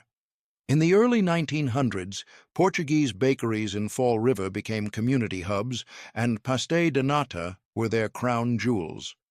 Immigrant families stopped in after church, children pressing noses to glass cases while parents splurged on a small box. A few pennies bought a moment of luxury, a bite of home thousands of miles away. More than a century later, those same tarts remain bestsellers. Every bite still carries the story of resilience, faith, and the simple joy of sweetness shared after hard days in the mills. 19. Peixinhos da horta. Leave it to the Portuguese to turn something as humble as green beans into a dish worth celebrating. Peixinhos da horta, which literally means little fishes from the garden, took fresh green beans, dipped them in a light batter, and fried them until crisp and golden. Paired with a drizzle of garlic sauce, they looked like tiny fried fish, crunchy on the outside, tender on the inside, and bursting with flavor. In early 1900s, Fall River, this was a common snack in Portuguese households. Green beans were cheap and easy to grow in backyard gardens, making them a perfect choice for large families. Fried food brought comfort after long mill shifts, and kids devoured these crispy bites by the handful.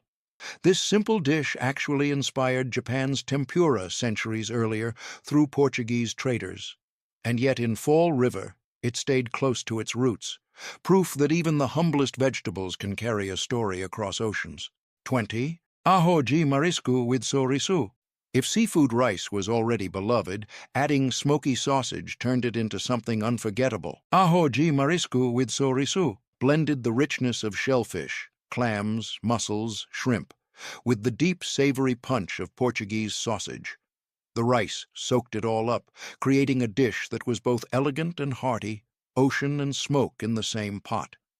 In early 1900s, Fall River, this dish often appeared at community gatherings.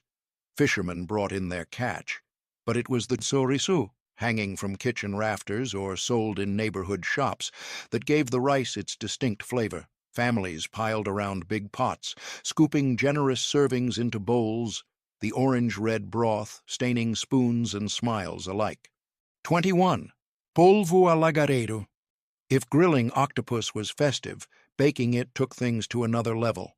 Polvo a lagareiro was a dish that Portuguese families in Fall River saved for true celebrations. The octopus was first boiled until tender, then roasted in a hot oven alongside small potatoes, all drenched in olive oil and garlic.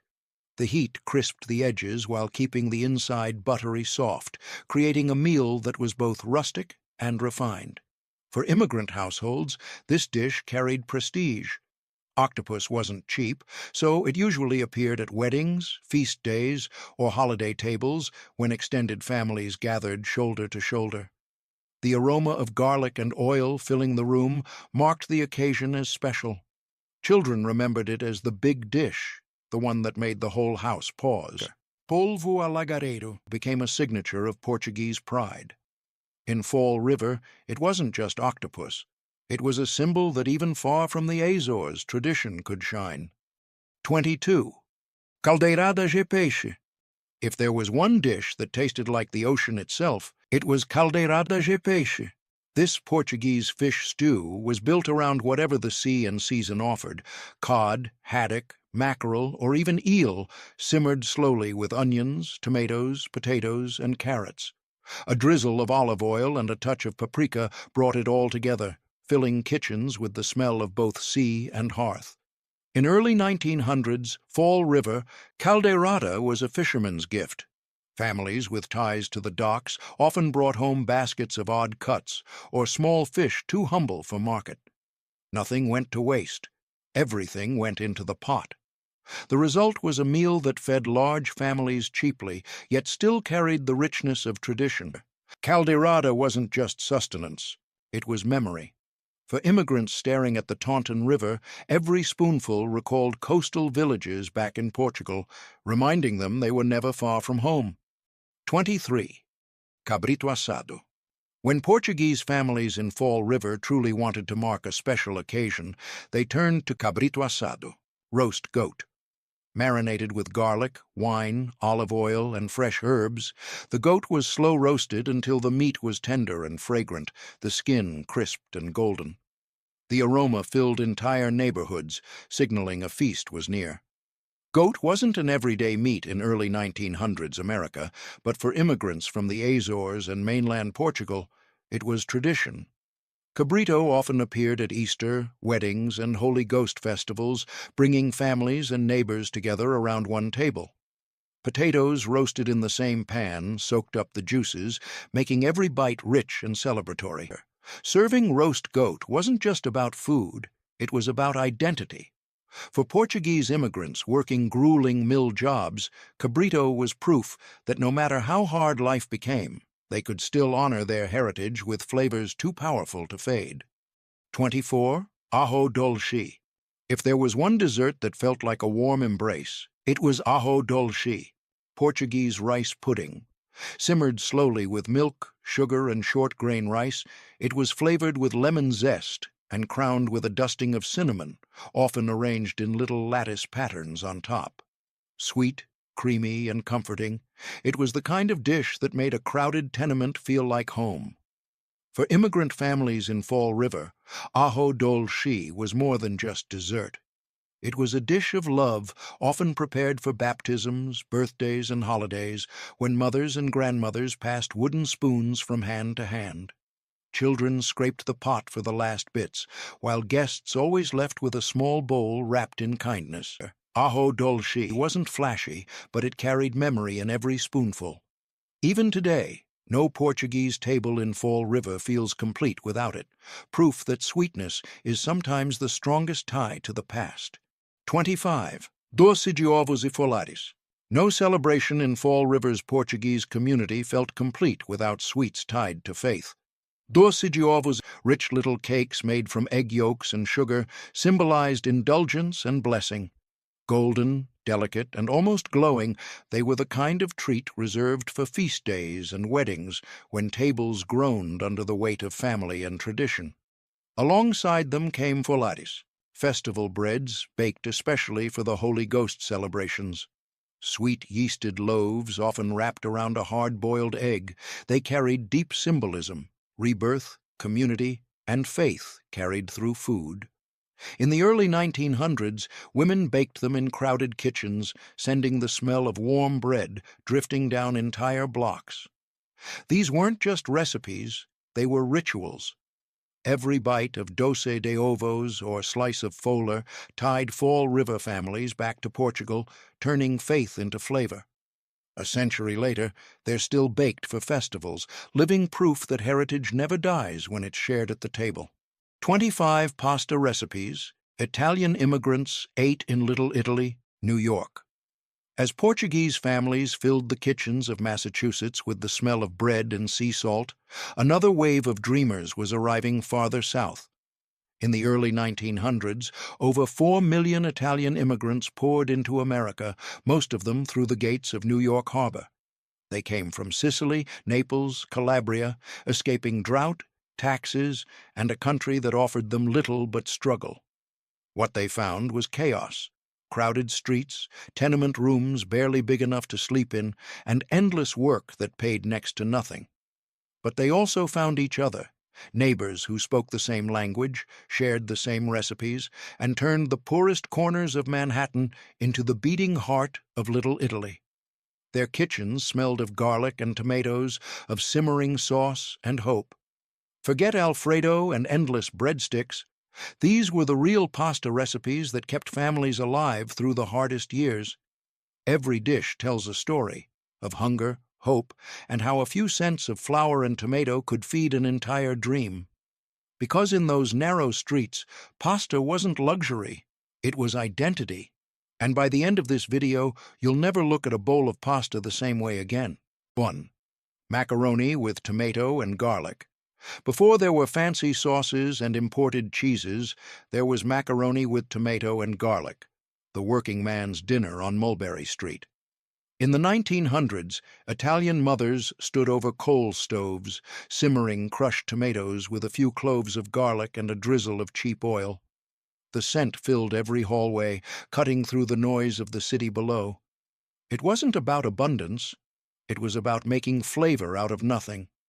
A handful of pasta, a spoonful of sauce, and hope that everyone got enough. Children fought for the last strands, sopping up the leftover red with hunks of bread. No basil, no parmesan, no pretense, just warmth in a bowl. In those tight New York kitchens, this humble meal meant family, pride, and survival, and though it cost just a few pennies back then, it fed something priceless: belonging. For every immigrant who missed home, one bite of macaroni brought Italy back to life. 2. Ravioli in light tomato sauce. In the cramped kitchens of Little Italy, ravioli in light tomato sauce wasn't a luxury, it was a celebration. Families saved it for Sundays, weddings, or the rare night when a few extra coins made their way home from the docks. Each raviolo was handmade. Soft dough rolled thin on wooden tables dusted with flour, filled with ricotta or bits of leftover meat. Mothers and daughters worked side by side, sealing the edges with their fingertips while grandfathers stirred the sauce, a thin, fragrant tomato broth kissed with garlic and oil. It wasn't heavy or rich. It was simple, pure, and deeply human, a taste of the old country reborn in New York. When the family sat together, bowls steaming, laughter filled the tiny room. For a few moments, the world outside, the noise, the rent collector, the cold, disappeared. In that light sauce and soft pasta, they found something money couldn't buy. Home. 3. Pasta e fagioli. In Little Italy, pasta e fagioli, or pasta fazool, as locals called it, was more than dinner. It was survival in a pot. Cheap, hearty, and endlessly forgiving, it turned scraps into comfort. A pot of beans simmered all day on the back of the stove, thickened with a handful of macaroni tossed in near the end. Onions, garlic, and maybe a bit of pork rind gave it soul. Most nights, there was no meat at all, just beans, pasta, and faith that tomorrow would be better.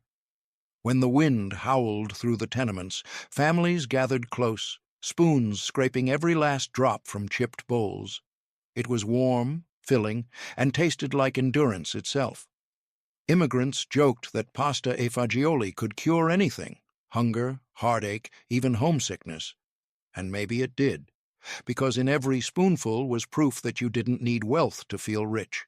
Just beans, pasta, and love thick enough to carry you through another day. 4. Penne with garlic and olive oil. When the cupboards were nearly bare, penne with garlic and olive oil, or aglio e olio, came to the rescue. It was the dish of the desperate, the proud, and the practical.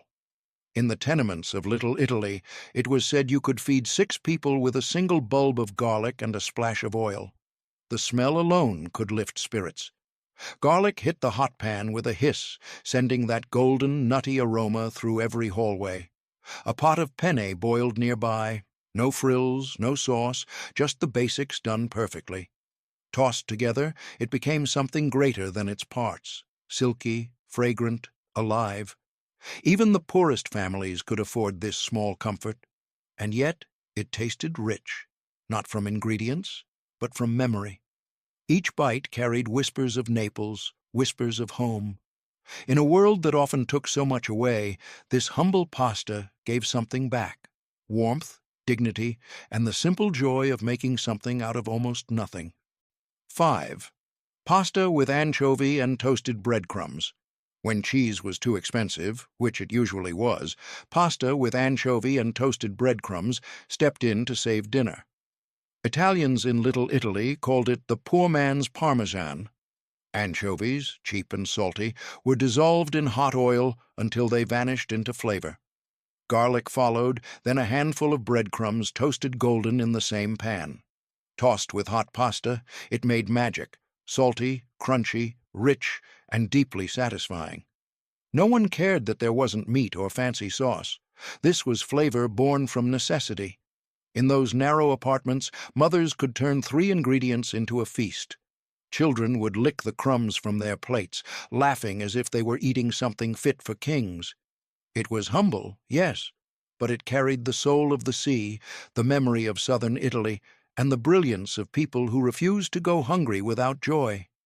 Even now, one bite of anchovy and breadcrumb pasta tastes like resilience, the flavor of making do, and still making it delicious. 6. Tortellini in broth. In the cold New York winters, few things felt as comforting as tortellini in broth. Steam fogged the windows, and the sound of bubbling pots filled every floor of the tenement. For families who came from Bologna or Modena, it was a taste of home. Tiny rings of pasta stuffed with scraps of meat, floating like treasures in golden broth. But in Little Italy, meat was a rare luxury, so the broth was often made from bones begged from the butcher, simmered for hours until every drop carried flavor. A few tortellini went a long way, each one handmade, sealed with care, and saved for special days. Kids slurped the broth first, then fished for the tortellini like gold coins. It wasn't about how much they had, but how much love went into every bowl. Even in the hardest years, this dish reminded families that warmth didn't come from wealth.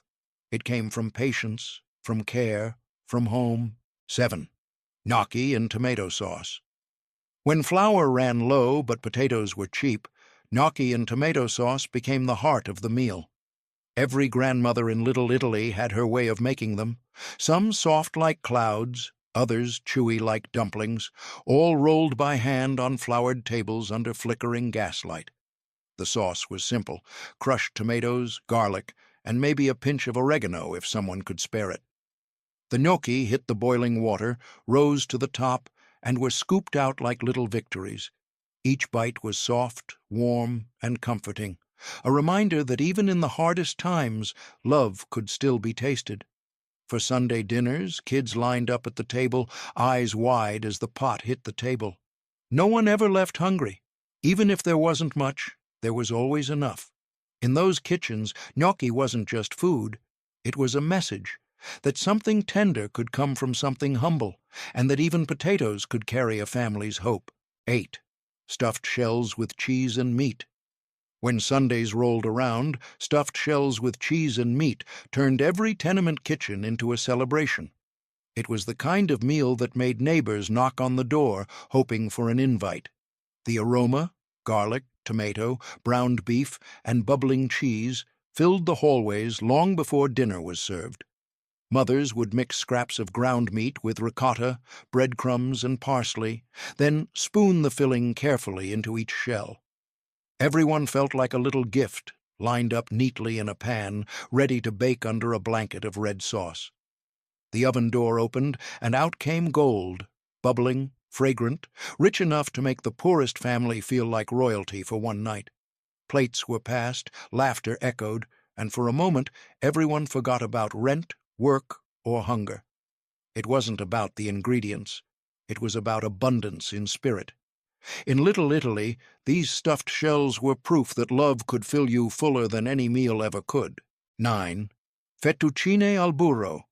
Long before anyone in America had heard of Alfredo sauce, there was fettuccine al burro, pasta with butter, pure and simple. In the tenements of Little Italy, butter was precious, so this dish was both comfort and luxury rolled into one. A pot of wide fettuccine ribbons boiled on the stove, while a small pan melted butter until it turned golden and nutty. Sometimes a spoon of milk or a sprinkle of grated cheese joined the mix, but often it was just the butter, coating every strand like silk. Families would gather around, bowls steaming, savoring that rich, simple flavor.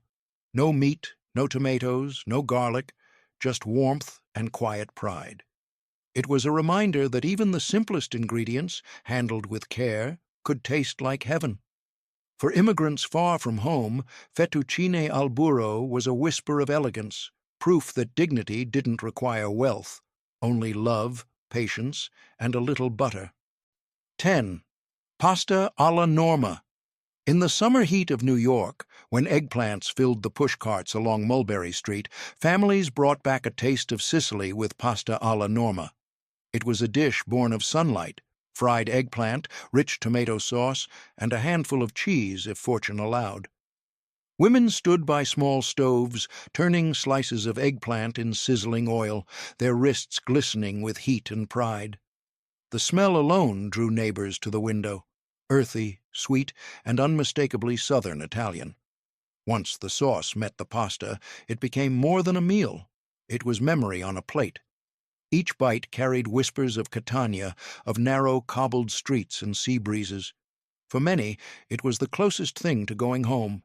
Even when ricotta salata was too expensive, they found a way, a dusting of breadcrumbs or nothing at all. Because the secret wasn't in the cheese or the oil, it was in the heart. And in Little Italy, pasta alla norma was proof that the old country still lived, one forkful at a time. 11. Orecchiette with greens and garlic. From the region of Puglia to the streets of New York came orecchiette with greens and garlic, the little ears, pasta tossed with bitter greens and a whisper of spice.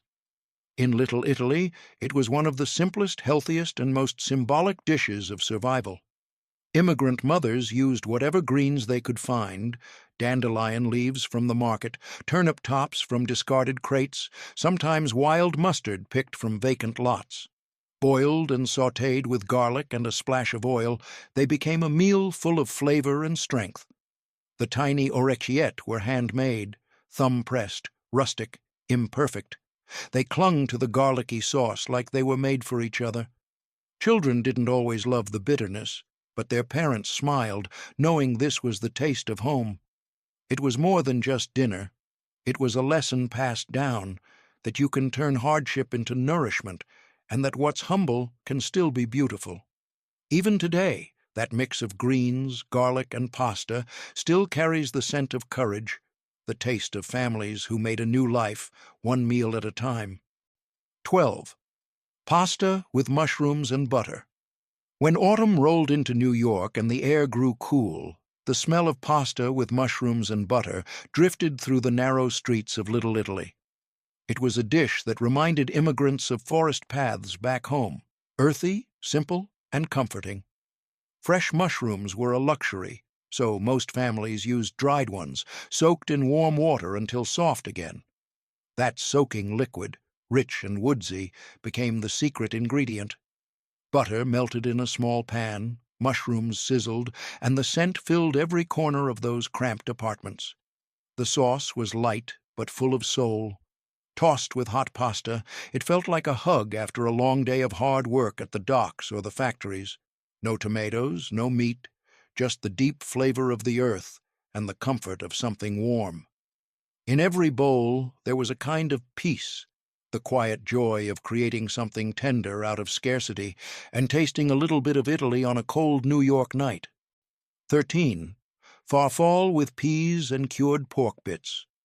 In the springtime, when peas were cheap and the markets were bursting with color, farfalle with peas and cured pork bits became the dish of the season in Little Italy. It was bright, humble, and packed with flavor, a reminder that even the smallest things could bring joy. The pork bits weren't fancy pancetta or imported prosciutto. They were scraps, trimmings from the butcher, saved and salted to make every ounce count. Fried until crisp, they released that smoky aroma that made every neighbor peek through the window. Then came the peas, sweet and soft, stirred into the sizzling pan before meeting the bow-tie pasta. Butter or a splash of broth tied it all together, making it taste far richer than it really was. Kids loved it, the color, the texture, the promise of something warm and cheerful after long days in the crowded streets. In every bite, there was a quiet message that life, like pasta, didn't need to be perfect, just shared. 14. Spaghetti carbonara. Before it became a restaurant classic, spaghetti carbonara was a working man's meal, born from hunger, not luxury. In the early 1900s, Italian immigrants in New York made it with what they had: eggs, bits of cured pork, and plenty of black pepper. Simple, honest, perfect. In tiny kitchens lit by gas lamps, mothers whisked eggs in chipped bowls while fathers fried pork scraps until crisp. When the hot spaghetti met the eggs, the steam created a silky sauce. No cream, no fuss, just pure magic from heat and timing. The smell of pepper and pork filled the room, cutting through the chill of another long winter night. For a few precious minutes, the world slowed down. Every forkful tasted like survival done with style, proof that even the poorest families could cook like kings when love led the recipe. It wasn't just food, it was Italian ingenuity at its finest, taking the bare minimum and turning it into something unforgettable. 15. Pasta puttanesca. Sharp, bold, and unapologetic. Pasta puttanesca was the dish for those who refused to fade quietly into hardship. In the noisy tenements of Little Italy, it was the meal that woke up the neighborhood. Anchovies, olives, garlic, and capers, ingredients that shouted flavor even when money was scarce. The sauce came together fast, bubbling in a single pan. The air filled with salt, spice, and attitude, the smell of southern Italy reborn in New York. Each ingredient carried a story: anchovies from the docks, olives from a neighbor's jar, a pinch of red pepper from a shop that trusted you to pay later. Families laughed as they ate, the sauce staining their plates and their fingertips. It was messy, loud, and full of life, just like them. In a time when meals were quiet and humble, pasta puttanesca was defiance, served hot. A reminder that even in struggle, flavor, and pride could never be silenced. 16. macaroni bianco. When tomatoes ran out or money ran short, families turned to macaroni bianco, the white macaroni. It was pasta stripped down to its soul: oil, garlic, maybe a splash of milk or a pat of butter if luck was good that week. This was the dish for lean days, when the pantry echoed and the rent was due. Yet somehow it still tasted like love. The noodles glistened in a light sheen of oil, garlic slices browned just enough to perfume the whole kitchen. Children would twirl their forks, laughing, unaware of the struggle behind the meal. No sauce, no garnish, no luxury, just warmth. The kind that came not from ingredients, but from the hands that made it. In Little Italy, macaroni bianco wasn't just a recipe, it was resilience. Proof that even when times were hardest, a family could still sit down to something comforting, share stories, and find joy in the simplest bowl of pasta. 17. Baked pasta with seafood. When the smell of the sea drifted up from the markets near the docks, families in Little Italy knew it was time for baked pasta with seafood. This was celebration food, rich, fragrant, and alive with the flavors of home. Fishermen sold small clams, scraps of fish, and broken mussels for pennies, the parts no one else wanted. Immigrant mothers brought them home proudly, turning the day's leftovers into a masterpiece. Pasta was tossed with tomato sauce, bits of seafood, and breadcrumbs, then baked until the edges turned golden and crisp. The aroma was irresistible: garlic, salt, and sea air all mingling in the oven heat. Neighbors would tap on the door asking, "What are you making tonight?" When it came out, everyone gathered around. There was laughter, clinking forks, and the taste of victory in every bite. For families who once lived by the Mediterranean, this dish was memory reborn, a bridge between New York's harbor and the waters they left behind. 18. Pasta with fresh fish in tomato broth. In the early mornings, the men of Little Italy would walk to the Fulton Fish Market, where the air smelled of salt and hard work. Whatever they could afford, small fish, heads, or bones, came home in paper wraps. By nightfall, those scraps became pasta with fresh fish in tomato broth, a meal born from the sea and stretched by love. The broth simmered all afternoon, rich with garlic, herbs, and the essence of the ocean. Tomato gave it color. Pasta gave it heart. Kids dipped bread into their bowls before the pasta even hit the table, soaking up every drop. It wasn't restaurant food, it was family food. The kind that made you close your eyes after each spoonful just to remember the coastlines you left behind. The broth was thin, but the flavor was deep. A reminder that even in a city of noise and cold, home could still be found in a pot of simmering fish and tomato. 19. Peachy with wild herb and garlic sauce. Long before pesto jars lined supermarket shelves, peachy with wild herb and garlic sauce brought the scent of the Tuscan countryside to New York's tenements. Peachy, thick, hand-rolled strands of pasta, were made by mothers who didn't need machines, just patience and strong hands dusted with flour. The sauce was pure improvisation. No basil, no pine nuts, just what the city could offer. Wild herbs gathered from empty lots, maybe parsley or dandelion greens, pounded with garlic, salt, and a drizzle of oil. It was sharp, green, and alive, a taste that cut through the city's gray. When the hot peachy hit the pan, the herbs hissed and released their perfume. Dinner became a celebration, even on an ordinary night. It wasn't fancy, but it was defiant. A statement that flavor could grow anywhere, even in the cracks of a foreign city. In every bite, there was earth, memory, and the quiet pride of people who refused to let their roots die. 20. Straccianati with roasted peppers. In the glow of tiny kitchen flames, straccianati with roasted peppers painted dinner in the colors of southern Italy: red, gold, and smoke. Straccianati, a rustic pasta from Basilicata, meant dragged, because every piece was pulled by hand across the board, pressed and stretched by generations of tired but loving palms. When bell peppers flooded the markets in summer, families bought them cheap, roasted them over the open flame, and let the skins char just enough to smell like fire and sweetness. Mixed with garlic, olive oil, and sometimes a few olives, it became a sauce as bright as the old country itself. The pasta soaked it all up, the pepper's sweetness, the smoke, the oil. It was sunshine in a bowl, defying the soot and shadows of tenement life. And as the family gathered, passing plates from hand to hand, it wasn't just food, it was a promise. That even in a strange land they could still taste the warmth of home, one roasted pepper at a time. 21. Casarecce with anchovy and herb sauce.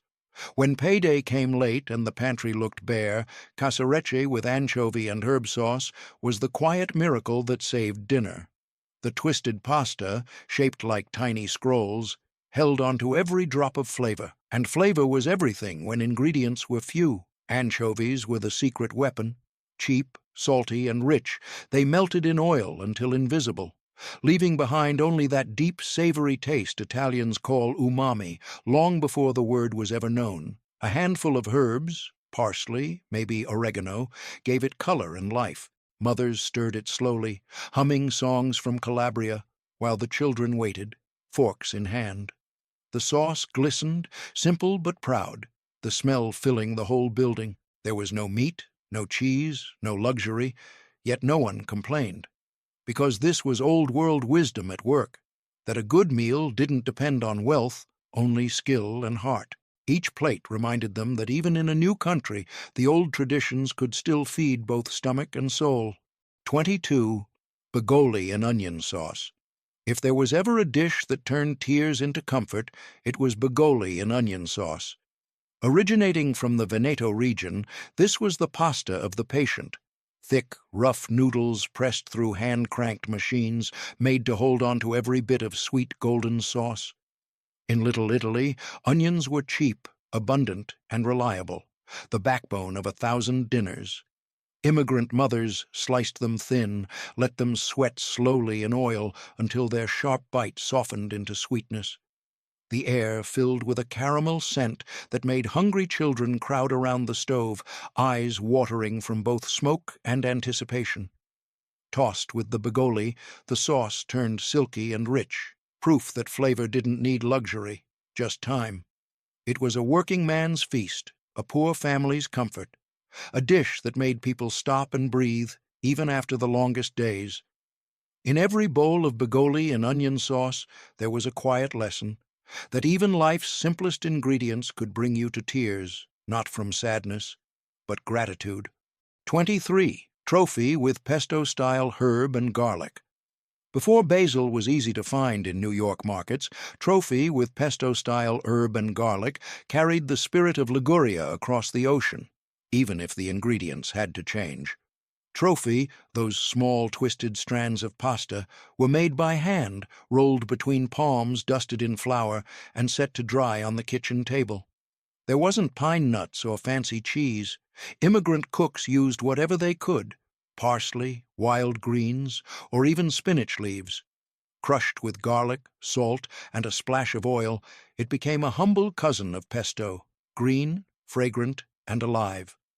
When tossed with the warm trophy, the sauce clung perfectly, releasing that bright, earthy aroma that turned even the smallest meal into a feast. Neighbors might wander in, drawn by the smell, and leave with a plate, because in those tight communities, food was never just food, it was connection. Trophy with pesto-style herb and garlic wasn't just about flavor, it was about memory, the taste of sun, soil, and family, preserved in a single shining bowl of green. 24. Pasta allo scarpariello. Translated as the shoemaker's pasta, pasta allo scarpariello was born in Naples but found a new home in the heart of Little Italy. Legend says it was invented by cobblers who traded shoes for leftover cheese and tomatoes, proof that even the working class could create a masterpiece. In New York, the spirit was the same. A few ripe tomatoes, smashed in a pan with garlic and oil, became the base.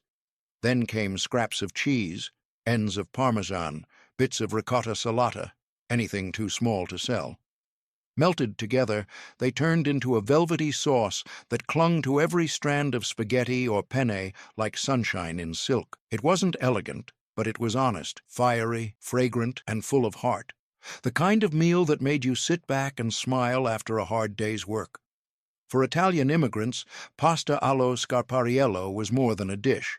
It was a philosophy that even the poorest man could live richly so long as he knew how to turn scraps into something beautiful. 25. Pasta and vegetable minestrina. When money was gone and winter was long, pasta and vegetable minestrina kept families alive and hopeful. It wasn't quite soup, not quite pasta, but something in between. A steaming bowl of broth, vegetables, and just enough noodles to make it feel like a meal. Every ingredient had a story.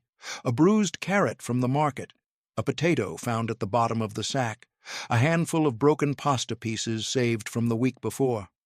All went into the pot, simmering slowly until the flavors became one, humble, nourishing, and full of love. Children called it poor man's feast, but to their parents it was gold. It filled empty bellies, warmed cold fingers, and reminded everyone that home wasn't about abundance. It was about togetherness. As steam rose from those chipped bowls, families found strength in every spoonful. Pasta and vegetable minestrina was the taste of endurance, proof that even in the hardest times, a little warmth, a little flavor, and a lot of heart could still feed hope itself. 25 classic foods Jewish immigrants ate in Old New York, early 1900s. While the scent of garlic and tomato filled the air in Little Italy, just a few blocks east, another aroma was rising. Onions frying in chicken fat, bagels boiling in kettles, and pickles brining in barrels. It was the early 1900s, and now came the Jewish immigrants, families fleeing persecution, pogroms, and poverty in Eastern Europe. They arrived with little more than prayer books, sewing needles, and recipes passed down through generations of survival. Their kitchens became their refuge, narrow tenement rooms glowing with the smell of kahla, matzah soup, and sweet zims simmering slow for the Sabbath. In a world that often tried to silence them, food became their voice, a language of memory, faith, and resilience that could be shared without words. Together, these immigrants, Italian and Jewish, side by side, transformed New York's streets into the kitchen of the New World. Every block had a story, every dish a history, and every flavor a reminder that the American dream wasn't about wealth. It was about belonging. So step with me into the crowded streets of the Lower East Side, and you'd smell history cooking. 1. Bagels with lox and cream cheese. Before New York had skyscrapers, it had bagels, round, dense, and hand-rolled by Jewish bakers who rose before dawn. They'd boil the dough in kettles, bake it in coal ovens, and sell them by the dozen from pushcarts along Hester and Rivington. For immigrants, a bagel wasn't breakfast. It was belonging. When the first waves of Eastern European Jews arrived, smoked salmon, lox, was a rare luxury, sliced paper-thin and laid carefully across a bagel smeared with cream cheese. It tasted like home, yet entirely new. Old world salt meeting new world abundance. By the 1920s, this humble pairing had become a weekend ritual in Jewish homes across the city. What started as survival food became a symbol of success. You could leave the shtetl behind, but one bite of bagel and lox brought it all rushing back. The river smoke, the Sabbath mornings, the family crowded around a table far from home. 2. Bialist. If the bagel was the immigrant's crown, the bialist was its humble cousin, softer, flatter, and brushed with onions instead of shine. Named after the Polish town of Bialystok, these rolls came from bakers who couldn't afford luxuries like eggs or glaze. They baked flavor right into the dough, caramelized onions, poppy seeds, a pinch of salt, and the scent of struggle. In the cramped bakeries of the Lower East Side, Bialist were breakfast for workers heading to the garment factories. Hot from the oven, they were eaten plain or with a scrape of butter, often while walking to a shift that lasted 12 hours. Unlike bagels, they were never boiled, just baked, browned, and gone before the tray cooled. But behind that simple roll was memory, of ovens lost in Poland, of families scattered by war. Every onion-scented bite whispered, "We made it." In a city of strangers, the bialy was a quiet comfort, warm, fleeting, and unmistakably home. 3. Kasha and kugel. Before pasta or rice filled American plates, Jewish immigrants turned to kasha, humble buckwheat groats toasted golden and mixed with onions, eggs, and schmaltz. It was earthy, nutty, and honest, the flavor of the shtetl brought to the heart of New York. When times were tough, kasha stretched a family's food budget farther than meat ever could. Then came kugel, a baked noodle or potato pudding, sweet or savory depending on what scraps were around.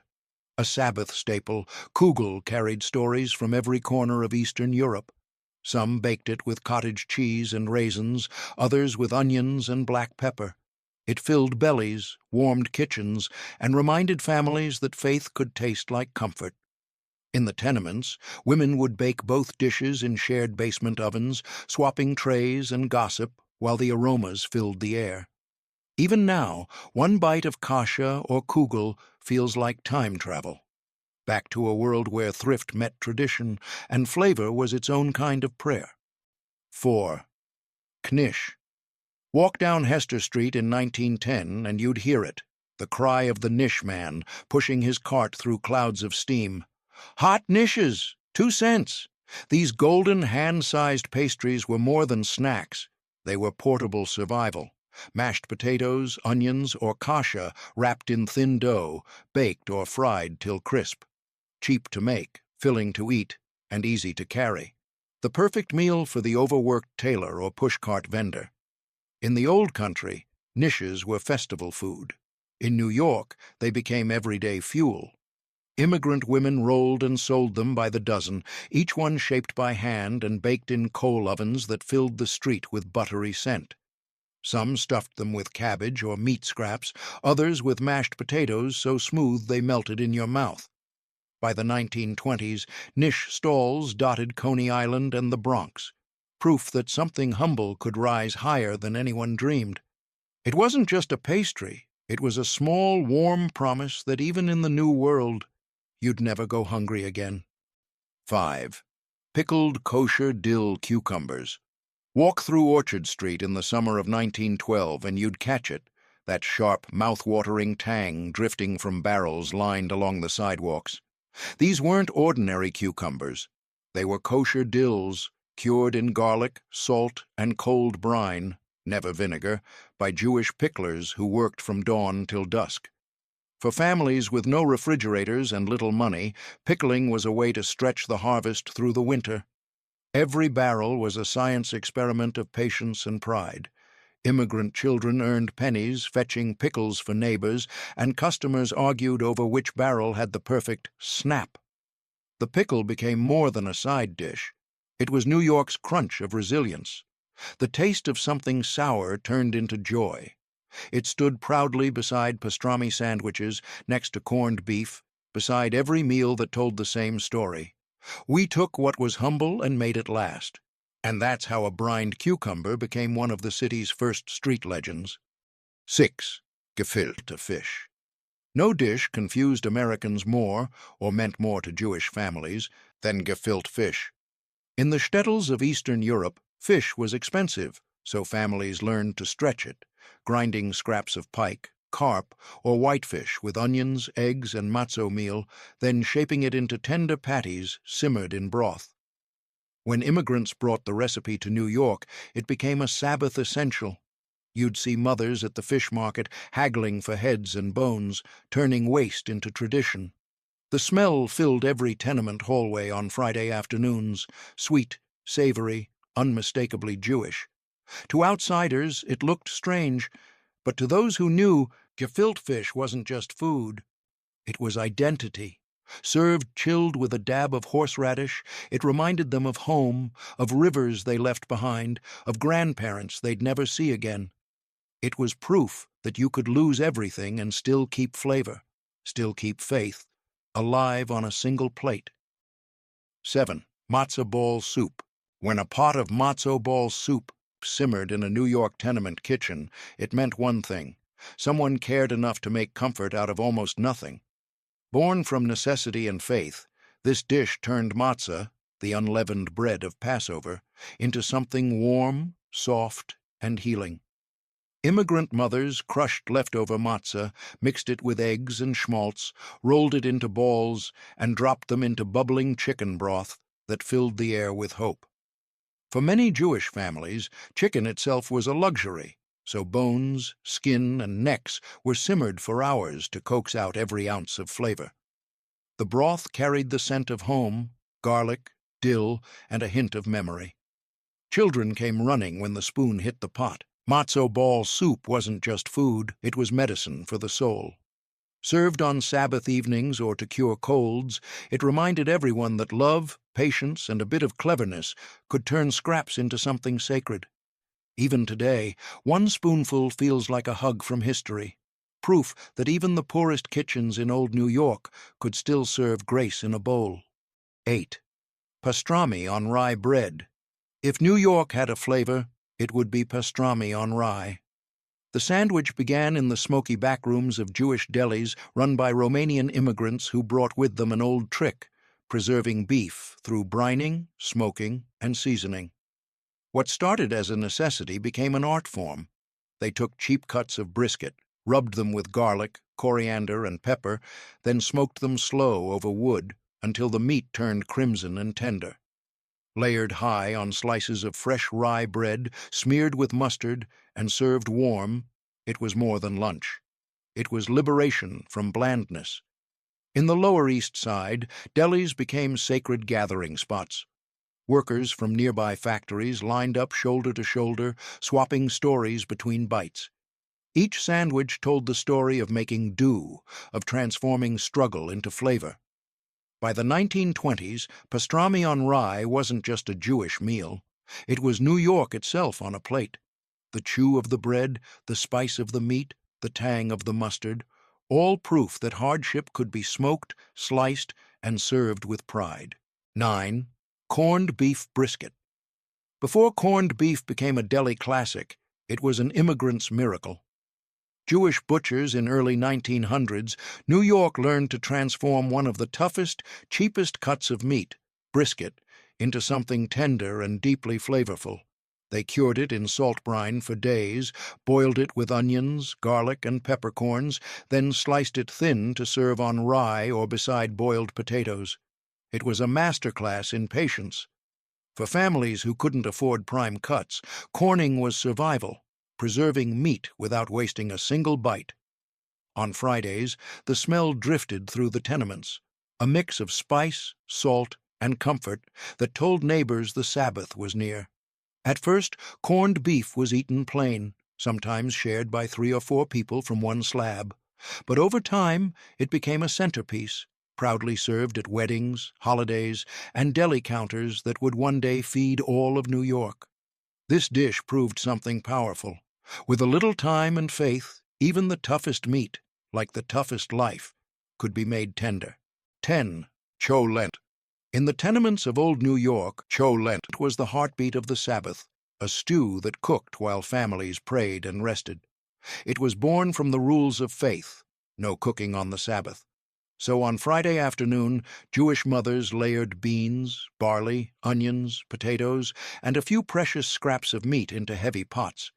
They'd carry them to the neighborhood bakery, where the ovens stayed warm all night. By Saturday afternoon, the air of the Lower East Side was thick with its aroma, rich, smoky, slow-simmered comfort. Families would pick up their pots after synagogue, the lids hot to the touch, and gather around crowded tables to share a single perfect meal. Cholent wasn't fancy, it was patient. It taught generations that good things take time, that faith and flavor could coexist in one humble pot. For immigrants who worked long, punishing weeks, that warm stew was rest itself, a reminder that even in struggle there was always something worth waiting for. And in every spoonful you could taste it, the Sabbath, the old country, and the quiet peace of survival. 11. Rugelach. When Jewish grandmothers baked rugelach in old New York, the whole tenement smelled like sweetness and survival. These crescent-shaped pastries came from Eastern Europe, where butter was scarce and every crumb counted. In New York, with access to flour, sugar, and jam, the recipe blossomed into something new. Flaky dough rolled around fillings of walnuts, raisins, cinnamon, or fruit preserves. Rugelach was often baked late at night after the day's work was done. Immigrant mothers kneaded dough on narrow kitchen tables while children did homework beside them. The heat from the oven doubled as warmth against the city's winter chill. Each roll was a small act of love, baked not for profit, but for memory. When the first bite flaked and melted on your tongue, you didn't just taste sugar, you tasted endurance. You tasted joy that refused to die in hard times. Rugelach was proof that sweetness could survive even the roughest journey, that no matter how far from home you were, the old world could still live in your hands. 12. Babka. In the crowded tenements of the Lower East Side, babka was luxury disguised as thrift. It began as a way to use up leftover dough from Sabbath challah, rolled thin, spread with jam, sugar, or cinnamon, then twisted and baked into a loaf that looked like art and smelled like heaven. When chocolate became affordable in New York, Jewish bakers transformed it again, swirling cocoa and sugar into the dough until each slice told a story in dark, sweet lines. Mothers baked babka for holidays, weddings, or whenever they needed to lift the mood of a weary week. Its golden crust crackled as it cooled on windowsills above the clamor of Hester Street. Neighbors traded slices like good news. Babka wasn't about indulgence. It was about celebration in small doses, a sweet reminder that life, no matter how hard, still had layers of joy hidden inside. And in every twist of that, bread was a silent promise. Better days are coming, just let it rise. 13. Brisket in onion mushroom gravy. Before it became a staple of every Jewish holiday table, brisket was simply the cheapest cut the butcher had, tough, stringy, and slow to soften. But Jewish immigrants in old New York knew how to turn hardship into tenderness. They browned the meat in schmaltz, covered it with sliced onions, garlic, and mushrooms, and let it braise for hours in a low oven until the whole apartment smelled like warmth itself. Brisket wasn't rushed. It was earned. Families planned for it days in advance, saving drippings and broth to build that deep, savory gravy. On Friday nights, when the work week ended, the brisket came to the table glistening, a symbol of patience rewarded. Served with potatoes or noodles, it fed everyone, sometimes for days. The onions turned silky, the sauce rich and brown, and the meat tender enough to cut with a fork. In that one pan lay the story of Jewish New York, humble ingredients, slow labor, and a flavor that refused to give up. 14. Herring in sour cream. For Jewish immigrants in early 1900s New York, herring was the taste of both survival and home. In the Old World, it had been the fish of the poor, salted, pickled, and preserved to last through brutal winters. When families arrived in America, they found barrels of it waiting on Delancey Street, sold cheap to anyone with a few pennies to spare. To soften its salt, they soaked the fillets overnight, then folded them into cool sour cream with onions, a splash of vinegar, and maybe a pinch of sugar. Served with black bread or boiled potatoes, it was breakfast, lunch, or dinner, depending on what the day allowed. The flavor was bold, sharp, creamy, and unforgettable. For newcomers in a strange land, it was a bite of memory. Eating herring in sour cream wasn't about luxury, it was about keeping one's roots alive when everything else had changed. Even now, one taste can carry you back to those narrow tenement kitchens, to laughter, to struggle, to a world where salt, cream, and faith were enough to feed the soul. 15. Egg cream. Despite its name, there's no egg and no cream in a true New York egg cream. It was the magic trick of the Jewish soda fountains, born in the early 1900s when kids wanted a taste of luxury they couldn't afford. A few cents bought a tall glass filled with seltzer, a splash of milk, and a ribbon of chocolate syrup, whipped together into a fizzy, frothy miracle. For immigrant children growing up in cramped tenements, this drink felt like pure joy in liquid form. They'd watch in awe as the soda jerk worked his rhythm, pour, stir, fizz, foam, until the glass sparkled like celebration. On hot summer days, whole lines of factory workers and street kids crowded into corner shops just for that first cold sip. It was simple, cheap, and oddly beautiful. Sweet chocolate, light bubbles, creamy foam on top. In a world where so much was hard, the egg cream reminded you that happiness didn't need money, just imagination and a nickel. And that's why, even today, it's more than a drink. It's New York nostalgia in a glass. 16. Whitefish salad on rye. In the delis of early 1900s, New York, whitefish salad was elegance on a budget. It began in the smokehouses along the East River, where Jewish immigrants salted and smoked local lake whitefish, cheaper than salmon, but just as rich. They flaked the tender meat, mixed it with a bit of mayonnaise, lemon, and onion, and spread it thick on rye bread. It wasn't fancy, but it felt fancy. The creamy smokiness, the chew of rye, the sharp bite of onion. It was Sunday comfort for families who worked 6 days a week. You could find it at every pushcart, every deli counter, every Sabbath spread where guests might stop by. To a generation that had known hunger, whitefish salad was proof of success, a meal you didn't have to stretch or share. It was creamy, salty, satisfying, and unmistakably New York. One bite and you'd know. This wasn't just food. It was pride between 2 slices of bread, the flavor of having finally made it in America, one smoky spoonful at a time. 17. Potato latkes with applesauce. Few smells could stop a family in their tracks like potato latkes frying in a pan. Grated potatoes, onions, and eggs, fried crisp in shimmering oil, filled the tenements of old New York with the scent of home. During Hanukkah, mothers stood over the stove for hours, flipping each pancake to golden perfection while children waited, faces glowing in the light of the flame. Latkes weren't just holiday food, they were history retold. They symbolized the miracle of oil that burned 8 nights instead of 1, a story of survival perfectly mirrored in the immigrant struggle. Paired with applesauce or sour cream, they carried both sweetness and comfort, a mix of hardship and hope. In those narrow kitchens, oil was precious, and potatoes were cheap, the perfect combination for families stretching every dollar. Yet, when a platter of hot latkes hit the table, it felt like a feast fit for kings. Crispy edges, soft centers, and that first steamy bite, each one a golden promise that even in the hardest times you could still taste joy.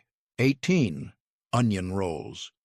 Before the bagel sandwich ruled New York delis, there was the onion roll, soft, fragrant, and covered in golden bits of fried onion that clung to your fingers. It was the unsung hero of the Jewish bakery, born from leftover dough brushed with egg and sprinkled with whatever onions the bakers had left at day's end. Fresh from the oven, these rolls were irresistible, tender inside, crackly on top, and bursting with the scent of caramelized onion. Immigrants grabbed them on their way to work, often tearing off pieces to share with a friend or dipping them into soup at lunchtime. But the onion roll's secret power was versatility. It held pastrami, brisket, chopped liver, or just a smear of butter when times were lean.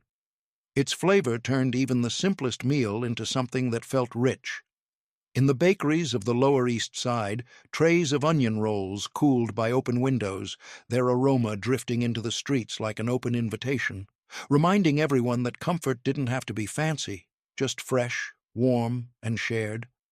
Some bakers guarded their onion roll recipes like family secrets, passing them quietly from father to son, mother to daughter. And even decades later, one whiff of that sweet, toasty onion scent could carry an old New Yorker straight back to those bustling streets and simpler days. 19. Challah bread. Among the smells that drifted through New York's tenement halls, none felt holier than challah baking before the Sabbath.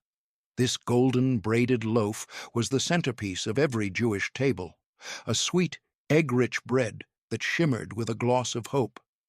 Immigrant women rose before dawn on Fridays, mixing flour, sugar, and eggs by hand in chipped bowls, letting the dough rise as the city outside thundered awake. Challah was more than bread. It was a ritual, each braid symbolizing family, unity, and faith woven together through hardship. Even when money was tight, families saved enough for flour and a single egg, knowing the Sabbath wouldn't feel complete without it. As the loaves baked, the scent filled the air like music, softening even the hardest weeks. Children would tear off warm pieces before the meal, dipping them into honey as laughter filled the cramped apartment. To break challah was to remember, life might be tough, but blessings, like bread, are meant to be shared. Some families sprinkled sesame or poppy seeds on top, a small touch of beauty that made each loaf feel like celebration. And when the first slice was shared, it wasn't just food passing hands. It was love, gratitude, and the quiet faith that tomorrow would rise, just like the dough. 20. Blintzes with cheese or fruit filling. Long before diners served pancakes or crepes, Jewish immigrants in Old New York were already rolling out blintzes, paper-thin pancakes wrapped around soft cheese or sweet fruit. They came from the kitchens of Eastern Europe, where mothers used every drop of milk and every scrap of flour to feed large families. In New York, that tradition continued. But now the fillings were richer, the fruit riper, the possibilities endless. Blintzes were cooked on cast-iron skillets blackened by years of use, then browned in butter until their edges turned crisp and golden. Sweet cheese, apple, or cherry fillings peeked out with every bite. They were a taste of home wrapped in tenderness, comfort you could hold in your hand. On holidays or special Sundays, immigrant families would crowd around the stove, waiting their turn for a fresh, steaming roll. Served with a dusting of sugar or a dollop of sour cream, blintzes reminded everyone that joy didn't have to be extravagant. It could be thin, rolled, and shared hot off the pan. Blintzes were so beloved that families often made them in batches, stacking them high and saving a few for the next morning, if they lasted that long. The scent of butter and sweet cheese lingered through the hallways, drawing neighbors to knock just to say hello, hoping for one more taste of home. 21. Matzah brie. During Passover, when bread vanished from Jewish homes, matzah brie stepped in like an old friend. It was the ultimate make-do breakfast, broken pieces of matzah soaked in water or milk, then scrambled with eggs in a sizzling pan. Immigrants called it Jewish French toast, though it was simpler, humbler, and far more symbolic. In the crowded kitchens of the Lower East Side, mothers made it sweet or savory depending on what they had. A drizzle of honey or sugar when times were kind, a sprinkle of salt and onions when they weren't. Kids loved the crackle as it hit the pan. Fathers loved that it filled bellies for pennies. Matzah brie carried a lesson that every immigrant knew by heart. Even during restriction, there could be comfort. Even when food laws limited choice, creativity could feed the soul. Served hot from the skillet, it tasted like resilience, crisp edges, soft center, and faith folded right in. Some families turned it into a competition, who could flip the biggest, fluffiest piece without breaking it. Others swore their secret was letting the matzah soak just long enough, turning a simple dish into a ritual of patience, pride, and family tradition passed down through generations. 22. Sims. If there was one dish that could make a kitchen smell like celebration, it was Sims, a slow-cooked stew of carrots, dried fruit, and honey that turned simplicity into sweetness. In the early 1900s, Jewish immigrants made zims for holidays, weddings, and Sabbath dinners, filling their tiny apartments with the fragrance of sugar and spice. It began as peasant food in Eastern Europe, where carrots symbolized gold, a wish for prosperity in hard times. In New York, families added what they could afford: prunes, raisins, sweet potatoes, maybe a touch of cinnamon if luck allowed. The pot simmered for hours, each ingredient softening into the next, until it became more memory than meal. Zimmes wasn't just about taste, it was about optimism. Every bite said, "Better days are coming." It reminded families that sweetness could survive the bitter. For children of the tenements, zimmies was dessert and dream in one spoonful, proof that even in struggle, joy could still bubble quietly on the stove. 23. Sabich-style egg and eggplant pita variant. Before sabich became a famous Israeli street food, Jewish immigrants in early 1900s New York were already making their own version, a hearty egg and eggplant sandwich inspired by old Sephardic and Mizrahi traditions. Many Jewish families who came from Iraq, Yemen, and the Levant carried these flavors with them: roasted eggplant, boiled eggs, pickled vegetables, and a drizzle of oil tucked inside warm pita or challah rolls. In the tenement kitchens of the Lower East Side, ingredients were swapped for whatever was available. Sometimes it was fried eggplant layered with potatoes and eggs, sometimes just bread rubbed with garlic and olive oil. It was quick, filling, and portable, the working man's Sabbath breakfast, eaten on the way to the factory or synagogue. Even without tahini or fancy spices, this early New York sabich had soul. It was smoky, creamy, and grounding, a reminder that Jewish food wasn't one story, but many, braided together like challah itself. Each bite carried the journey of people who refused to forget where they came from, even while learning to taste the new world. 24. Wheat-based mock roasts from kosher delis. In the early 1900s, Jewish delis across New York faced a challenge: how to serve hearty meat dishes that stayed strictly kosher and affordable. The answer? Mock roasts made from wheat gluten, what we'd call seitan today. Long before vegetarianism was trendy, these deli owners were pioneers of plant-based innovation. They'd mix vital wheat gluten with broth, onion, and spices, shape it like a roast, then braise it for hours in savory gravy until it sliced like brisket. To the eye, and even to the nose, it looked like meat. To the struggling immigrant, it was genius, a Sunday feast without breaking religious rules or the family budget. Mock roasts were often the centerpiece at Sabbath meals when real beef was out of reach. Families gathered around the table, cutting generous slices, the gravy thick and aromatic. For a people who knew hunger too well, this clever creation wasn't imitation. It was adaptation. These early kosher delis didn't just keep faith alive.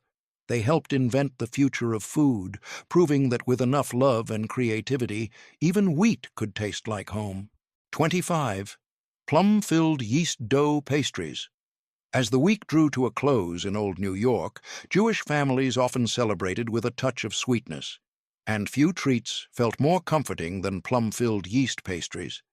They came from the bakeries of Poland and Galicia, where ripe plums were wrapped in pillowy dough, left to rise slowly, and baked until the fruit burst through the seams in sticky purple streaks. In the tenements, mothers recreated them with whatever fruit they could find from the pushcarts, sometimes prune jam, sometimes fresh plums from the market stalls on Orchard Street. The scent of sugar, butter, and yeast filled the hallways, drawing children from every floor. These pastries were more than dessert. They were a reminder that sweetness was still possible, even in lean times. Eaten warm, dusted with sugar, they symbolized gratitude, a small, shining reward after a week of hard work and long prayers. For many immigrant families, those soft rolls were proof that joy didn't have to be bought. It could be baked, shared, and remembered. And in that last bite of plum and dough, the story of Jewish New York lingered, humble, homemade, and full of heart. When you piece it all together, the bagels, the brisket, the kugel, the pickles bubbling in barrels, you realize something beautiful. Jewish immigrants didn't just bring food to New York. They brought a way of surviving through flavor. Every dish told a story of making do, of turning scarcity into warmth and hardship into heritage. From the muddy fields of Jamestown to the crowded streets of New York, one truth never changed. America was built on hunger, not just the kind that empties a stomach, but the kind that fuels the soul. The hunger to live free, to belong, to build something better than what was left behind. The English who starved in Virginia lit the first fire. The Germans brought their bread and beer. The Irish stirred faith into their stews. The Swedes found warmth in the cold. The Poles turned smoke into flavor. The Portuguese sang to the sea while their soup simmered. The Italians filled New York with sauce and laughter. And the Jews gave their food a voice, one that still echoes from every deli, bakery, and kitchen across the country. Together, they became more than separate stories. They became the melting pot of America, a nation simmered from 1,000 recipes, bound by struggle, hope, and the belief that a better life could be made from almost nothing. Every wave of immigrants added its own spice to the pot, turning hardship into flavor and loneliness into community. Each of them arrived with nothing but courage and left behind everything that now fills our tables. Because the American dream was never just about money or land, it was about a meal you could share, a family you could feed, and a tomorrow you could believe in. Every dish they made, from a pot of stew in Jamestown to a bagel in New York, carried the same promise, that no matter where you came from, there's a place for you in this great melting pot. So the next time you smell bread baking, hear oil crackle in a pan, or sit down to a meal that feels like home, remember, you're tasting more than history. You're tasting the melting pot of America itself, a blend of every dream, every struggle, and every soul that ever crossed an ocean to call this land home.